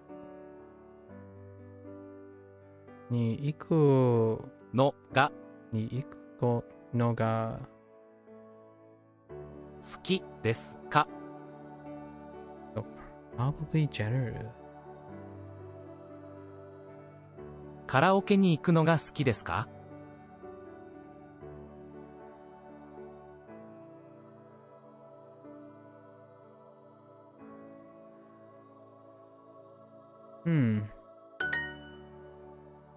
これは先生の字です。これは先生の字です。No, that doesn't help. It's not related.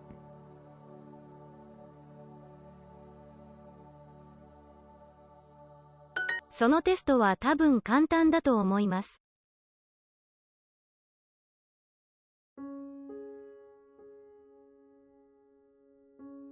そのテストは多分簡単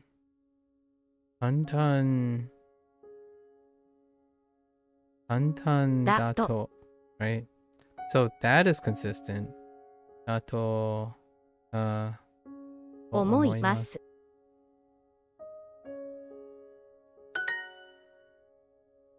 I think that justice, yeah. So that's fine. 彼の部屋はかっこいいと思います。And then now it's gone.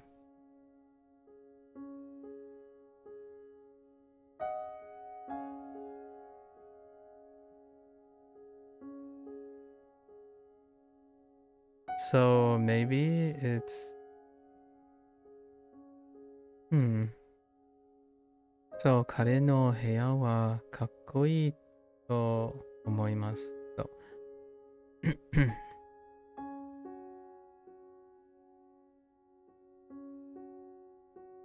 So now there isn't a no. I should have been paying attention. Time to go. Okay. 行く、行く時間だ。行く時間だ。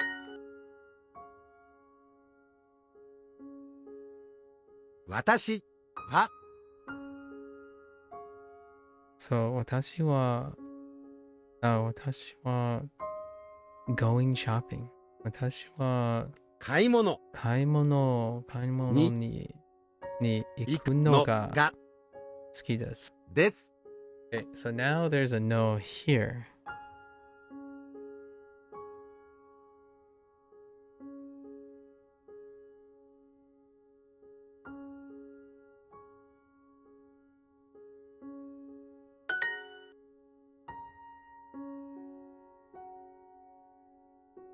So のテストは多分簡単だ。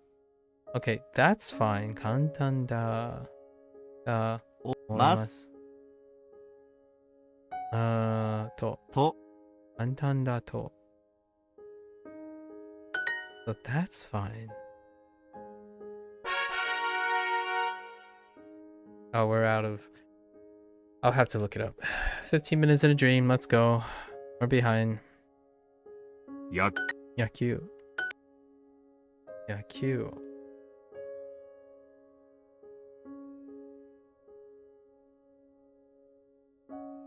野球。野球。野球。野球。野球。野球。野球。野球。野球。野球。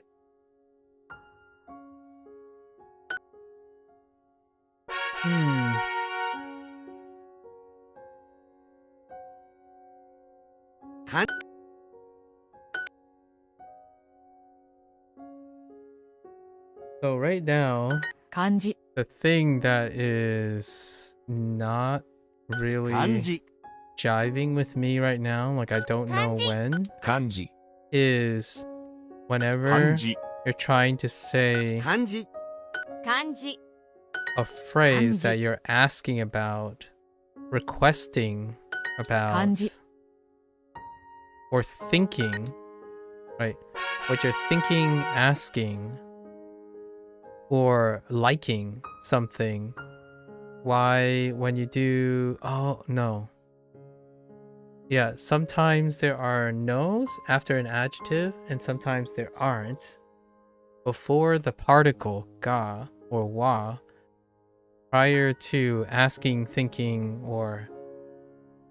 And I don't know if there's a 走る reason for that yet.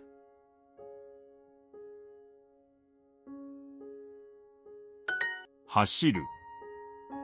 Try a new language or stay focused on Spanish output and listening. Oh, wait. 走る走る走る Are you saying like 走る start a 走る new language Hashiru. or 走る a language that you're already Hashiru. doing but new for today?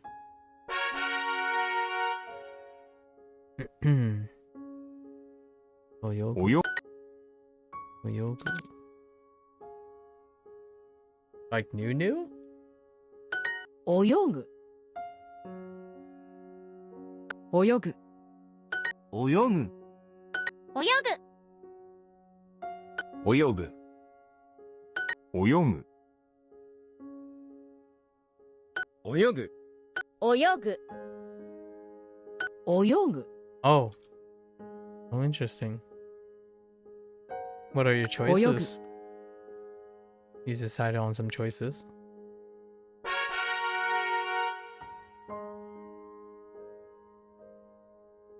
Yeah, cute.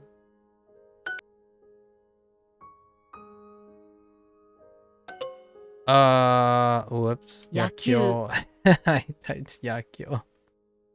野球野球野球野球野球野球 Hmm. 野球野球野球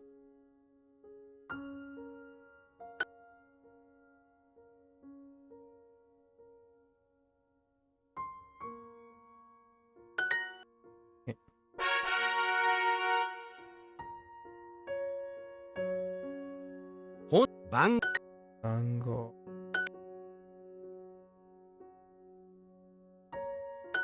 番号番号番号番号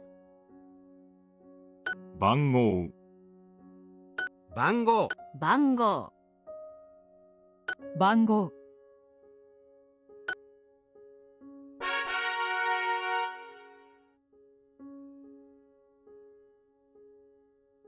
Hmm. Ka- How will one decide? 漢字 漢字 How will one decide?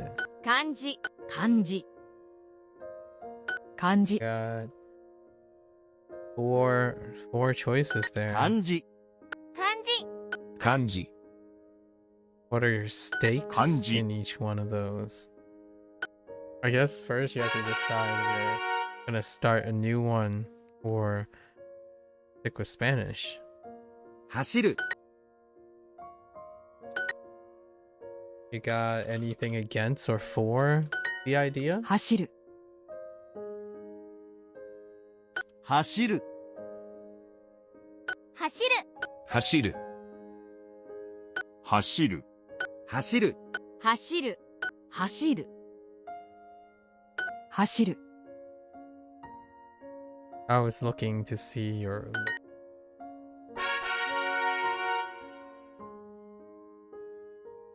from Spanish.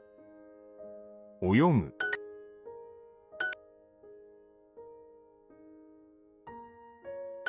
泳ぐ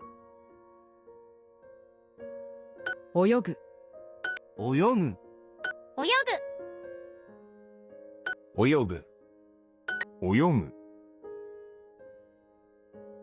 泳ぐ泳ぐ泳ぐ泳ぐ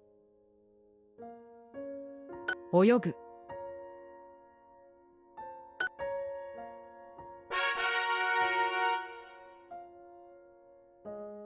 Hmm. Yaku.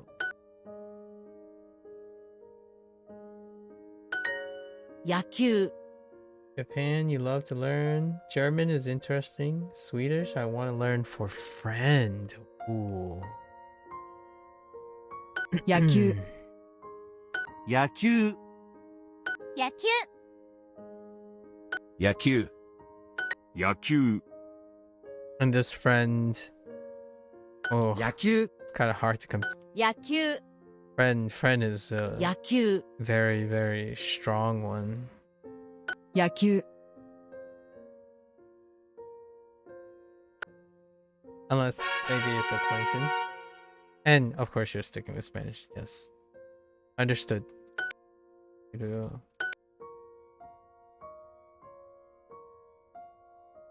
走る、走る、走る、走る。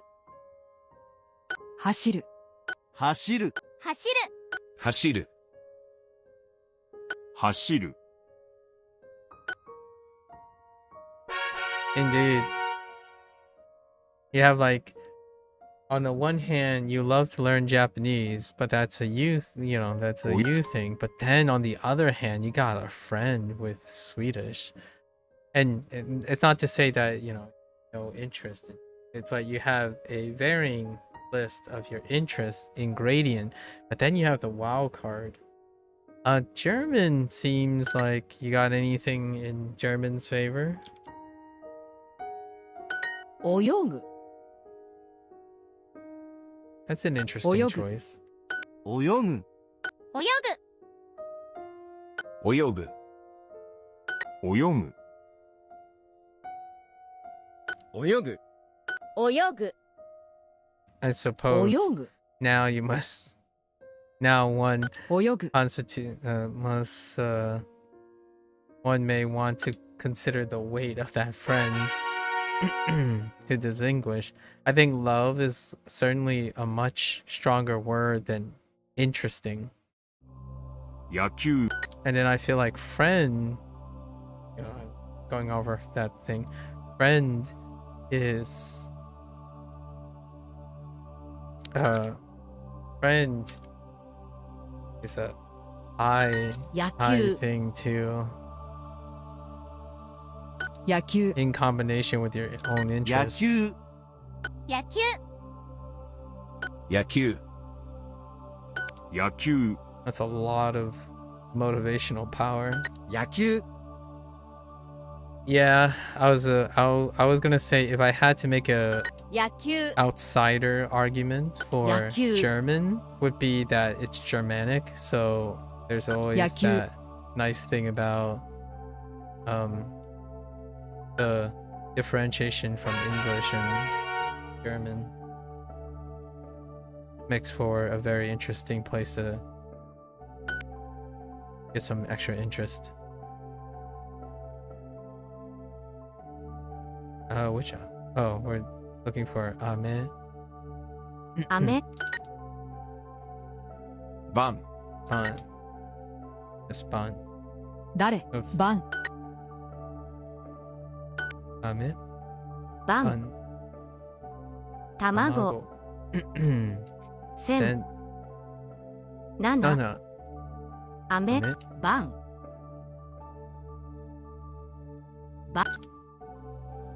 雨、バン。バン。 Ban. 雨。 Ame. 4。 Boom. 塩。マン。 Ban. 雨、 Ame. No, Ame. 雨、 Just relearn your own native language? Yeah. Oh yeah, that's true. You got the Irish thing too. 7。 And fourth choice.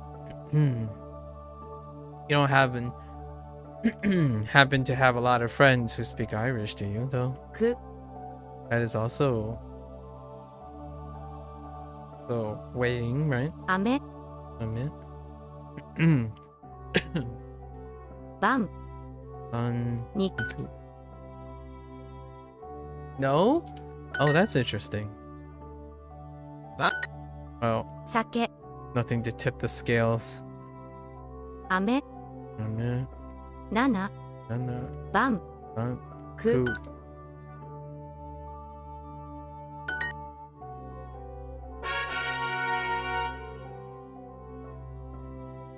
Okay, 走る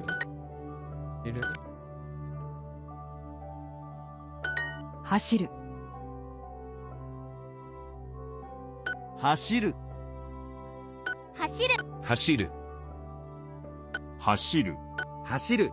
走る。走る。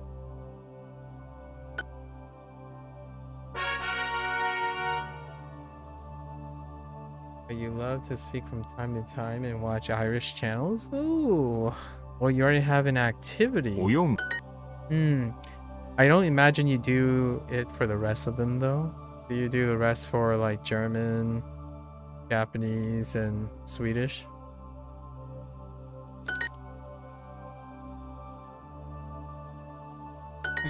泳ぐ。泳ぐ。泳ぐ。 Obviously, you can 泳ぐ。 watch those things without 泳ぐ。 necessarily needing to know the 泳ぐ。 language. 泳ぐ。泳ぐ。泳ぐ。泳ぐ。 Yeah, like it's very difficult for me to operate through a day without hearing Japanese. So that would be like a very strong selection factor. Anban. Safe. 制服、 3 Anban. Safe. 辞書、3番、何番、8番、制服、 3番。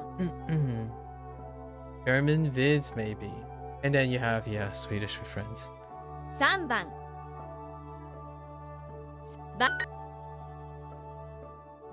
制服。3番、 I guess now you might see how much of your time it takes up, right? 3番、3番、 Like for example, I know this is going to be a little, you know, it's, and then how much value that time is, right? 3番、 Like you can put in your own weights. Like if you talk to your Swedish friend like 10 minutes a day, meanwhile you're watching like 4 hours of Irish programming every day, and then you put in your wild card, maybe every 10 minutes equates to like an hour of the quality of Swedish or like Irish television or something. 何番、 That's always an alternative way of trying to figure out how to get around a tough decision. 留学、留学、制服、8 8番。制服。 Oh, he speaks English too, but it would be fun. Yeah, having a friend and the opportunity is very priceless. Right? 制服。 If we're talking about a quality of life thing, right? For language learning. 中学、留学、 2 2番、番、 4 4番、番、制制服、服、 3 3番、番. Like if I had a friend probably that is interested in learning Japanese, they'd 3 probably be on here already. 番。 What I mean is I probably get them to participate in some way. That's not the case, obviously. 制服、 If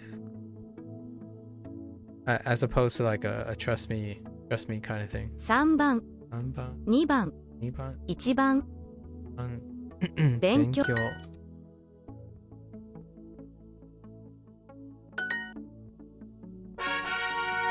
Or hearing German in public and knowing what they are saying. Oh, that's an interesting motivation. I had some of that when I was deciding on Spanish. Yeah, cute. It's interesting. 下手、 The So what do you think of which one is better logically? I mean, based on what you're saying, like all those stuff that you shared, it comes down to a bit of what I mentioned before. What proportion of your day? Now we're picking proportions of the day, right? Like you've listed all the potential sentimental and relevant activities with the language. Now what proportion of the day consistently does it compose? Like, I chose Japanese first because even though my parents speak Chinese all the time and then there's Mandarin programming going around, it's difficult to say that a substantial proportion of my day is still Japanese. Whether I have a friend or motivated, that exposure is also incredibly organic or natural, right? So having your day separated, if you're already doing something, that would be the logical choice. But the thing that consumes most of your sentimentalism, your value, and your time. The reason why I say that is largely it's logical to do that only in the sense that if you feel like your life, like your time is already limited to begin with, right? You're trying to squeeze in something. Overlapping as many things is great. 野球 It's creating overlap. 野球 Gives you a lot of space to up your game whenever you want, while minimizing needing to separate your life, make like a separate part of your life to accommodate a new skill development, like a new semantic. 野球 Yeah, cute. Like, I didn't change very much. Like, it might look like I changed a lot for Duolingo, but I didn't really change too much. That isn't because of learning language. Now the rest that happened changed a lot due to starting the thing and being consistent. 旅行 I think when it makes decisions to start something new, how much it overlaps as a starting point definitely goes a long way to making you consistent in the beginning. Establishing a habit, in my opinion, is most successful when it is closer to all the sources that is important to you and have already been established.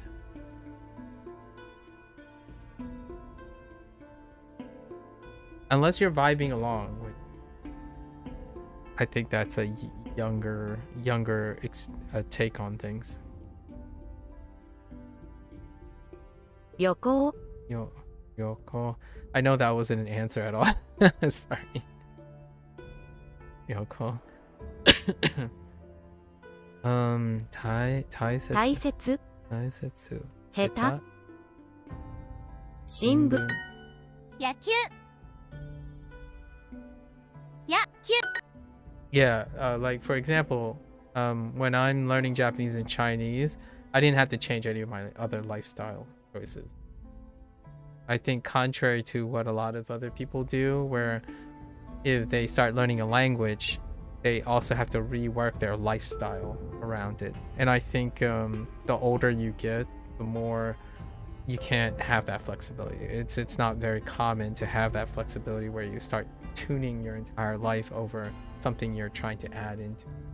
That thing that you're trying to add should like ideally be breathing more into your life, like you're building out from it. To be building your life up, as opposed to you have to like change your life, deconstruct and restructure your life around the thing.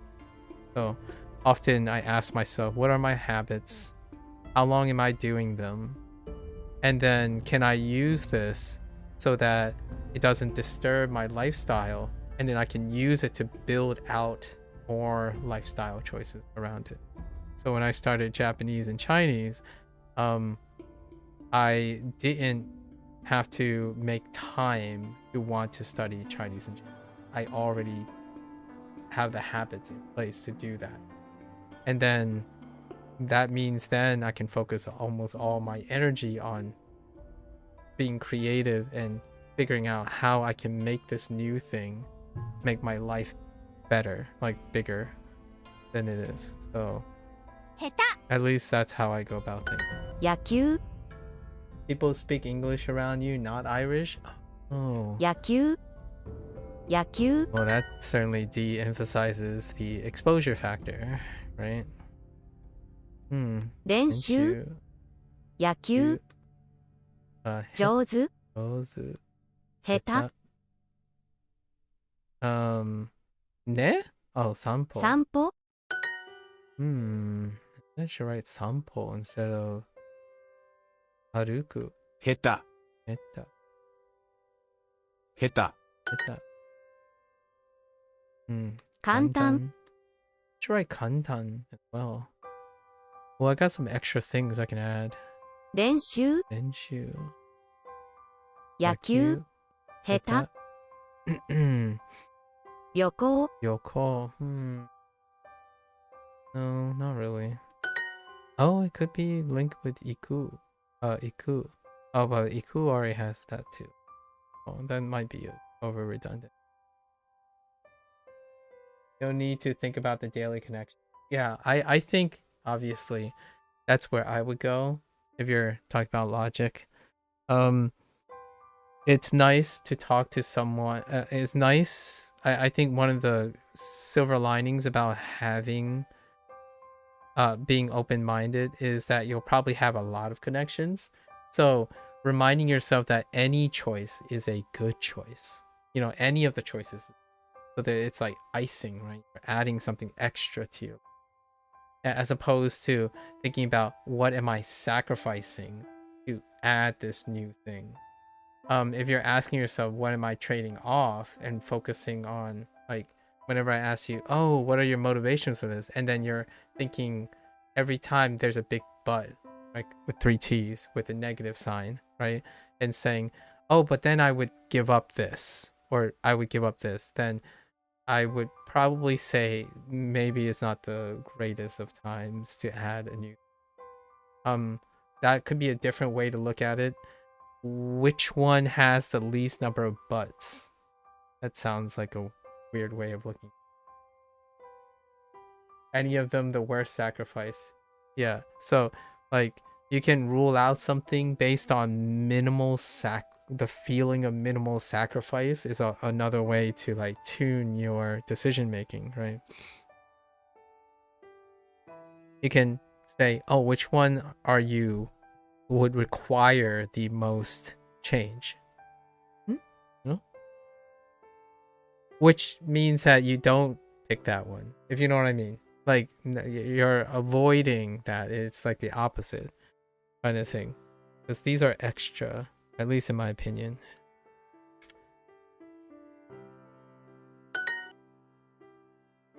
Extra is definitely not negative.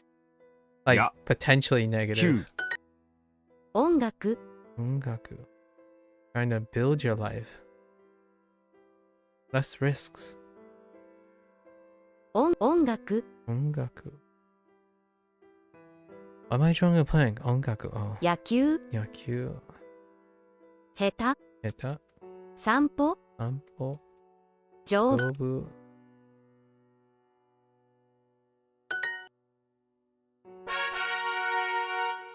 I'm very fascinated. I should have asked you about how you would make the like how you go about making. Think that would have been a little bit more of a informed decision from me of how I would express these ideas. Now I feel like more of an influencer, Cozy. You gotta have to pardon my influence. I know you asked. That's fair. Usually I don't provide influence until I know enough about the person's already existing way of decision making.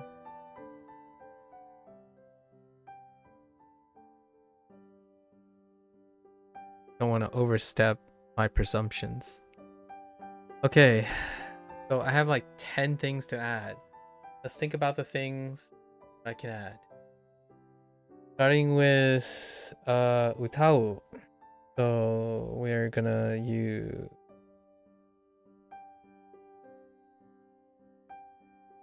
Koe, right? Koe and utau.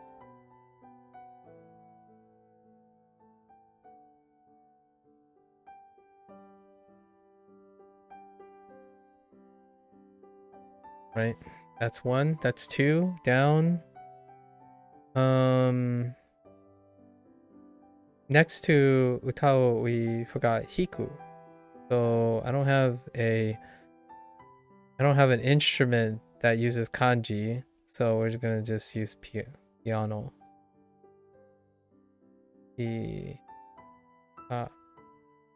No. Piano and hiku. Hiku is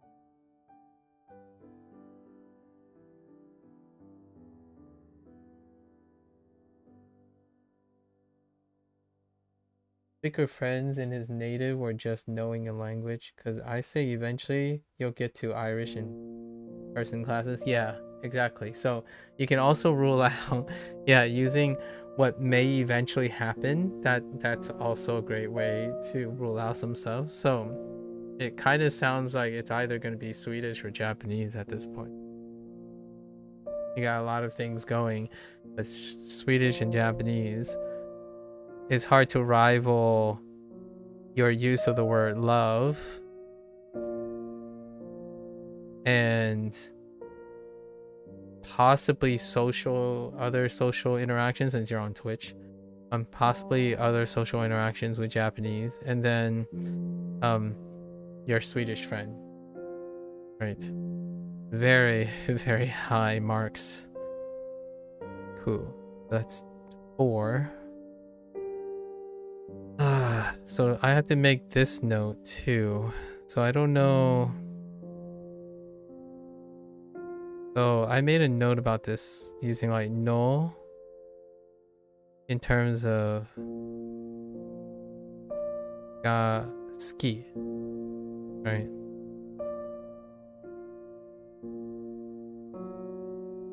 Ski. However, the no is preceded by sometimes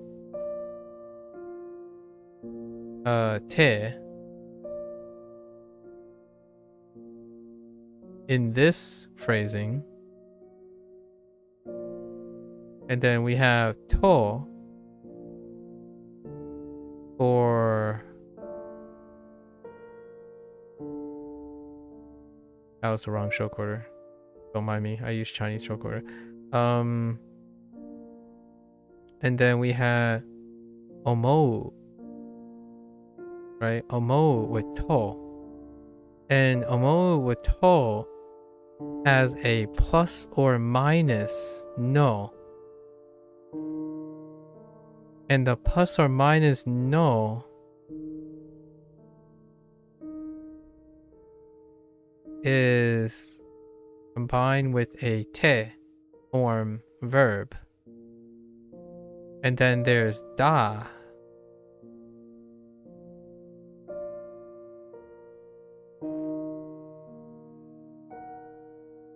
There's also da.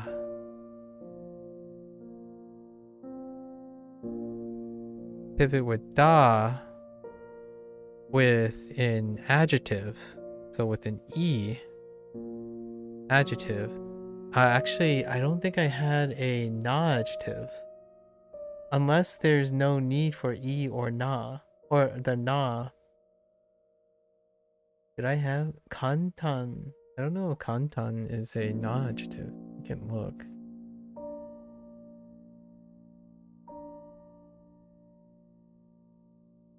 It is a na adjective, so no, it's just an adjective. Because we had kantan dato, and then, but then kawaii had a plus or minus da as well. I mean, kakoi did not have a no. I mean, a da in front of to, so it's a little weird right now. So we have plus or minus no and plus or minus da after a te form verb and after any adjective and or noun as well.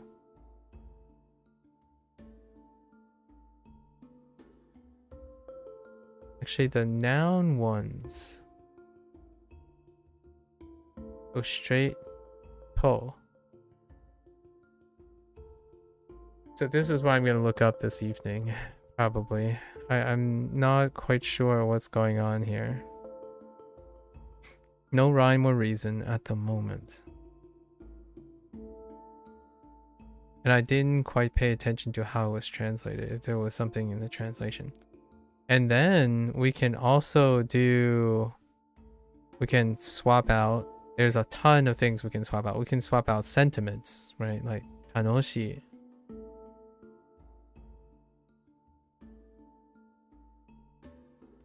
Tanoshi.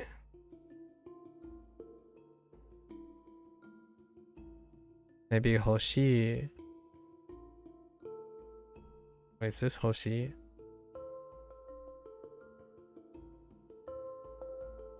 I feel this is hoshi. Oh no. No, not water. I'm thinking of a different character there.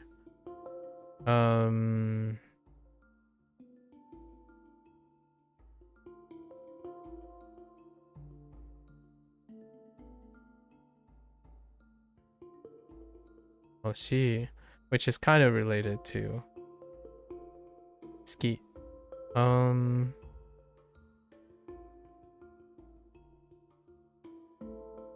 And you can place heta and jozu in a similar situation, which were already included in our things.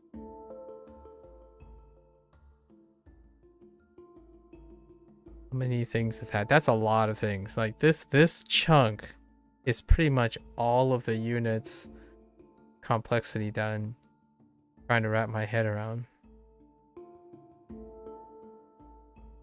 Like I get the particle ga and to. I am still the jury's out still on da, plus or minus da and plus or minus no in front of ga and to. And that's characterizing nouns, adjectives, and the te form, and or not even, and verb, right? In the plain form, they're using verbs in a plain form as well. So everything in front of this phrasing, it's a verb plain, non-conjugated, and then there's te or ing. So te creates a gerund. Te creates a gerund. So that's what's separating the plain form. However, it can still be interpreted as gerunding in English, whether it's in the plain form or in the te form. So there's that too.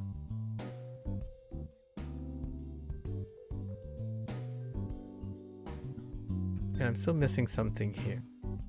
So we have these two coupled. There's something else. What other adjective? I feel like there's another predicate couple. Oh, we can funnel in Renshu, right? Renshu.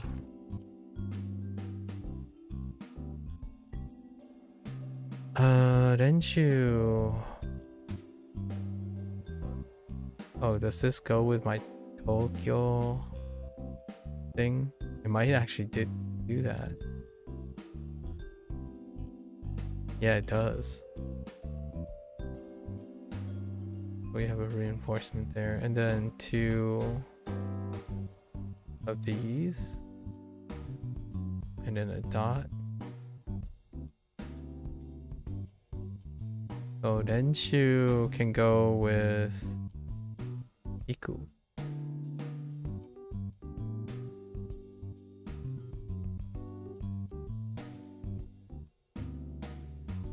Or maybe even Suru. We have Suru. Maybe Suru and Renshu. That's actually fine too. Suru plus Renju.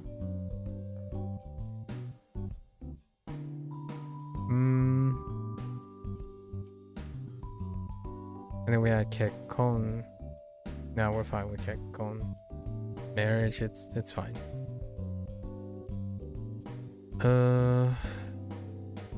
Yep.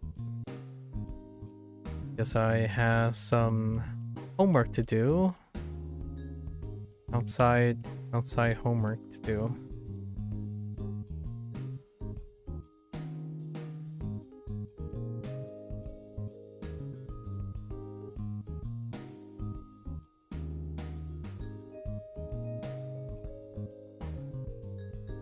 Need a bigger sample. I hope they continue to do this like structure and I can pick up something else from it. Okay,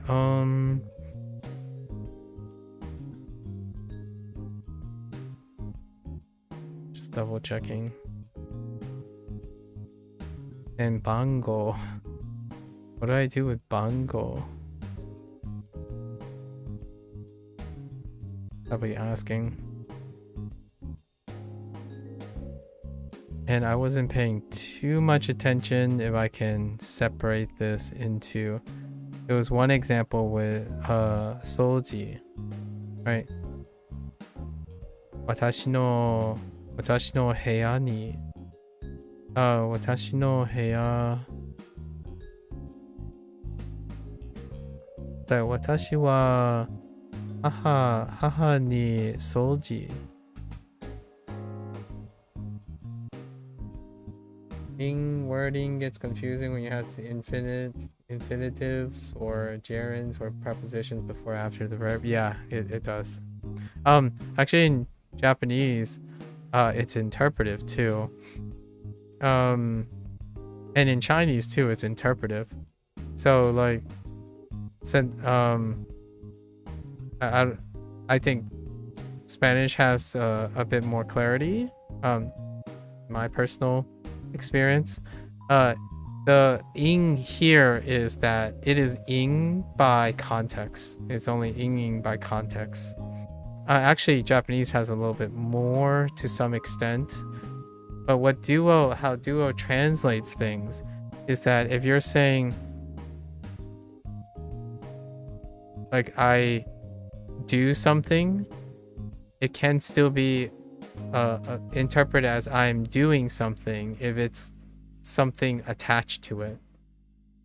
So like I kick, I like kick, I like to kick, but I like kicking a ball. For example, they can be interpreted from the same prompt. Right? So that's kind of the thing in terms of Duolingo.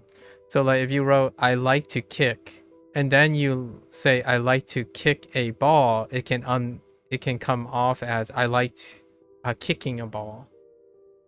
So like these things can end up being equivalent. I like kicking a ball versus I like to kick a ball. And when you translate these, it can end up being one thing or one of two things. However, either thing will express the like to kick a ball or the like to be kicking a ball. At least that's how loosely they are being.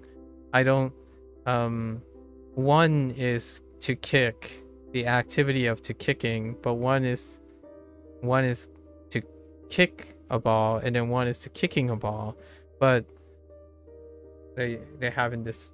How about prepositions like in front or after? That's kind of hard because prepositions I don't in the very thing that I'm thinking about right now, there are no interactions with a preposition yet. Yeah, I don't think there are any interactions with a preposition yet.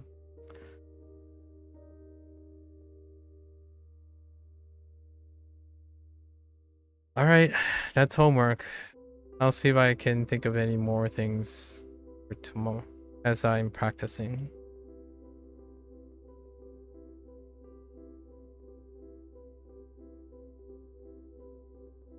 And then I forgot few things from today. So bango is one of them. These two are one of them, and then G. I need a working G somehow.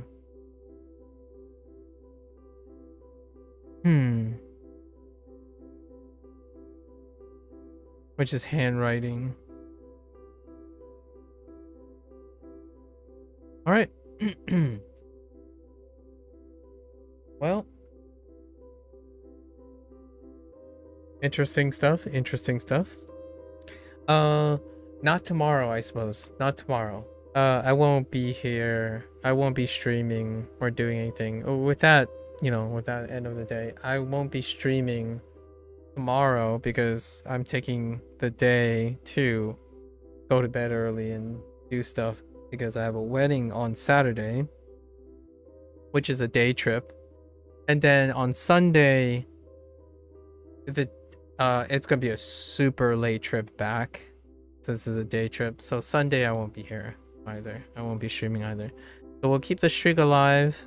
Technically I'll be near my computer on Friday and Saturday. However, it would be very, very tough to have the mental energy to do this. So we're gonna have a 3-day again for a wedding. It was like the last time, only I was driving last time, so it took a day forward and back. It took half the day to travel there, so that's why it was 4 days last time.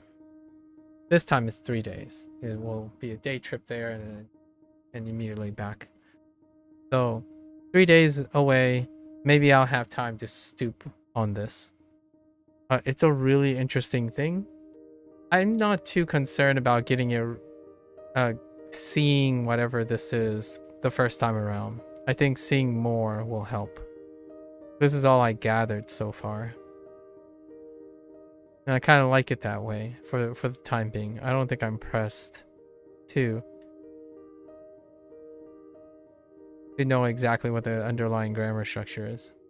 We know how to use it to get prompts for now. All right. Yeah, that's a wrap for Japanese.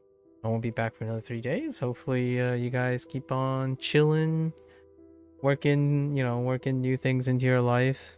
We had a great discussion again with someone incredibly passionate, although very ambitious. Well, quite ambitious. I wish them the best on their super passionate exploration of language learning. I can't say I had anything rivaling that when I was younger. So the sky's the limit. I don't think I had a passion that was that wide reaching when I was younger. Like my passion was pretty narrow. Actually, I feel like my interest has expanded far more when the older I'm getting. It's kind of like anti-aging, right? I'm more enthusiastic about other things than I've ever been. My younger self was incredibly hyper-focused, like almost narrowly so hyper-focused. So meeting what I conceive as a more common outcome nowadays is the incredible passion of, yeah, just do whatever strike when the iron's hot on anything, and then hopefully it settles into in my opinion, it leads to some discoveries on how to maintain the things that are important to you and have some stability. I feel like having no stability, this is an extreme case, right? No stability strikes me as a behavior in which your interest ebbs and flows consistently, and when you express that, it's very obvious, at least to me, when you talk about things. There's a lot of listing, right? There's a lot of things you're interested in. However, there's less and less clarity as to what the vision is on keeping these up, making it part of your life, kind of thing. I can tell you how I'm going to do it here with Japanese learning and Chinese learning. I think a little semblance of vision enables one to be a little bit more consistent and sustainable in the future. Ebb and flowing is fantastic for discovery, right? The discovery process. And I feel it's heartwarming.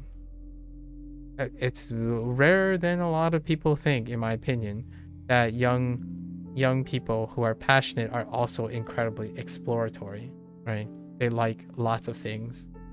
They're vibing around for something.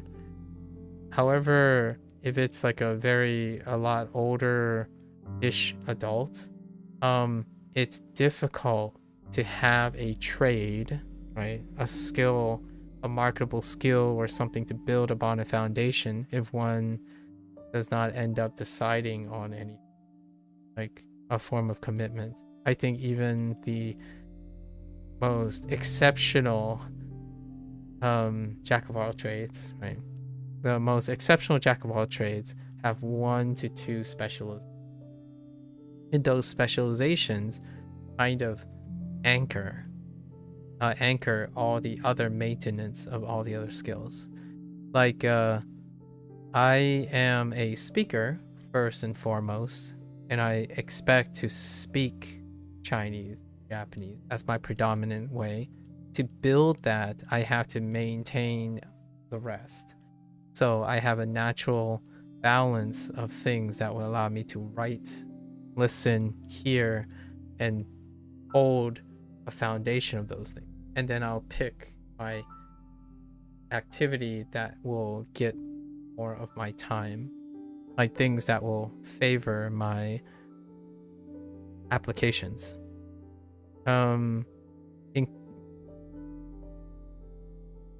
It is a thing, and hopefully we get to hear about it sometime, like down the road, 2 years, 3 years from now. I mean, we met someone yesterday that suggested that they will hopefully one day be a aerospace engineer / artist / something else, and maybe one other thing. They were incredibly enthusiastic and had very strong opinions and made remarks that are incredibly strong and hyperbolic, like a very geopolitical statement stuff that I feel are kind of hand waving. So that to me gives me an idea of who I'm and what I'm conversing with, right? And those things are something that I have a hard time, sometimes I have a hard time empathizing with, largely due to the nature that I'm no longer really that young and that ambitious. I like to emphasize things like, yeah, there's an overrepresentation of the internet where, like, you can be a superstar in a million things, and you can continue to be a superstar in a million things as long as you're working on it. However, it's kind of like turning over things, right? All right, I'm gonna learn I'm gonna learn Spanish today. Oh, I got really good. Now I'm gonna learn the next language, and then you never come back to that Spanish, right? It's a task. You're creating notches in your belt, right? And that's kind of discovery, as opposed to having a rigid, a more disciplined maintenance approach. Are you keeping the skills with you? Like, do you want to collectively keep all the skills? And in my opinion, generally when people start involving or start thinking about how would you maintain all the things you currently have, sustainability, right? Instead of reshaping your life over and over again on the newest thing that you're working on, those skills will turn over. And those skills will feel, in retrospect, in my opinion, you get that comment like, oh, I wasted time doing this because I thought I was interested in it. It turns out I'm not as interested. I don't no longer use it. I mean, that's perfectly fine. That's part of discovery, right? You're trying new things, see what sticks. Constantly trying new things and see what sticks. For me, when it comes to these decisions, this isn't a one-off. Like, you're going to hear me talk about Japanese and Chinese and Duolingo or forever. Like, I mean, ideally for the rest, because I'm not building skills to explore. I'm building skills to keep. And I hope it continues to be that way. So a difference in perspective, maybe a difference in age. I see this really big vision in front of me, and I'm putting the puzzle pieces together all the time. That's a bit of a closing statement about what I was trying to express. However, I didn't quite get a clear picture. So what it does scream to me is someone who is exploring. They are looking to see what will capture their hearts. And that puts a smile on my face, because I'm happy to hear I'm happy to hear that there are still people out there who, I don't know if I might be presuming a little bit too much, but have the opportunity to be so excited and wanting to constantly try things, even within like selective area. I think lots of times the more common interaction I have nowadays is that people express things predeterministically, as in their inherence and their prioritization limits their ability to even consider other opportunities, right? Someone comes up to you and say, oh yeah, so I'm going to, this was me, by the way, I'm talking about myself now. So I'm gonna go to high school. We finally transferred to a good middle school. I'm gonna go to high school. I'm gonna ace high school. I'm gonna do 4 years of college in science, and then I'm gonna apply to med school. And at med school, I'm gonna spend the next 3 to 4 years passing the board exams, and then going to 3 and 4 years into residency, and then hopefully by then I'll get married, start a family, and continue a private practice, and then die happy with a lot of children or something like that. And all of this is like a heckin' 18-year-old considering these things, right? That kind of thing. I want to say that's an exaggeration, but I think that's actually a paraphrasing. There were even more thoughts than that. Like how I'm going to get those grades, where am I going to go, how much money I'm going to need to do all those things. All those things were like predetermined. Like they were ballpark ranged. That's kind of the tough part, right? And so I still say with a smile, even though I was aggressively a little bit concerned, it's refreshing when you hear someone so passionately exploratory. With that said, moderation. Hopefully you have some commitments, some obligations to anchor yourself down while also exploring. Swedish is what you'll be speaking, and Japanese is only for reading, so I might do Swedish first. That sounds great, Josie. That sounds great. I think your friend, interacting with your friend and making it a part of your life since you're already a friend, like, that's great. I think in the long run, right, I think the one thing I would say is you're not going wrong with either choice. Hopefully that feels right to say, because oftentimes people need to hear that. Like, opportunities are positive, right? Seeing them as opportunities, seeing them as, oh, but I want both if I could. It's like that, yeah, true. However, having one is still bonus, not having none, right? That kind of thing. Yeah, it sounds like a solid choice. Even though you want to learn Japanese and use it with me and stuff, yeah, that's understandable. I can understand that. There's plenty of time with that. You know, I'm not going anywhere. At least I don't think. I'll try to stay alive and present until that time comes. No hurry. A true test of enthusiasm, long-lasting enthusiasm.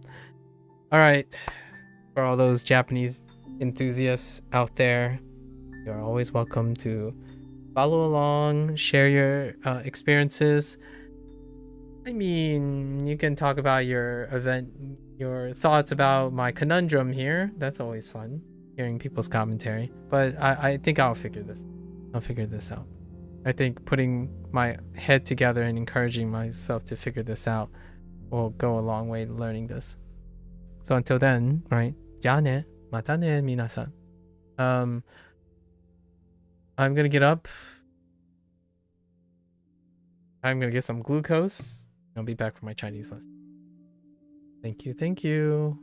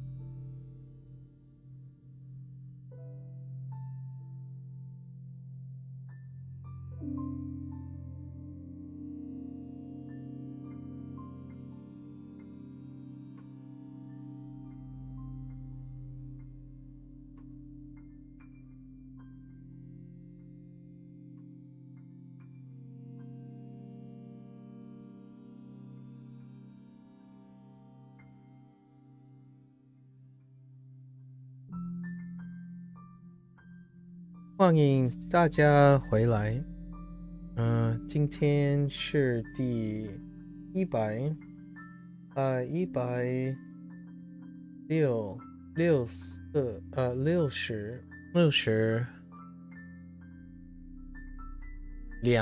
两天, right? Welcome back.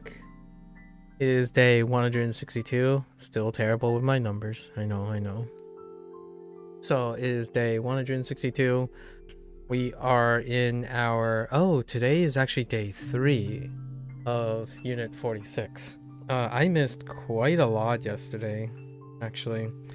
Yeah, the last 2 or 3 days, we got some guests, some people, some vocal things. Oh, it's a deep discussion. Yesterday we had a really deep discussion. So it's gotten really, really late, and I really like it. However, obviously, it also means that I am not paying attention to a lot of loose ends. Not that it's impacting if I know the material. It's kind of nice to get reminded that I'm having so much fun discussing things, and that takes priority, right? I think it's invaluable if you skip an opportunity. Like, this isn't going anywhere. You know, the lesson, the language itself and whatnot, that really isn't going anywhere. The SRS isn't really going anywhere. But people do come and go, and I most certainly seize the opportunity. Sub-Zero and I basically had like a yap, a coffee talk yap session for like 4 hours straight. Anyways, let's get into our review day. This will be a little bit on the shorter side. I think Chinese is going very, very well. It's very smooth. This is actually the last unit of section 2, and we're moving into section 3. There's less than 1.5 months left of the Chinese course, so I do have plans. No spoilers yet on how we're gonna transition into the new way of engaging with Chinese yet. No spoilers yet. Yeah. 让我们开始吧. Right? Let's get started.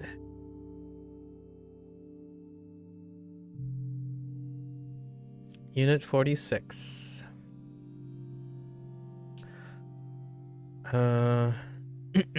Let's reorganize a little. So we're gonna picture ourselves in the location or around the location. So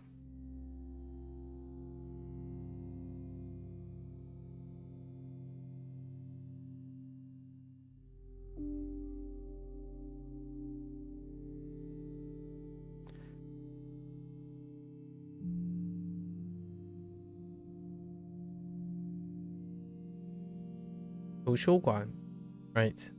The library. My first forgotten vocabulary was 环境. Yeah, 环境. I don't think it's 环境. No, that doesn't sound right. 环境. 环境是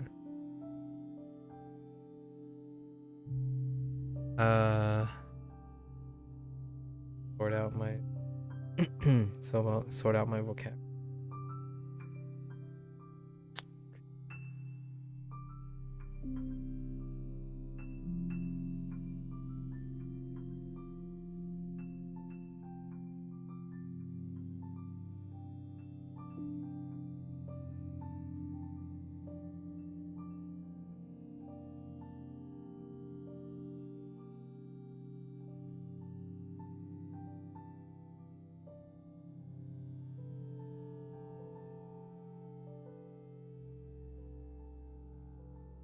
So 环境, so the environment of the library, right? And then we have 2 branches.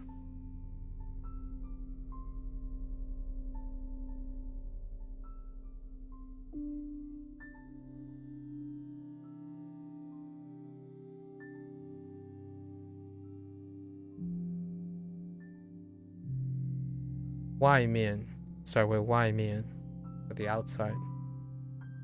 外面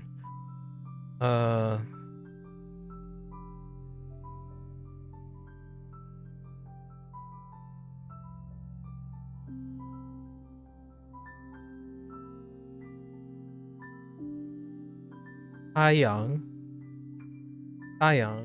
sun, or 星星 right 星星 actually better, we gotta throw in our other vocabulary for positions. 天象 天象 天象 in the sky, right 天象 太阳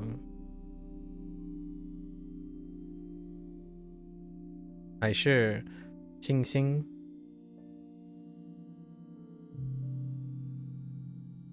although the funny thing here is the sun is a star, so there's also that funny little meaning 太阳星星 and 草 草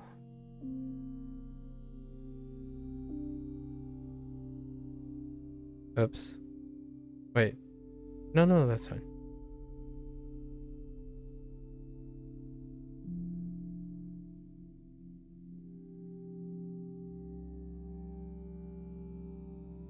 草 grass, and we're gonna place our kitty cat here too because I don't want to put the kitten in the trash can.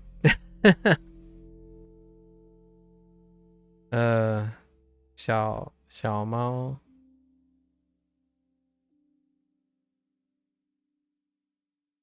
long story short, the prompt for a kitten 小猫 was associated with finding a kitten in a trash can.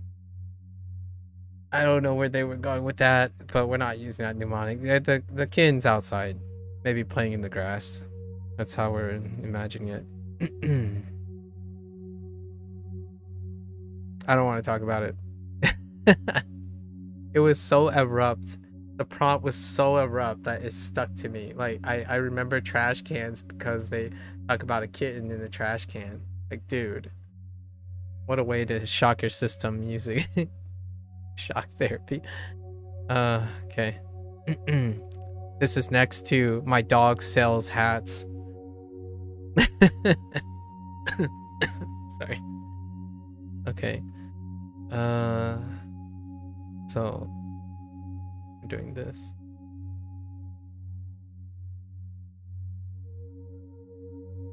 Uh, 进去 进去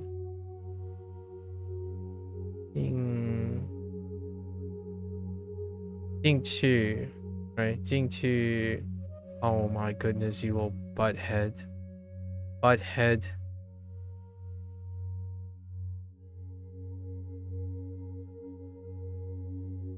Duolingo, you heckin' updated Duolingo. Why? Wait, is it actually lost?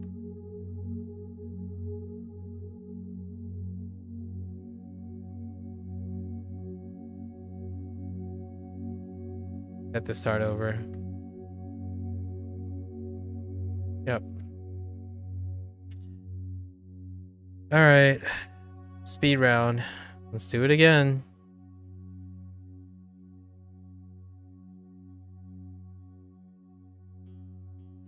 It happens. Fine. Well, we know, right?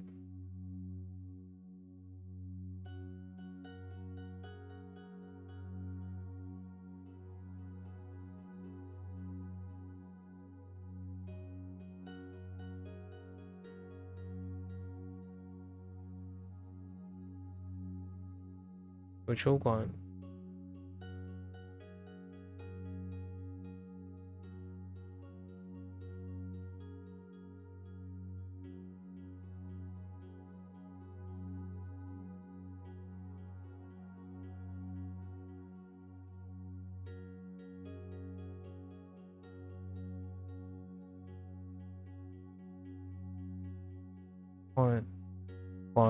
环境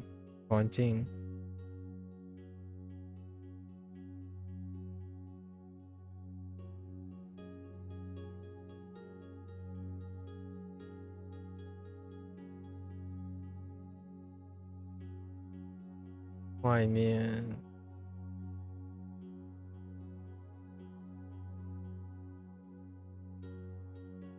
，That's not the right show. That might be actually. 偏向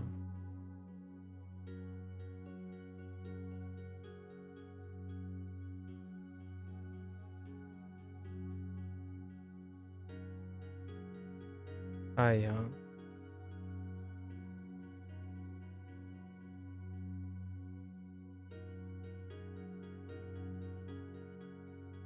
星星。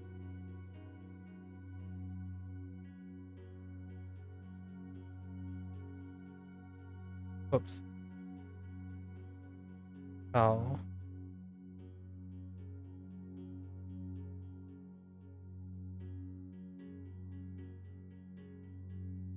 小猫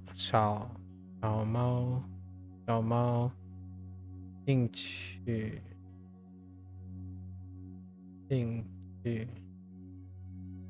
Okay, now we're back. 里面 right 里面 oof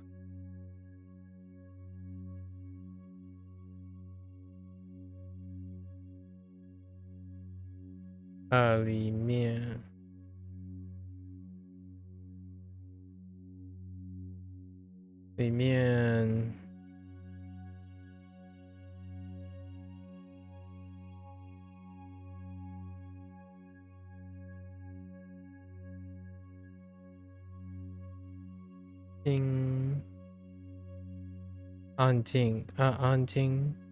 安静。Oh, that might actually be 环境 no 环境 okay 安静 one of them is not the right tone. We'll double check. 安静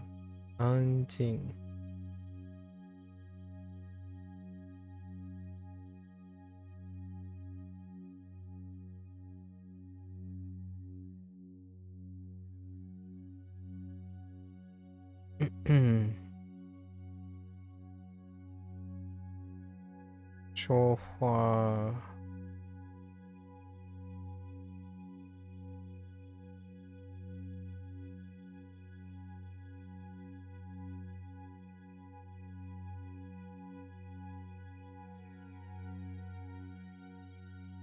说话声音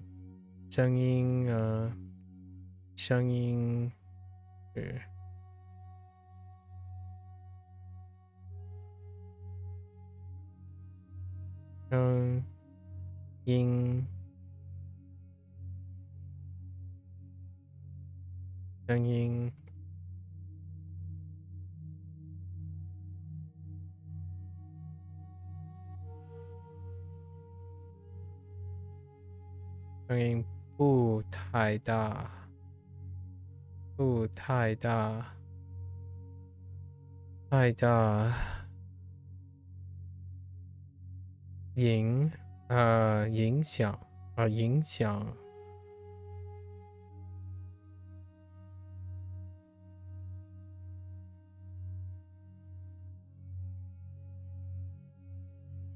影响oh make sure I don't mess this one up.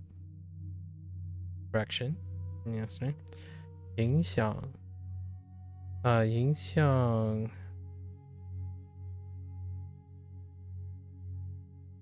邻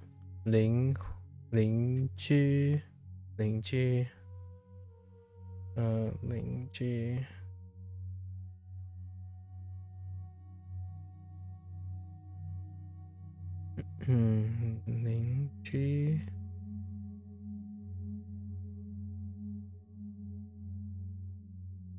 其他人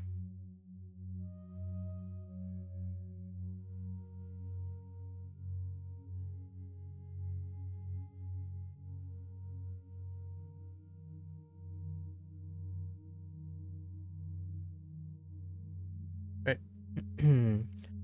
And this is the branch we forgot.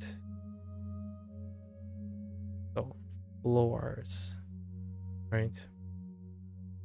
Tongue, tongue.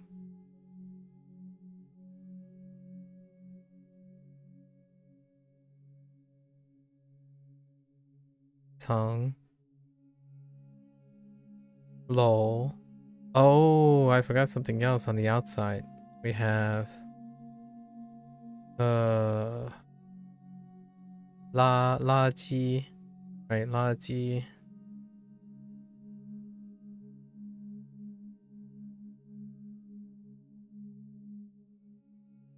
垃圾是什么?垃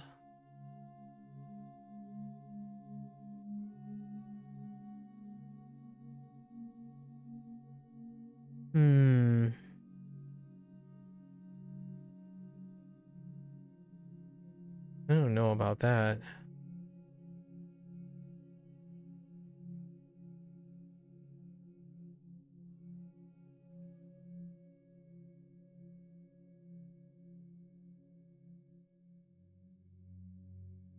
It looks okay. I think they both have a hurt, right? 垃圾.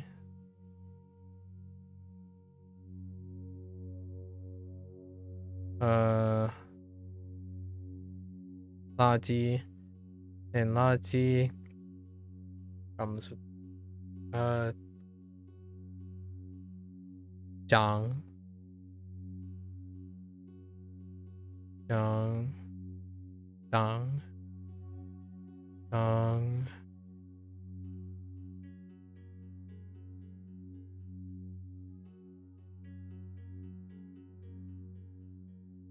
right?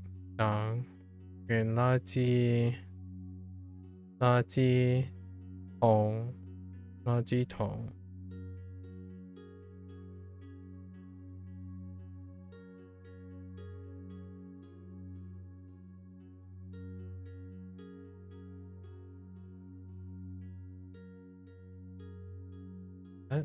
Oh no, that looks awful because it's not the correct one. Okay. 垃圾桶 垃圾桶 水桶 水桶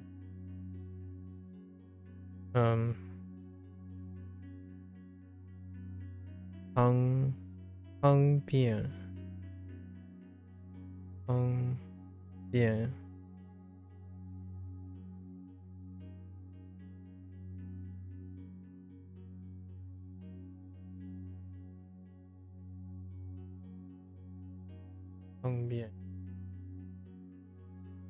Okay, let's go back to our floors. Tongue and low.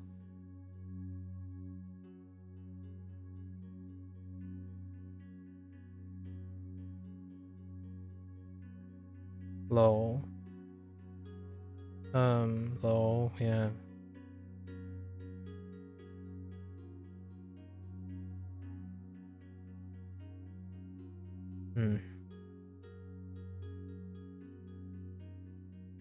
Xiang and xia, right? Xiang and xia. Xia plus, and I realized it's location. You can insert a location, so that's one of the notes. Like the floor.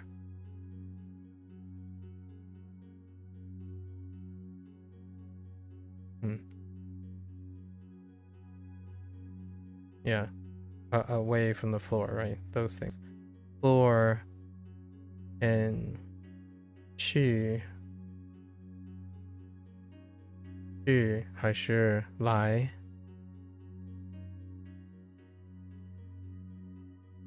right? And then we have everything. So we missed quite a lot yesterday. Like 18 or like 8 to 10 things. Unprecedented. Yep.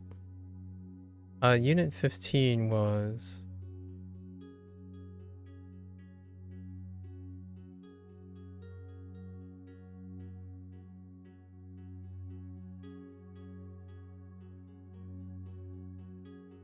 like plans, decision making, like describing plans.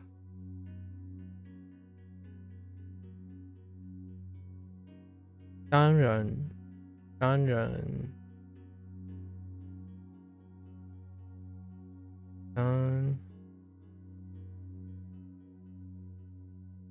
然，当然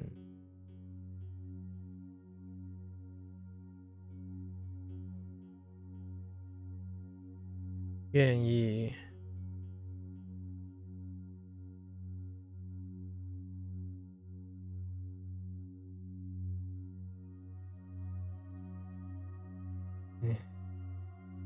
Calm down. I can do this.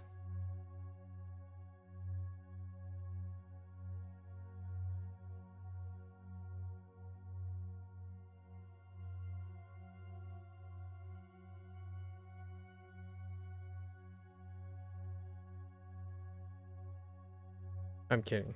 There's no pressure. 愿意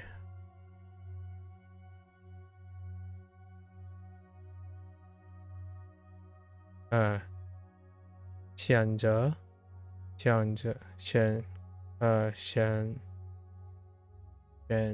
选择选择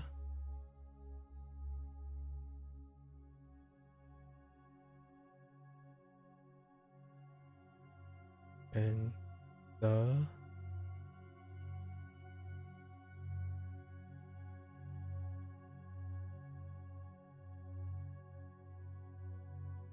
注意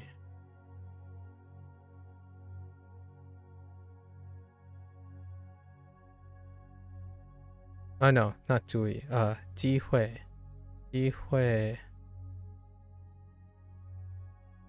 机会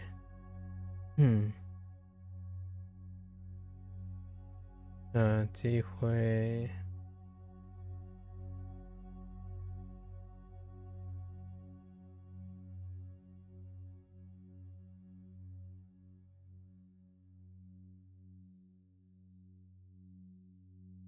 Oh, so off the mark.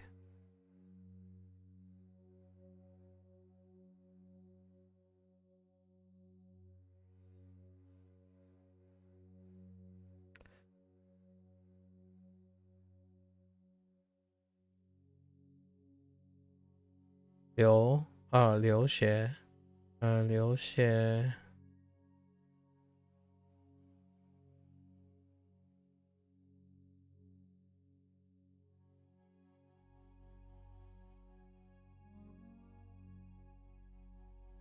住过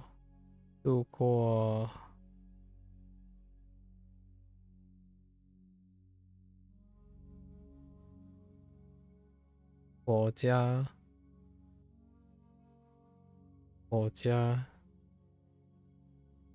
搬家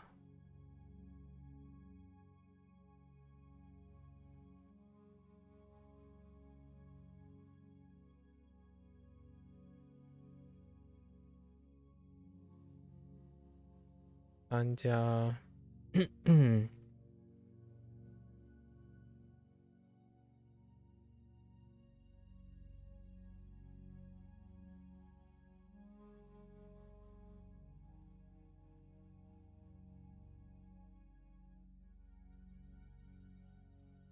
Oops, simplified.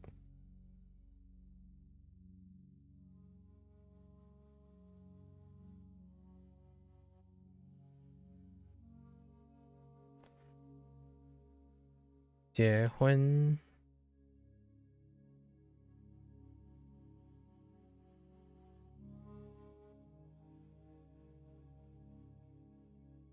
结婚分手，分手，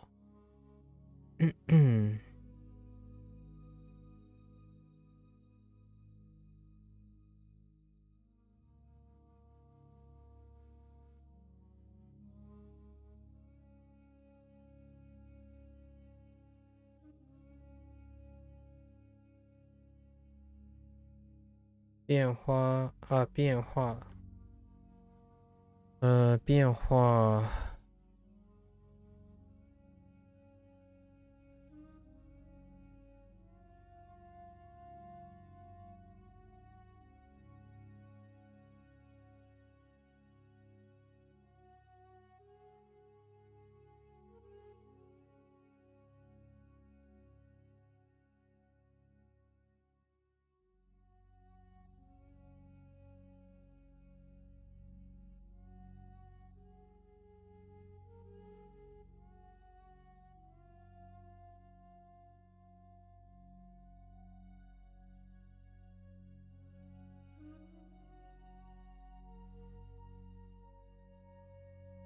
是认真的，认真的，害怕，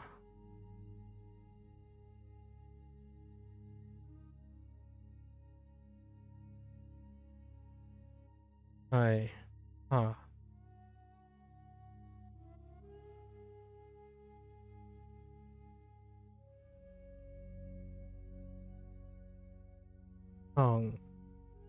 放心。Oops. 放心，放心，Not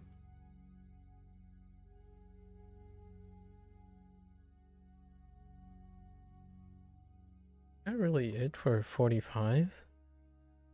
Like 45 keeps getting smaller.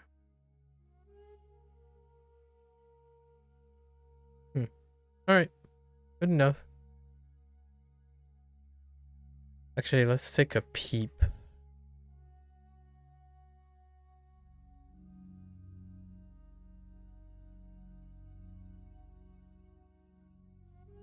No, that's it. That's it. Alright, let's get it. 为什么？为什么 Fair enough. 为什么因为为什么电影太一次打排球是我最喜欢的运动。打排球是我的最喜欢的运动。打排球。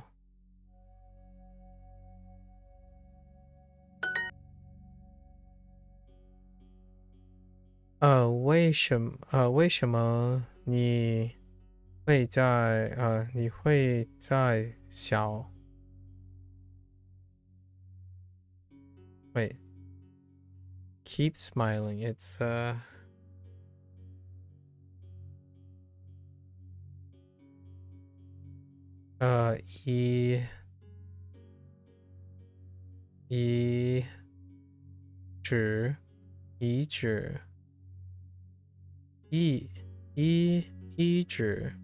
一直在小，一直会在小 ，right？ 你为什么一直是 Oh, not 是是 just 在笑。Oh no, there's no will. That's fine. What did they go with? 为什么你一直在笑？妈妈很喜欢骑马。妈妈很喜欢骑马。对。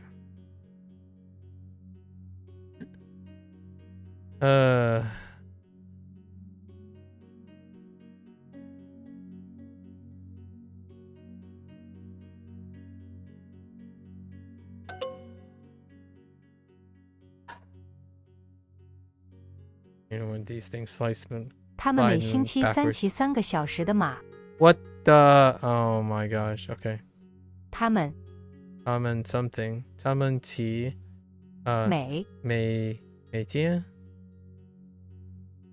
星期3他们每星期三骑呢？骑骑 how many？ 3个3个小时的吗？的马，他们每星期三骑3个小时的马。我的朋友会打网球，也会打排球。我的朋友会打网球，也会打排球。Actually, I want to make sure the tone is correct on the I one. Okay, yes.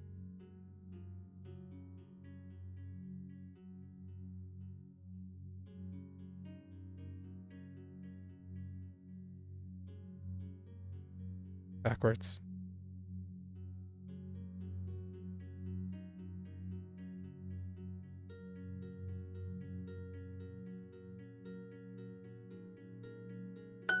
我学习中文，因为我要去中国。我学习中文，因为我要去中国。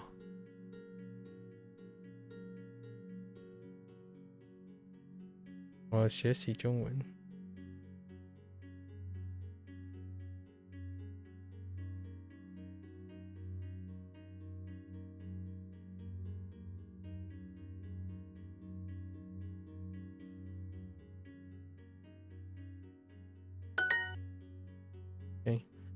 买便宜。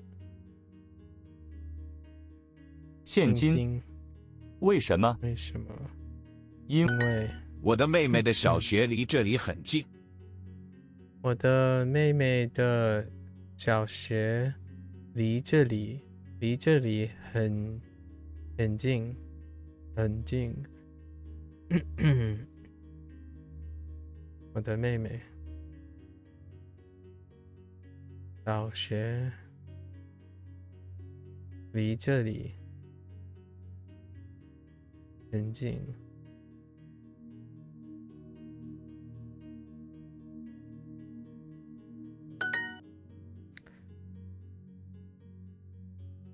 这是我们的小学。这是我们的。这是我们的。这是我们的小学。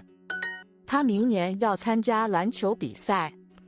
他明年要参加篮球比赛。Wow, 比赛 I haven't written 赛。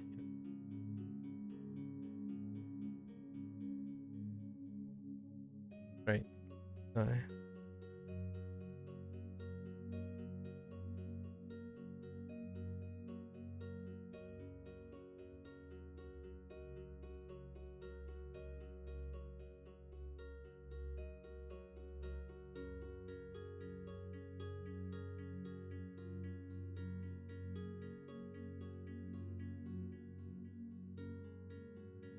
比赛快要开始了。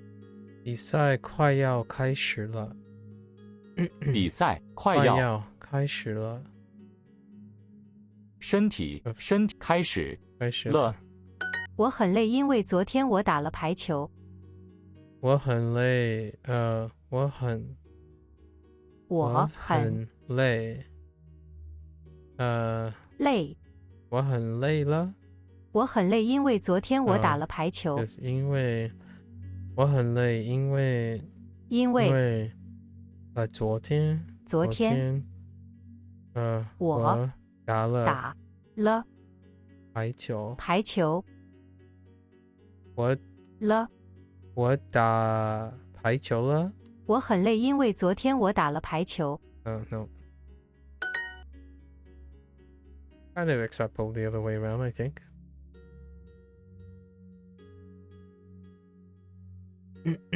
快要比赛快要开始了。妈妈很喜欢骑马。妈妈很喜欢骑马。Yeah. I did this twice where I put horses and riding Because I think of horseback riding, not riding horses.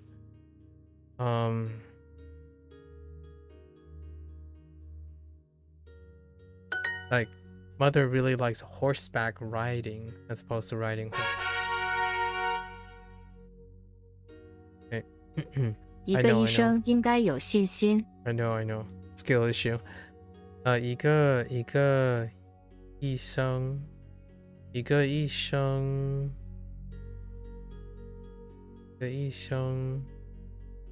应该有信心。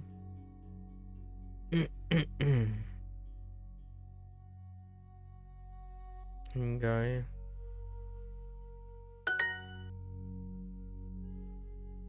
加油！你要有信心。我们都不喜欢他，好在他没有来。我们都不喜欢他。好在他没有来。Savage。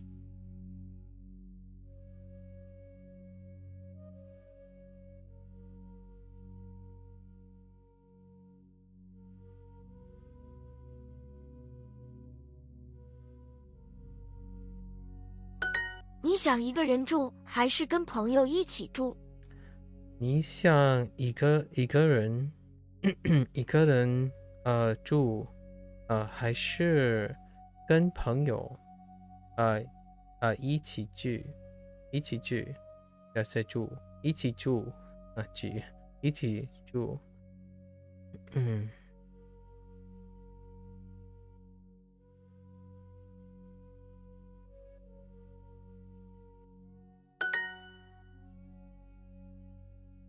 What did you guys do?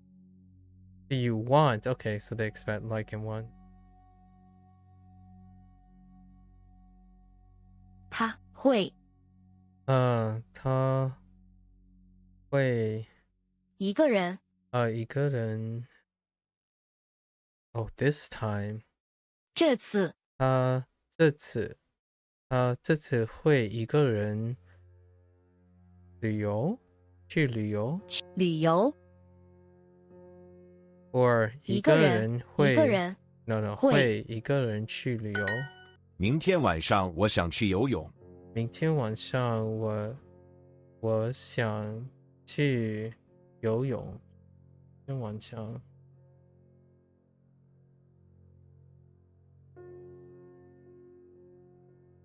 他游泳游得很快，跑步跑得很慢。他跑步跑得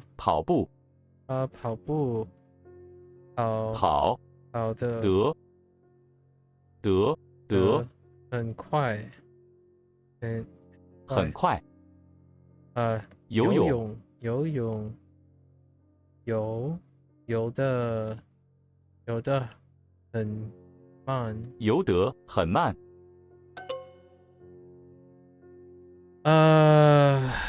Was it they ran slow and they swim fast? 我和我的妹妹每天玩乒乓球。我和我的妹妹每天玩乒乓球。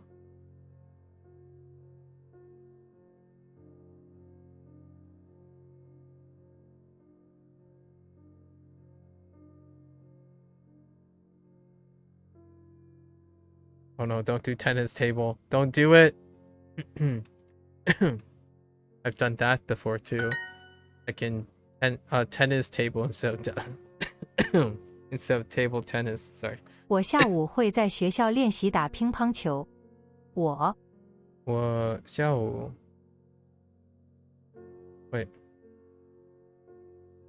会在学校练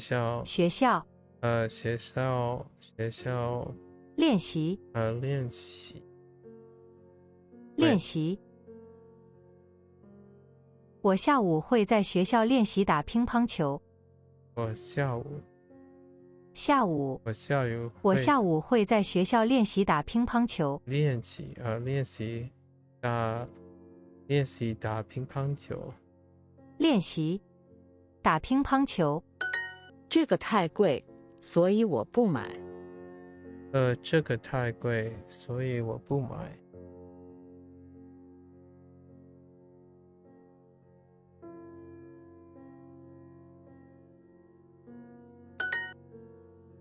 买手机、椅子，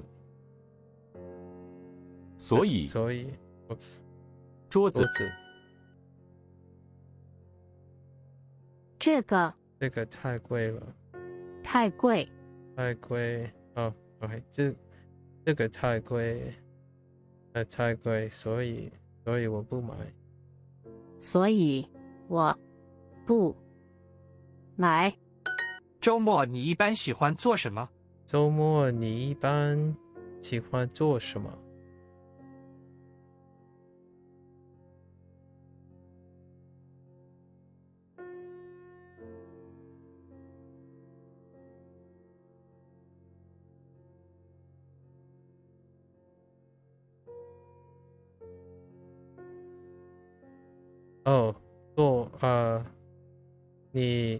一般。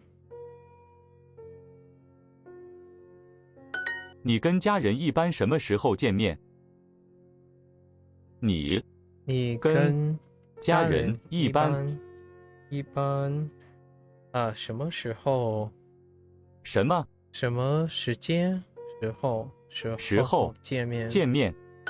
他游泳游得很快，跑步跑得很慢。他游泳游得很快。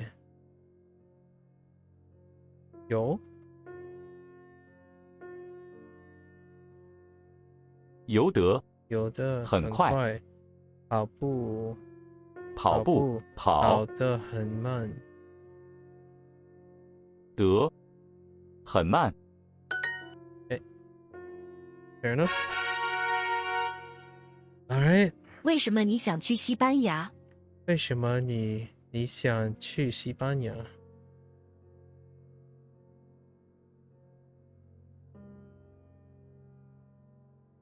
往左去。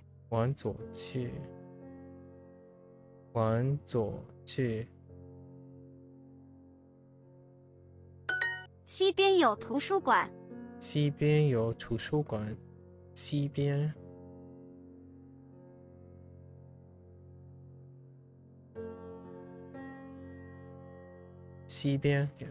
我用右手写字和吃饭。我用右手学习和吃饭。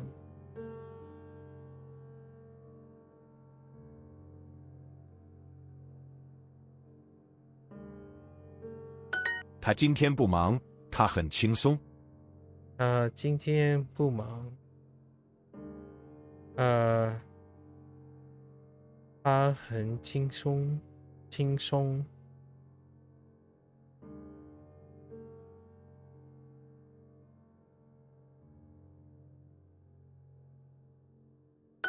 我太忙了，我只想轻松一下。我太忙了，我只想轻松一下。我太忙了，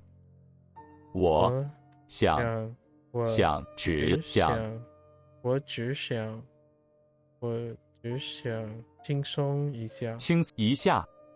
我太忙了，我只想轻松一下。先往前走，然后往右走，最后往左走。Oh, ow! I just headbutted my mic. Okay.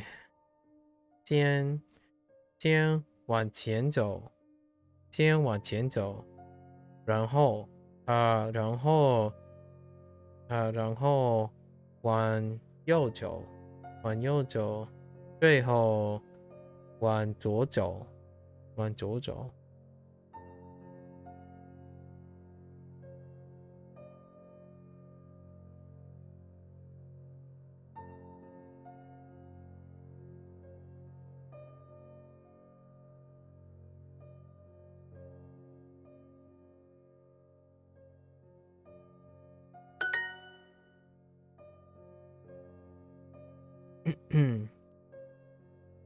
先往前走，往前走，然后往左走。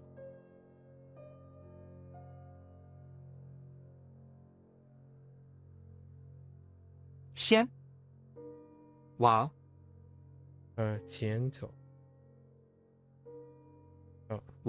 往前走，然后往左走。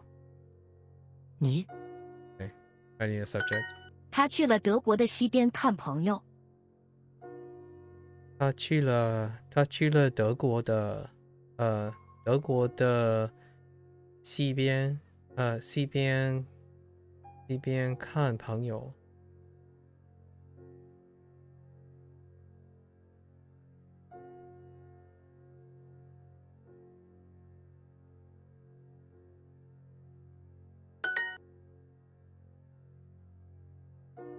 他今天不忙，他很轻松。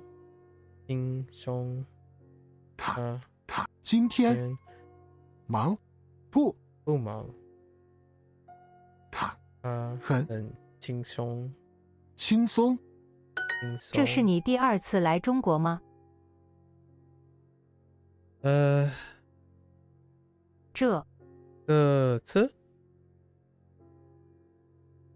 是你第2次来中国吗？来中国吗？上一次的足球比赛他们是第1。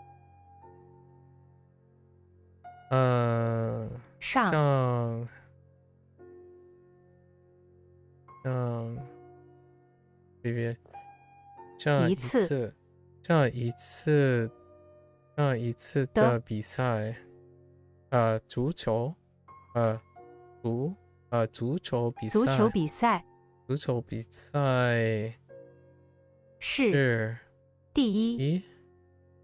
他们是第1。上一次的足球比赛他们是第1。他们是第1。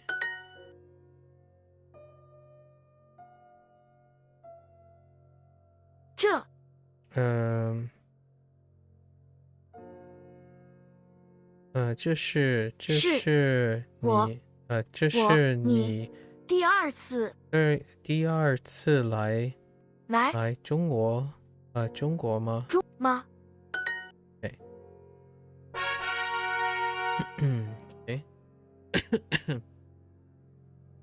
太阳有多热？太阳有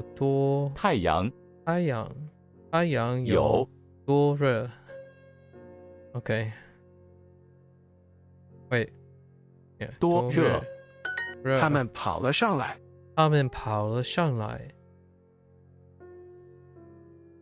Oh, and the law comes. Okay, that's fine.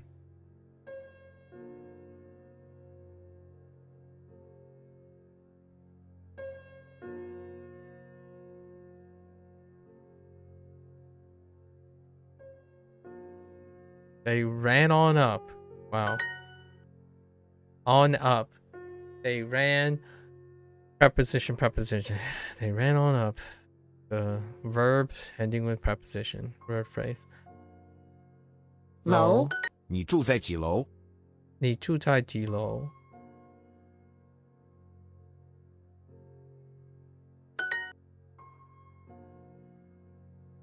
静。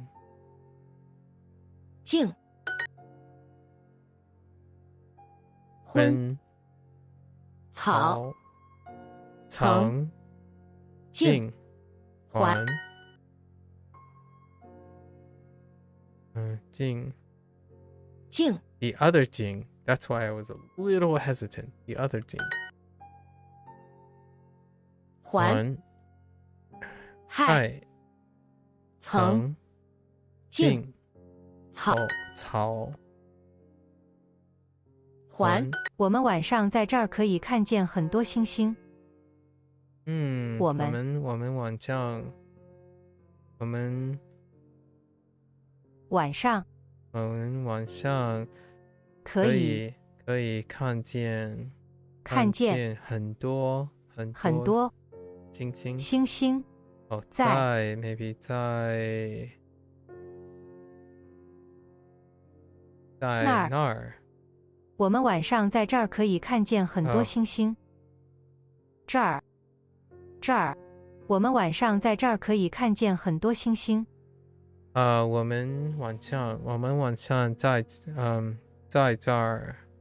这儿可以看见很多星星。我们晚上在这儿可以看见很多星星。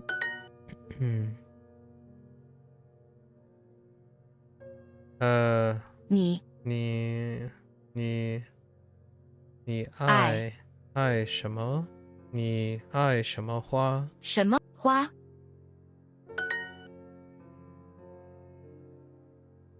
Know about that. What do you think about the? Okay, I think is still going with 怎么样 right? 对，这里的环境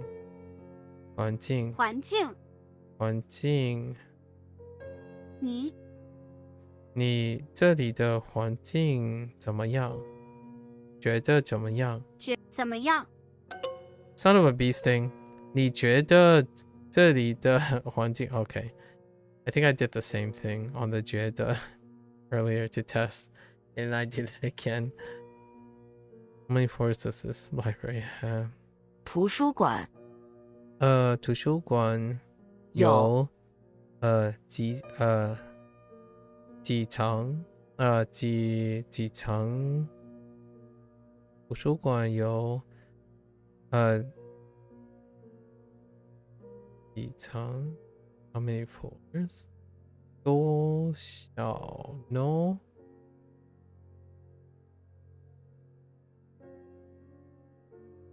几层 ？How many floors is this? Oh. 这个 I wonder if 这家 works too. 这个图书馆有几层 ？At first, I thought this said I like sleeping gas.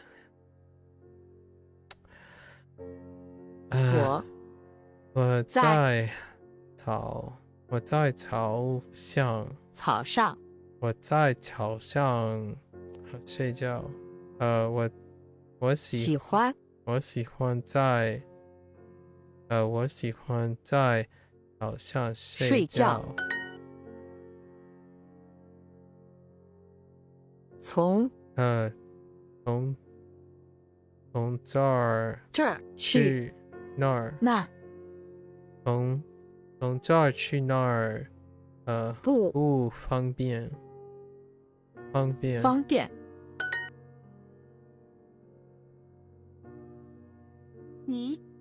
你觉得？呢？你觉得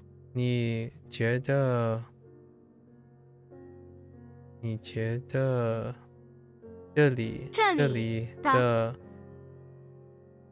环境怎么样？环境怎么样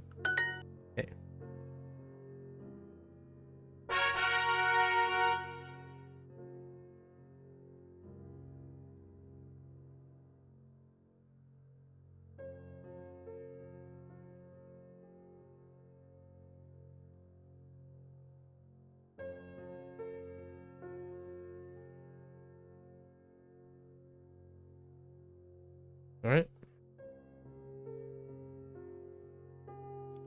请进去，请进去。请进去。居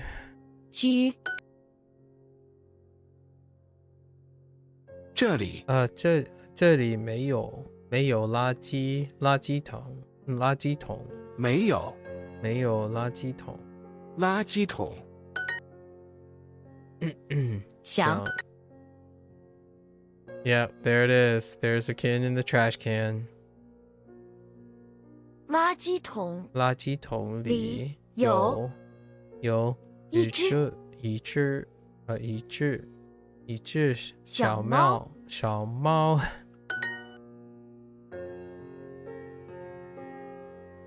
生你的房间太脏了。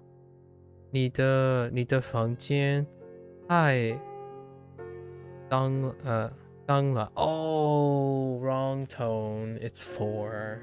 I think I said 2 again. I keep thinking it's 2. Yeah, 脏了。你的房间太脏了。Yep. Your room is too dirty. Clean pep. 桶脏 And then that's written as 4, but I think that's written as 1, but should have looked it up. Oh, it's all 3 as a standalone. Yes, that's right. Actually, kind of curious. Is Jung listed as all 4? Oh, yeah. So I need to find a way to distinguish this. Because it's all 3. Jung, or it's 3 of the 4. So Zhang, and Zhang. Well, which one's which when they're using it? They're going back and forth between Zhang and Zhang for now. Oh, Dio. Dang it. I forgot about Dio for Laji, so I missed one. That's fine. Dio. You did 1 full Swedish unit already just now? How is it? 想鸡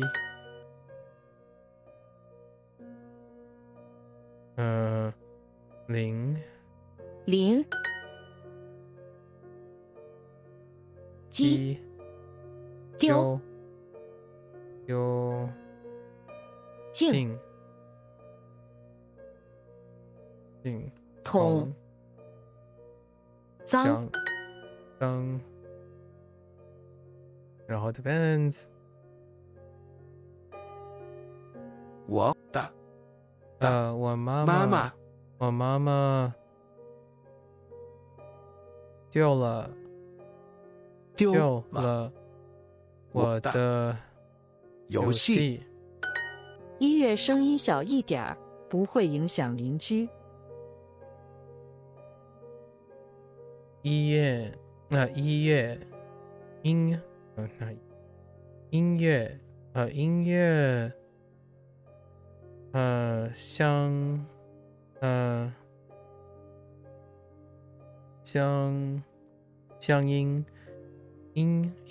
乡音笑一点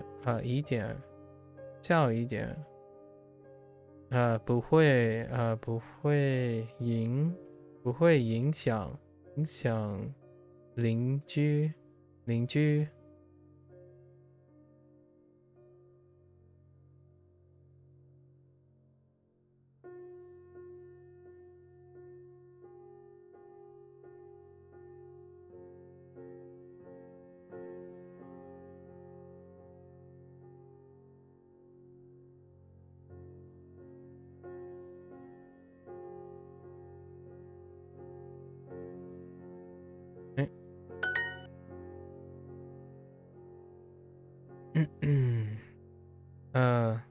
下去走很方便容易很容易。哦，酒下去。Okay, fair enough. 我请了邻居来我家吃午饭。 Easy enough, but you found that tack is please and okay. I'm not gonna try to pronounce it. You got 2 pleases. Oh, okay. Starting off strong. 2 pleases right away. 我请了邻居来我家吃午饭。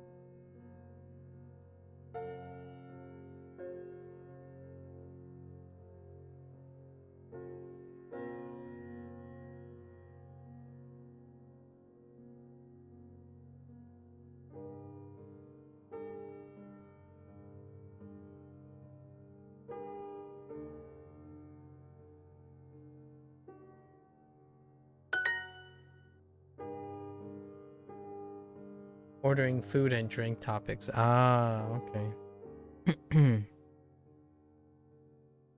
That's mirrored by the Japanese, I think. I think it's like, oh, kudasai. Kudasai. And I think they might have onegai shimasu. But yeah. Interesting.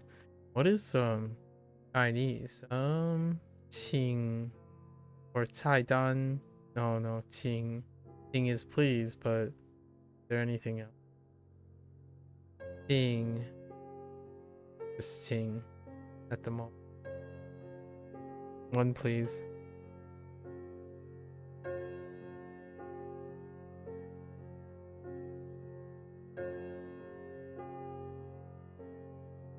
What other? Yeah. I think 请 is sufficient. Walking down is easy. What do I do? 走走下去走下去很容易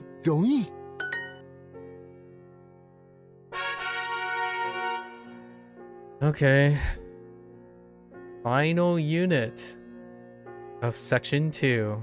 Come along. It's been a long... No, I'm just kidding.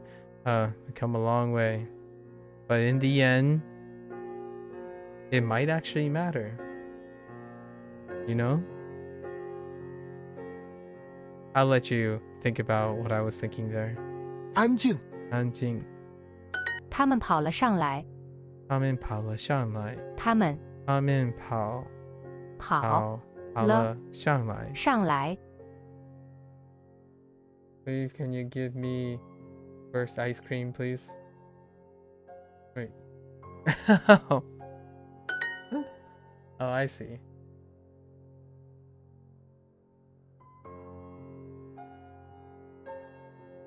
Song.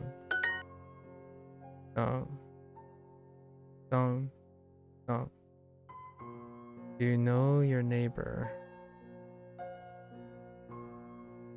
你认识你的邻居吗？认识你的邻居吗？ Oh, it's both please and thanks. Oh, that's useful.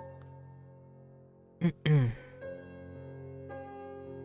reminds me of Fujonese. Kiroing is both please and thank you. Kiroing ni bangwai kiroing ni bangwai kiang ko 好 or something. And then when you say thank you, kirang works too. And you learn hello, huh? Or bye. Oh.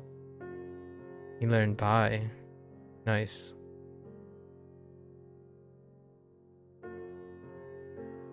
Isn't it refreshing? How do you feel right now? Is it quite refreshing? 环境环境水走了上去，水走了上去水走了上去了上去。我的公司一共有23层。Oh, they just modify high with an extra thing. Neat. 我的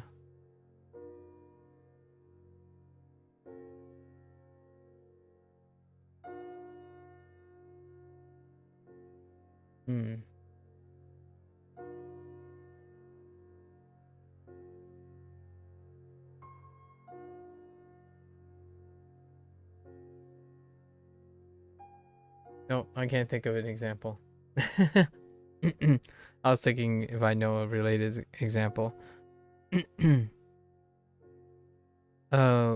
我的公司一共有我的公司一共有23层。Okay, so 一共我的公司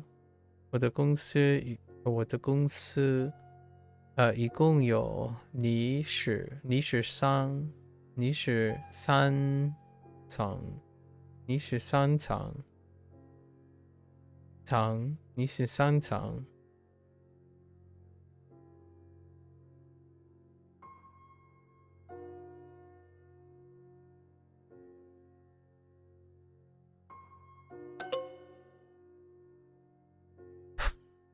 Has versus have?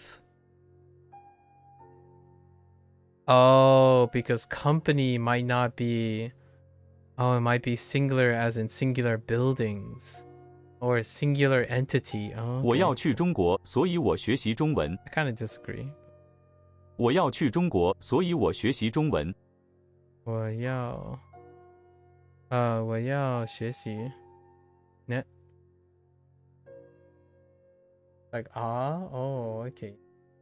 What is J like?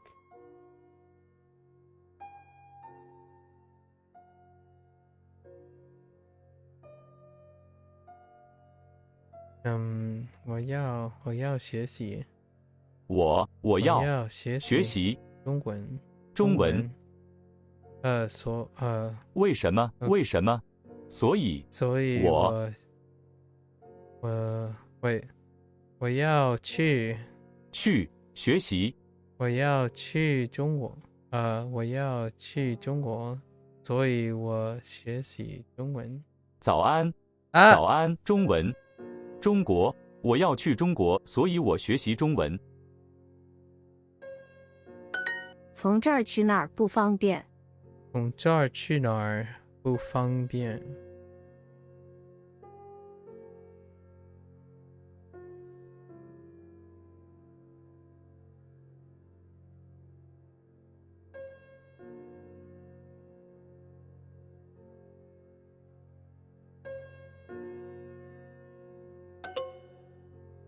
Oh my gosh, from here to there, from instead of there from here.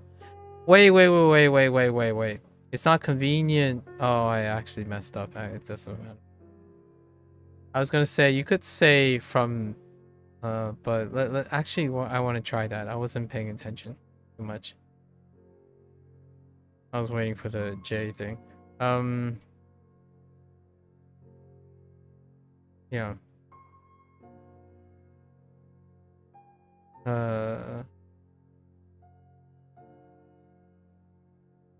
检查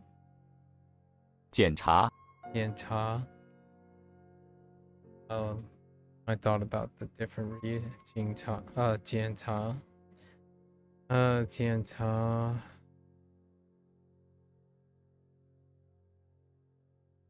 And oh no, I've got this the other time too.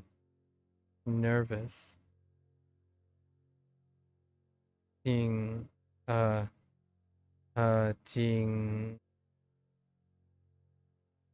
紧张紧张紧张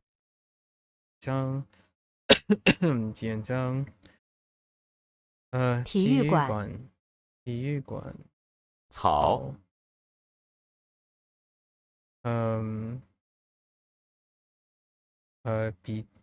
笔记本音乐声音小一点儿，不会影响邻居。音乐乡音音乐乡音小一点，不会影响邻居。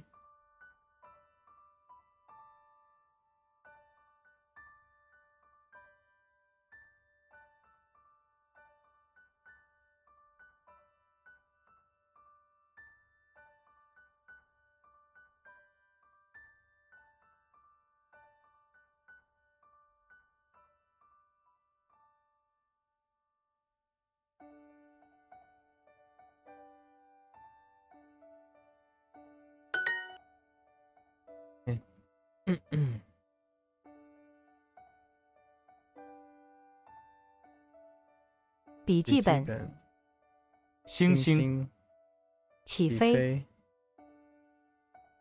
草行李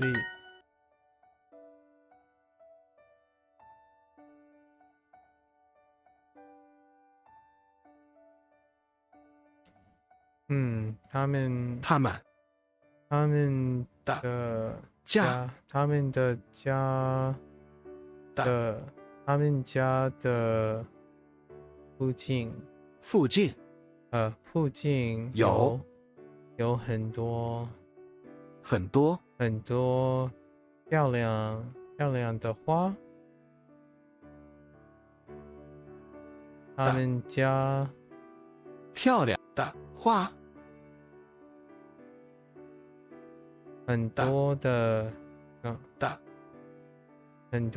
漂亮的花。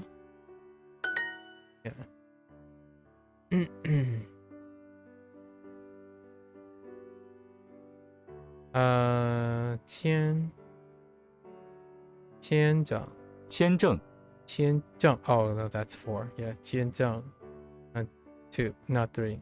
签证太阳太阳铅笔行李可怕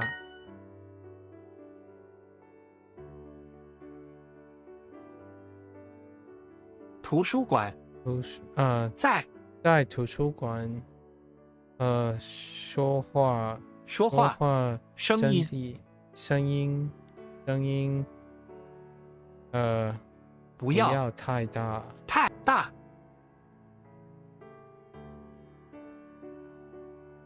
I think this was different. Right?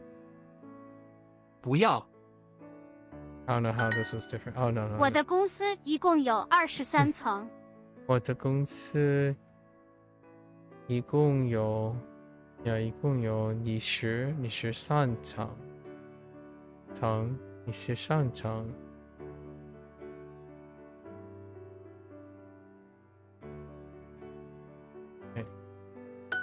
从这儿去那儿不方便。从这儿去哪儿？去那儿不方便。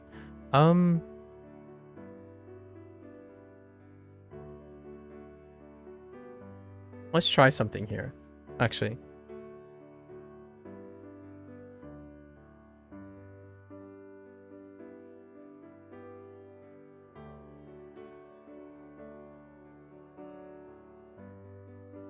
To go there from here. I disagree. Yeah, I disagree. You can say it is not convenient to go there from here, as opposed to it's not convenient to go from here to there. I disagree. 从这儿去那儿不方便。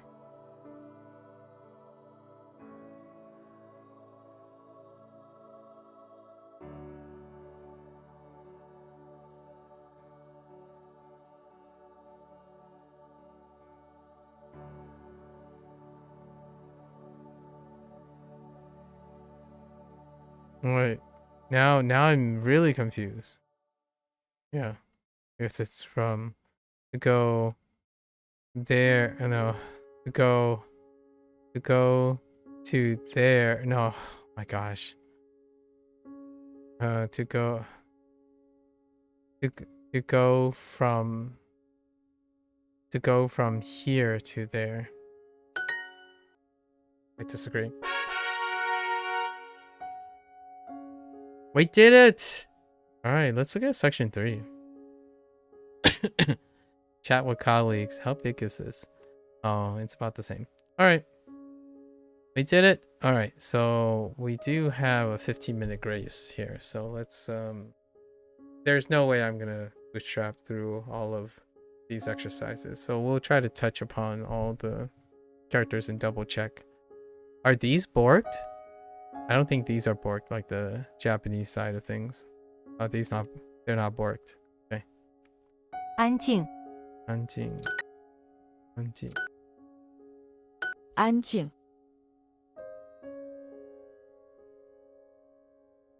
安静。安静。安静。安静。安静。安静。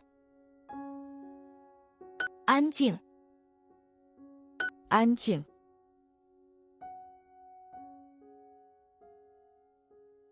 安静。安静。安静。安静。安静。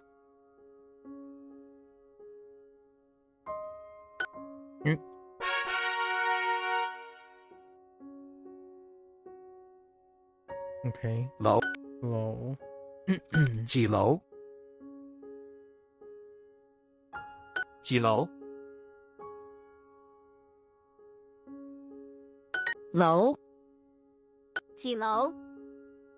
几楼？楼。几楼？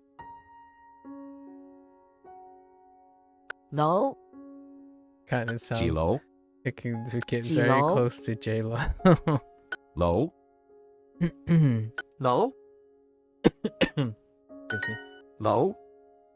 Oops. I'm gonna stop doing that. Okay. 安静。安静。安静。安静。安静。安静。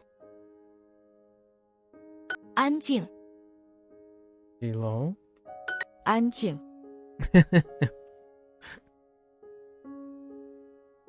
安静。安静。安静。安静。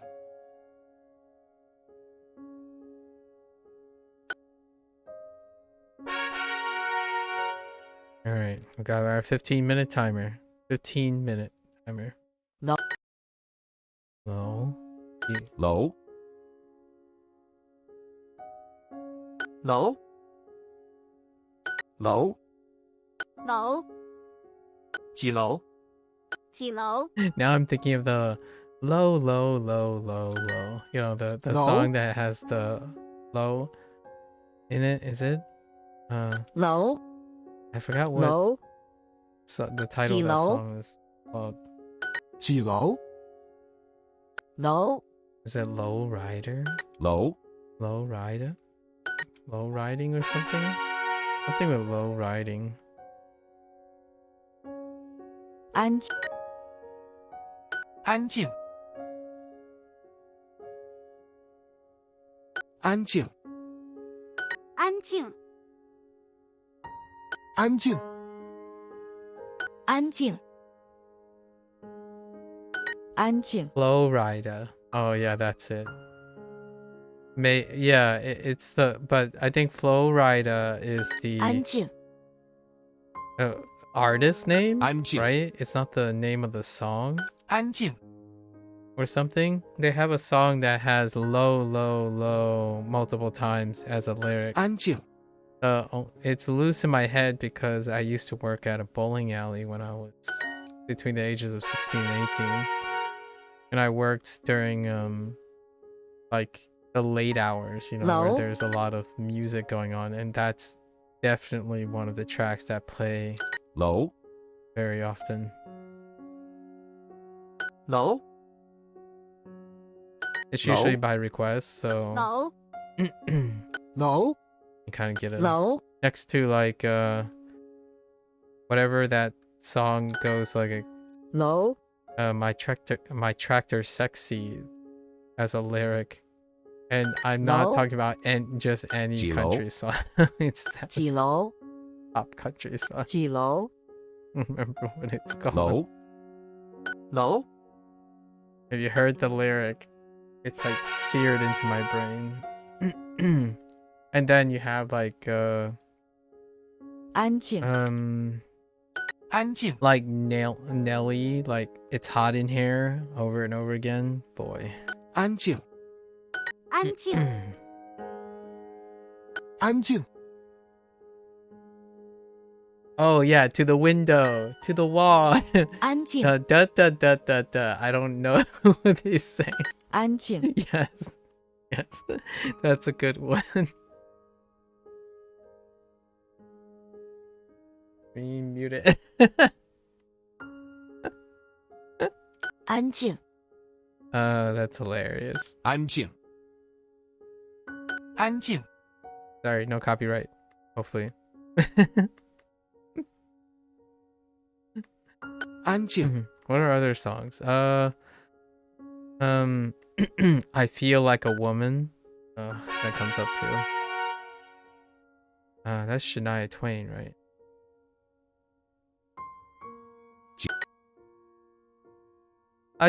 I mean, J-Lo comes on too, actually. No. Let the Bodies... No, not the Let the Bodies... That's... No, it's Dance the Night Away. 楼， Let the bodies hit the floor. Like, whoa. She does have a song. Get everybody get on the floor, I think, or something really close. But let the bodies hit the floor is not. That's 几 not. 楼， Is that Disturb, or something? I was thinking of a different song, but 几 I 楼， was getting the lyrics mixed up. Frozen? No, Frozen. During that time, lots of alcohol. There's quite a lot of alcohol, so No. it's more like the midnight hours things. Less so kids, quite a lot less kids. No Frozen. 楼，几楼， No like Disney stuff. It's kind of like a bit of raunchy,楼 risque, 楼， innuendo plagued, pop. Lots of innuendo plagued pop music. 安， It is very, very loud. 安静， Punctuated with the constant slamming of bowling balls from a very high altitude because people like tossing them 安静， as opposed to rolling them. 安静，安静，安静， Although, granted, the verb throw is 安静。 used in bowling ball too, but in 安 bowling. 静 However, I prefer the 安静， idea of people rolling their bowling balls as opposed to chucking and tossing their bowling balls. 安静， A mix of hearing the plastic bowling balls hit and bounce. You can hear the double bounce because they were thrown with sufficient height. You can hear the double bounce, the quick double bounce, as it slams onto the lane. 白 白的 Wait 白的 Interesting. 15 Don't toss my balls. I'm trying to think of other songs right now as I'm reminiscing. 白的 15 不远不远白的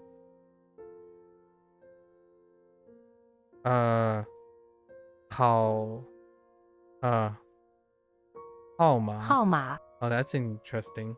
Got 号码 like bongo. My 号码聪明15白的15白的 I don't know where this is coming from. 15 and 白的 What the heck? 你的30红的15白的15 20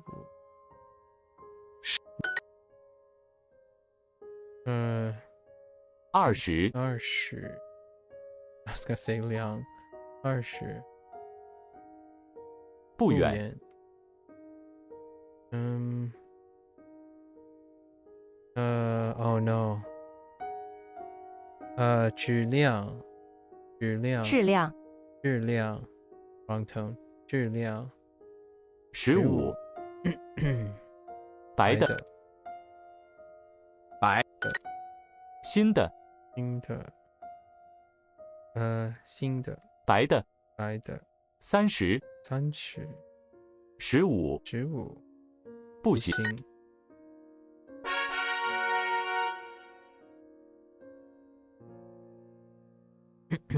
楼楼几楼楼楼 Party rock was still in vogue, No. I think LMFAO was still in vogue. Oh no, that might be a little bit too early actually, now that I think about it. No, I don't think so. That confession song, or like the I forgot what it's called, but Guilty Low? Conscience. Oh yeah, Guilty Conscience. I think that's what it was called. Guilty Conscience. 楼 楼 The Eminem and Dr. Dre song. 楼几楼 I need to check my time because No. there are songs that I think were there, but I think 几 I'm 楼 substituting it for a 几 different 楼 time. Because there's no way they could have been out. Blink 182, right? Blink 182 was still in vogue. The classic Blink 182.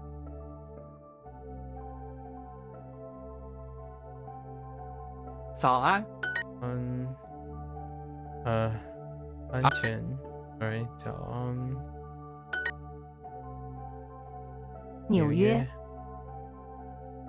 很早早安晚安安全早安早安早安全安全晚安早上早安习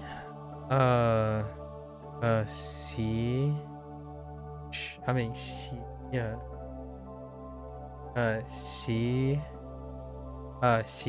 习惯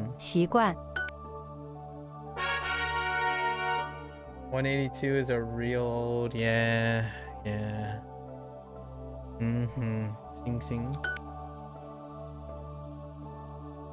安静，安静，安静，星星，安静，于理，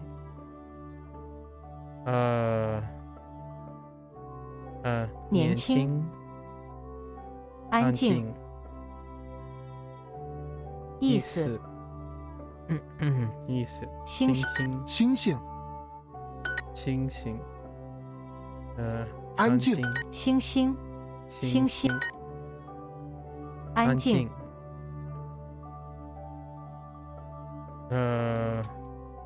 环境，周围，星星，安全，安静，安静，安静，星星，周围，周围 Just kidding. 安静，于理，不行，星一起，一起，星星，安静，安静，环境，环境，太阳。Sometimes the Kids Alright is still playing. I think the Kids Alright was that. It could be a different time, maybe a later in a bowling alley. I don't remember now. All blur.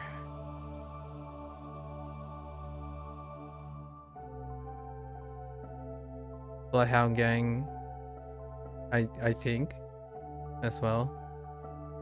数学，安全，安静。Let me think. What was 11 years ago? What was 21 years ago? That would leave us in 2000, the turn of 2000s? Yeah, 21 years ago. So we're talking about like 2003. You like rock songs more? Yeah, I can see that. This is more of an occupational hazard. Occupational 安全，安全. We're talking about environmental music. 安全，安静。I actually listened to soundtracks back in the day. I did go through a punk rock phase though. Not the punk rock, not pop rock though. Pop rock is different. 安全检查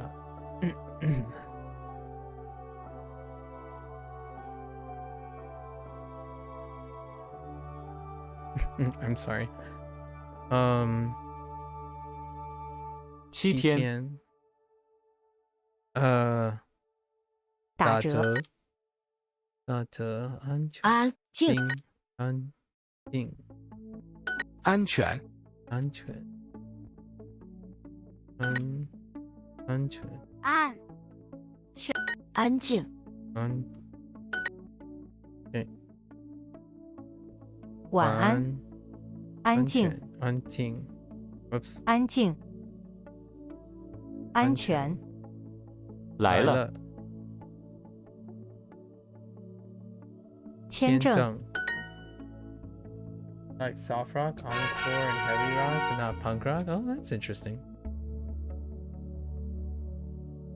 Okay. Awfully specific. I see. 23， 23. Are you talking about like your? Are you talking about?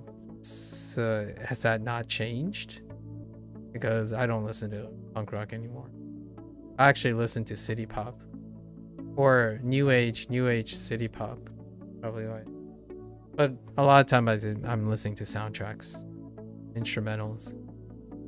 They're not pop culture. Well, actually, they're kind of pop culture now that video games are kind of pop culture-y, are more pop culture-y. 星期三，你十23.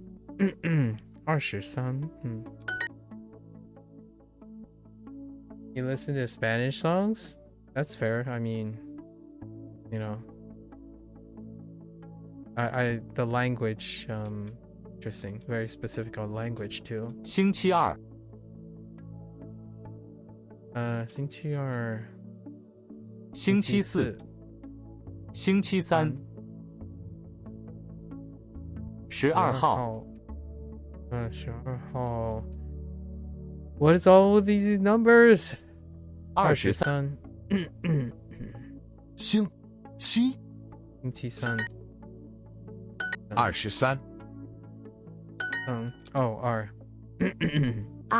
23，星期三。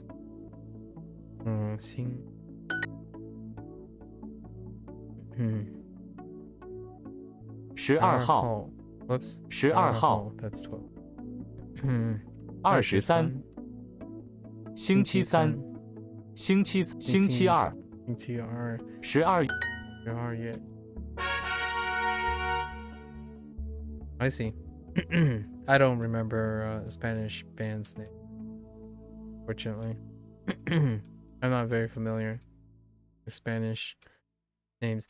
When I was that young, pop Spanish things were the thing. I already mentioned like Jennifer Lopez and the multilingual Spanish stuff.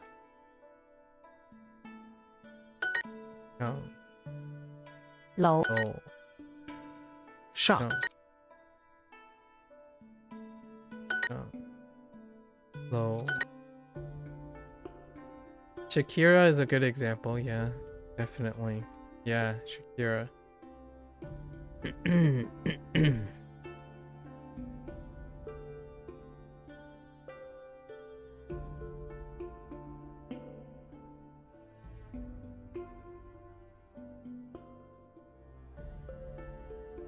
London. 过上楼在上上帮上整楼从楼停校上楼前面左边干楼上脚 That's the end of 15 minutes and we didn't even crack this set. What the heck, dude? Save me. 星期三星期几？星星星期六星期四星期三Yeah, we're only gonna touch those and then call it a day. Too much yap.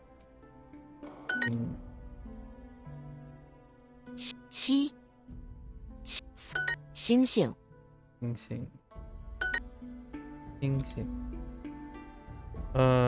上星期星期三星星每星期五星期四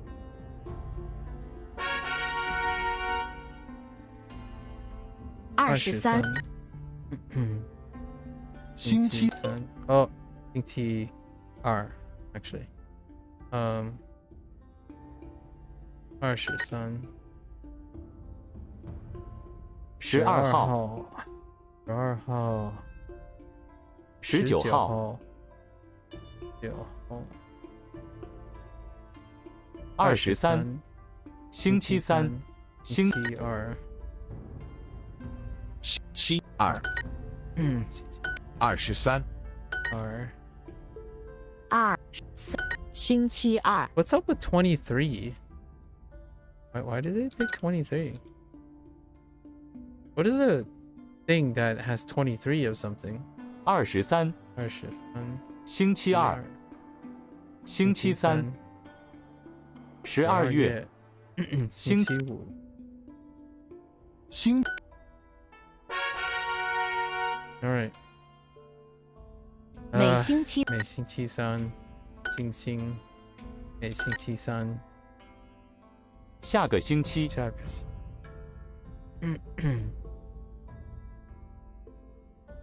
每星期三。星星。每。星期几？星星。星星。每星期三。每星期三。星星。每星期五。每星期三。星星。上星期。上星期。早安。 OK， 早。好。好。Oh, interesting. Fair enough. 早安。早饭。哦。好。好。好。Fair enough. 早上。早上。慢。早安。草。早饭。草。草。早安。早。关。草。回。早。笑。早安。早安。Whoops. 早安。草。草。零。早上。早上。晚安。早。草。好。All right. That's kind of a good relation. All right. 上面。上面。All right. 前面。上星期。马上。上面。Second win. 上面。上。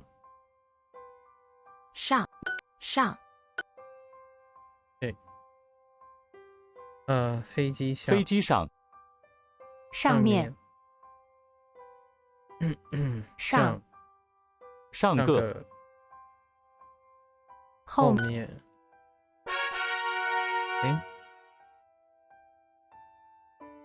地方。北方。北方。What? This is from our last. This is from a previous unit. 北方。北方。地方。地理。北京菜。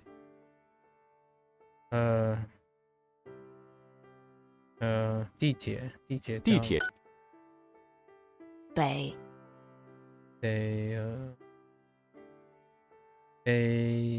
方。北方。地方。北方。地铁。地理。地方。北方菜。北方菜。北方。Come on. 太阳。OK. 太阳。天上。天上。太阳。太阳。太阳。天上。附近。雨里。意思。太阳。天上。太阳。太阳。太阳。天上。太晚。不太。太阳。晚上。天上。天上。城市。城市。城市。周围。周围环境太阳天上太阳太阳变化变化变化呢？哦，变化意思国家天上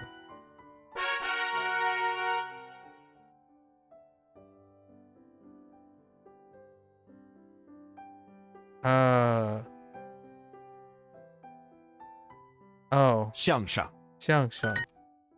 Oh, this is from the previous. Oh, 天上 no, maybe not. 向上上班上车向上天上一天天上向上向上天上上车3天向上上班天上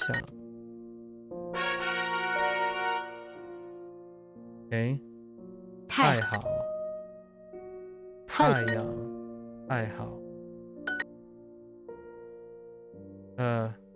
好喝太好不太太多太阳太阳太好太好 That's backwards. Okay.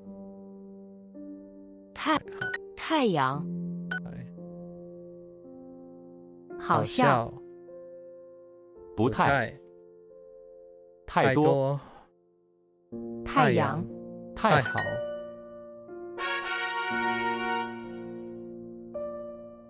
7一天天上一天7天天上每天3天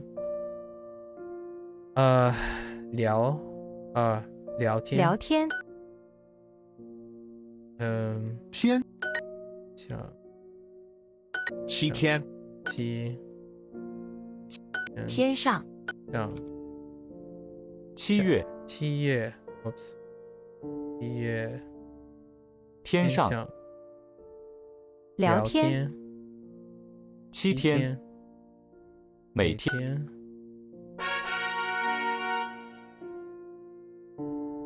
不尽天天every day. It could be 每天 but fine. 天上上课天昨天天上聊天天上昨天阴天天上课天上邻居 Oh, I think we got one. 邻居no, 邻居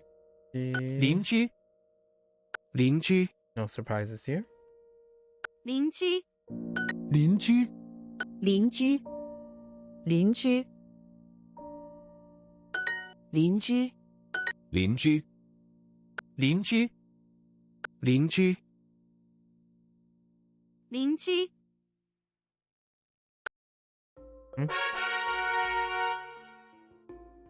声音 Oops. 声音声音声音声音声音声音声音，声音，声音，声音，声音，声音，声音，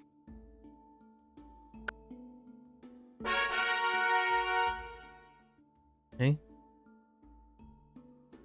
邻居，邻居，邻居，邻居， The other character is 邻居 missing. 邻居，邻居，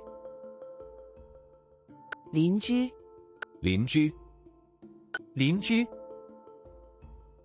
邻居，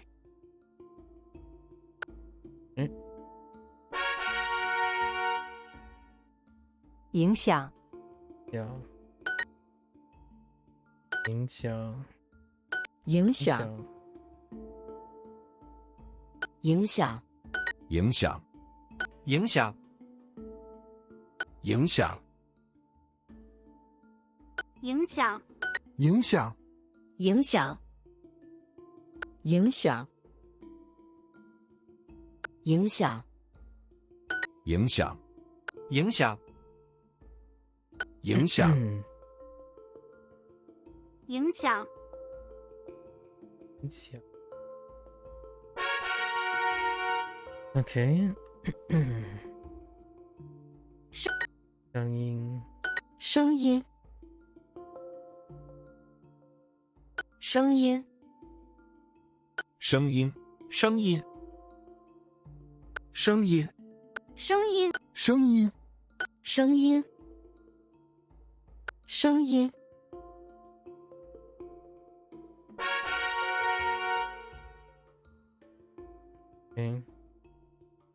嗯，将来，将来，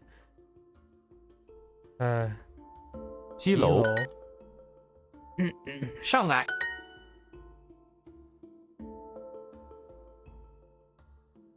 上来，上来，上来，一楼，一定，定，参加，虽然，虽然，上来，基楼，上来，上来，几楼，上来，一楼，上来，上来，对，天上，上来，上网，几个，基楼，几楼，几楼，上来，虽然，虽然，基楼，告诉，下来，下来，上来，上来，上来，什么？什么？基楼，一楼，迟到，迟到，迟到，不给，不给。哎，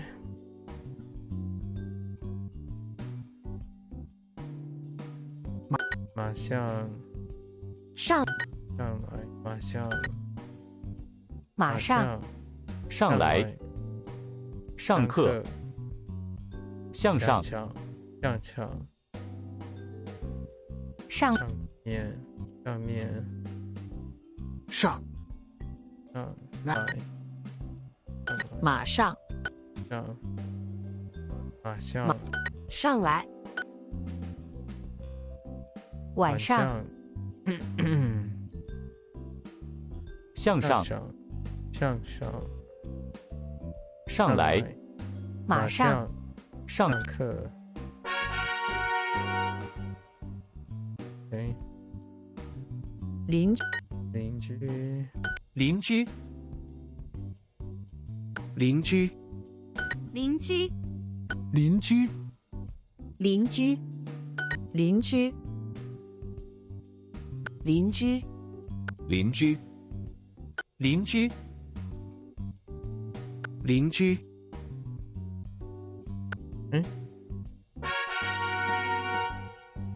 Then help. Okay. 影响，影响，影响，影响，影响，影响，影响，影响，影响，影响，影响，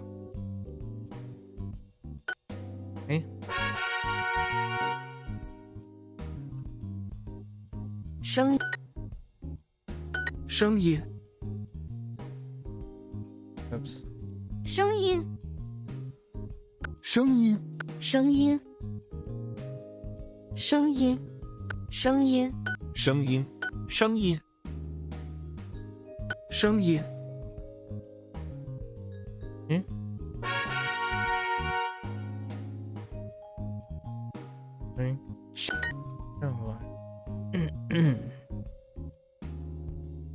后来，上来，马上，从来，上课，后来，后来，上来，上，上，后来，后，晚上，晚上，后来，啊，后来，后来，上来，从来，上海，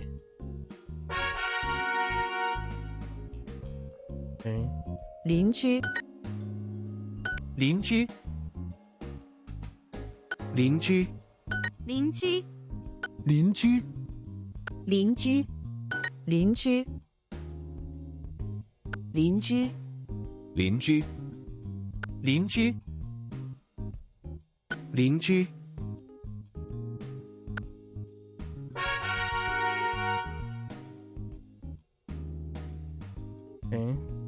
影响，影响，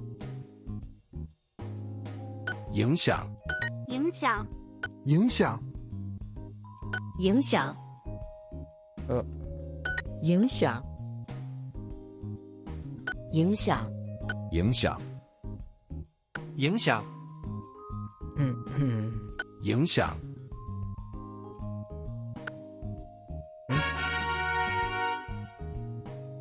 All right.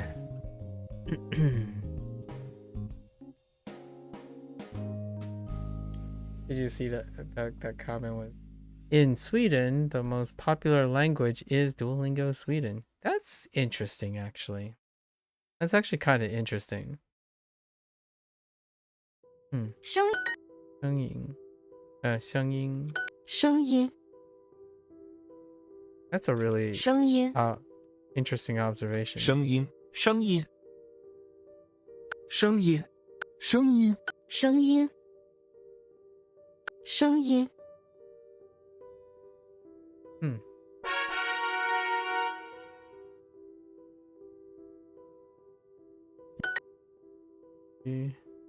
邻居，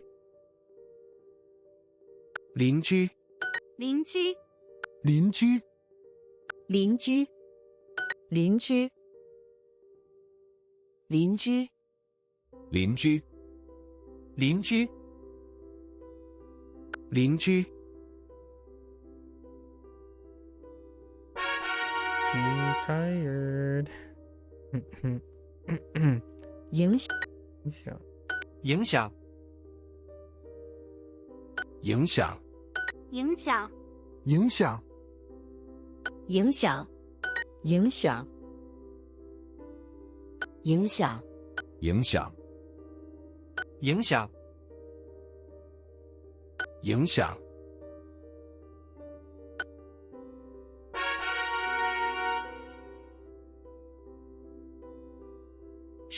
声音，声音，声音，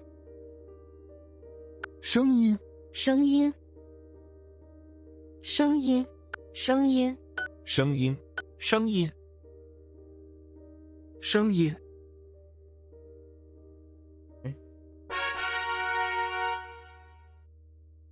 Close.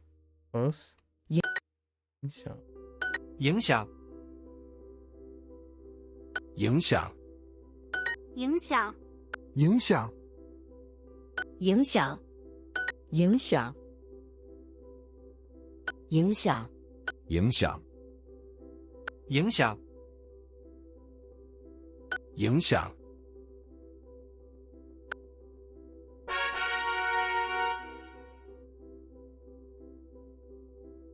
Almost.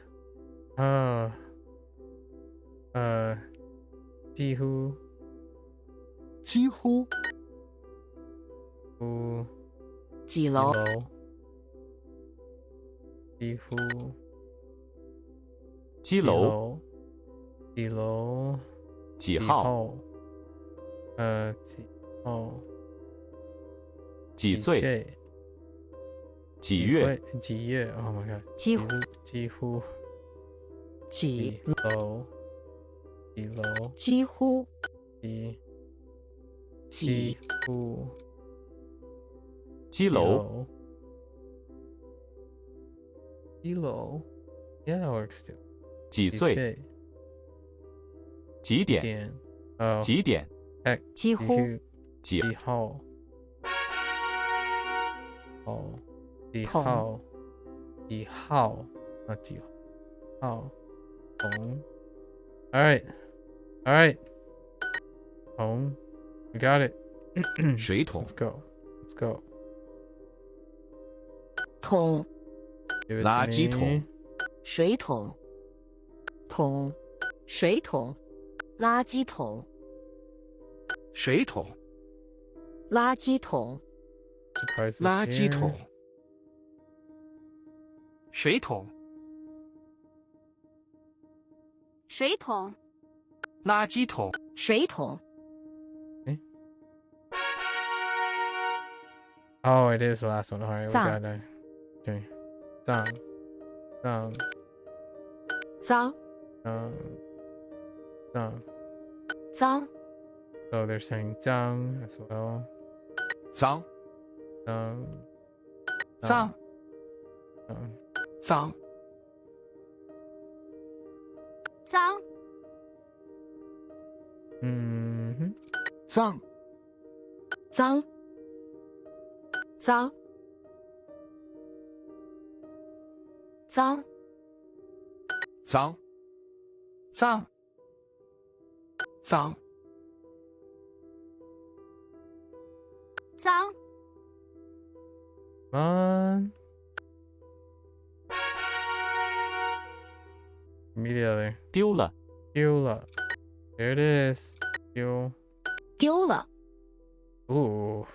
丢了 It's a little bit more 丢 stockier on the bottom. I expected. 丢 Oops. 丢了丢了丢了丢丢了丢了丢丢了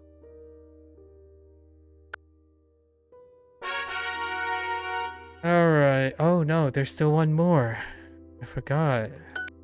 Oh, T. Yeah. I forgot about la T. La T 桶 Nope. Gotta go around one more 垃 time. 圾桶桶桶水桶水桶桶垃圾桶桶桶垃圾桶垃圾桶桶 One more time around. Let's go. 脏脏脏脏脏脏脏脏脏脏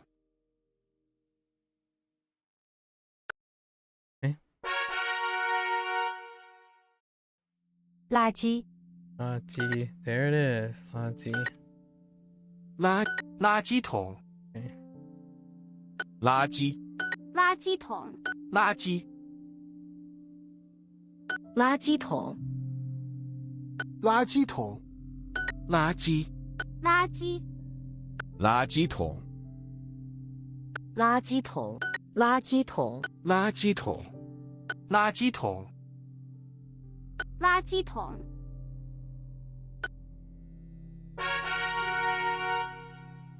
All right, that's a wrap for this. Lots of yap. We fell behind. We'll find some time. It's getting there. It's getting there. So, as a reminder, right? I'll be away for 3 days. Away from stream, it says, for 3 days for another wedding.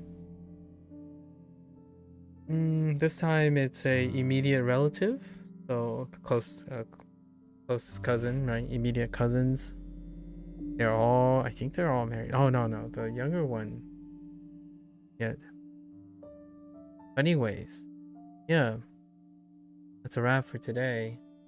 I'll be away for 3 days. Tomorrow I'm taking a day so I can like recruit my sleeping schedule for the day trip, and then the return trip I gotta rest up. We'll come back fresh, early, bright, smiling, reinvigorated. I usually don't have a lot of events that happen during the year. I think 3 this year. That's pretty nuts, actually. 3 a year. Usually a steady state, right? Lots of things, do lots of things, but they're not necessarily two. I do a lot of things every day. However, I think that really rips me away from the being in a general location. So another day trip away from the usual environment. All right. Hope everyone else is doing well. Keep on learning. We're getting close, right? We finally are into our last stretch. That leaves what? 11 units. That leaves 33 days. Tacking the next 3 days, 36 days, right? 36 days. And we'll see within the next month, I'll start planning and doing planning stuff for how we're gonna do it. It might end up being picking up Spanish. I don't know yet. I think we'll put a little bit more gap on Spanish for now. Until we settle in on what we're gonna do as a project for Chinese, right? So until next time, right? Keep on working at it, get the things you need to do done, and hopefully you're maximizing and improving on the things you want to do, right? Until next time, if you're gonna watch this later, 谢谢, right? 下次见, and take care, stay safe, and I'll catch you guys on the next one. Bye bye.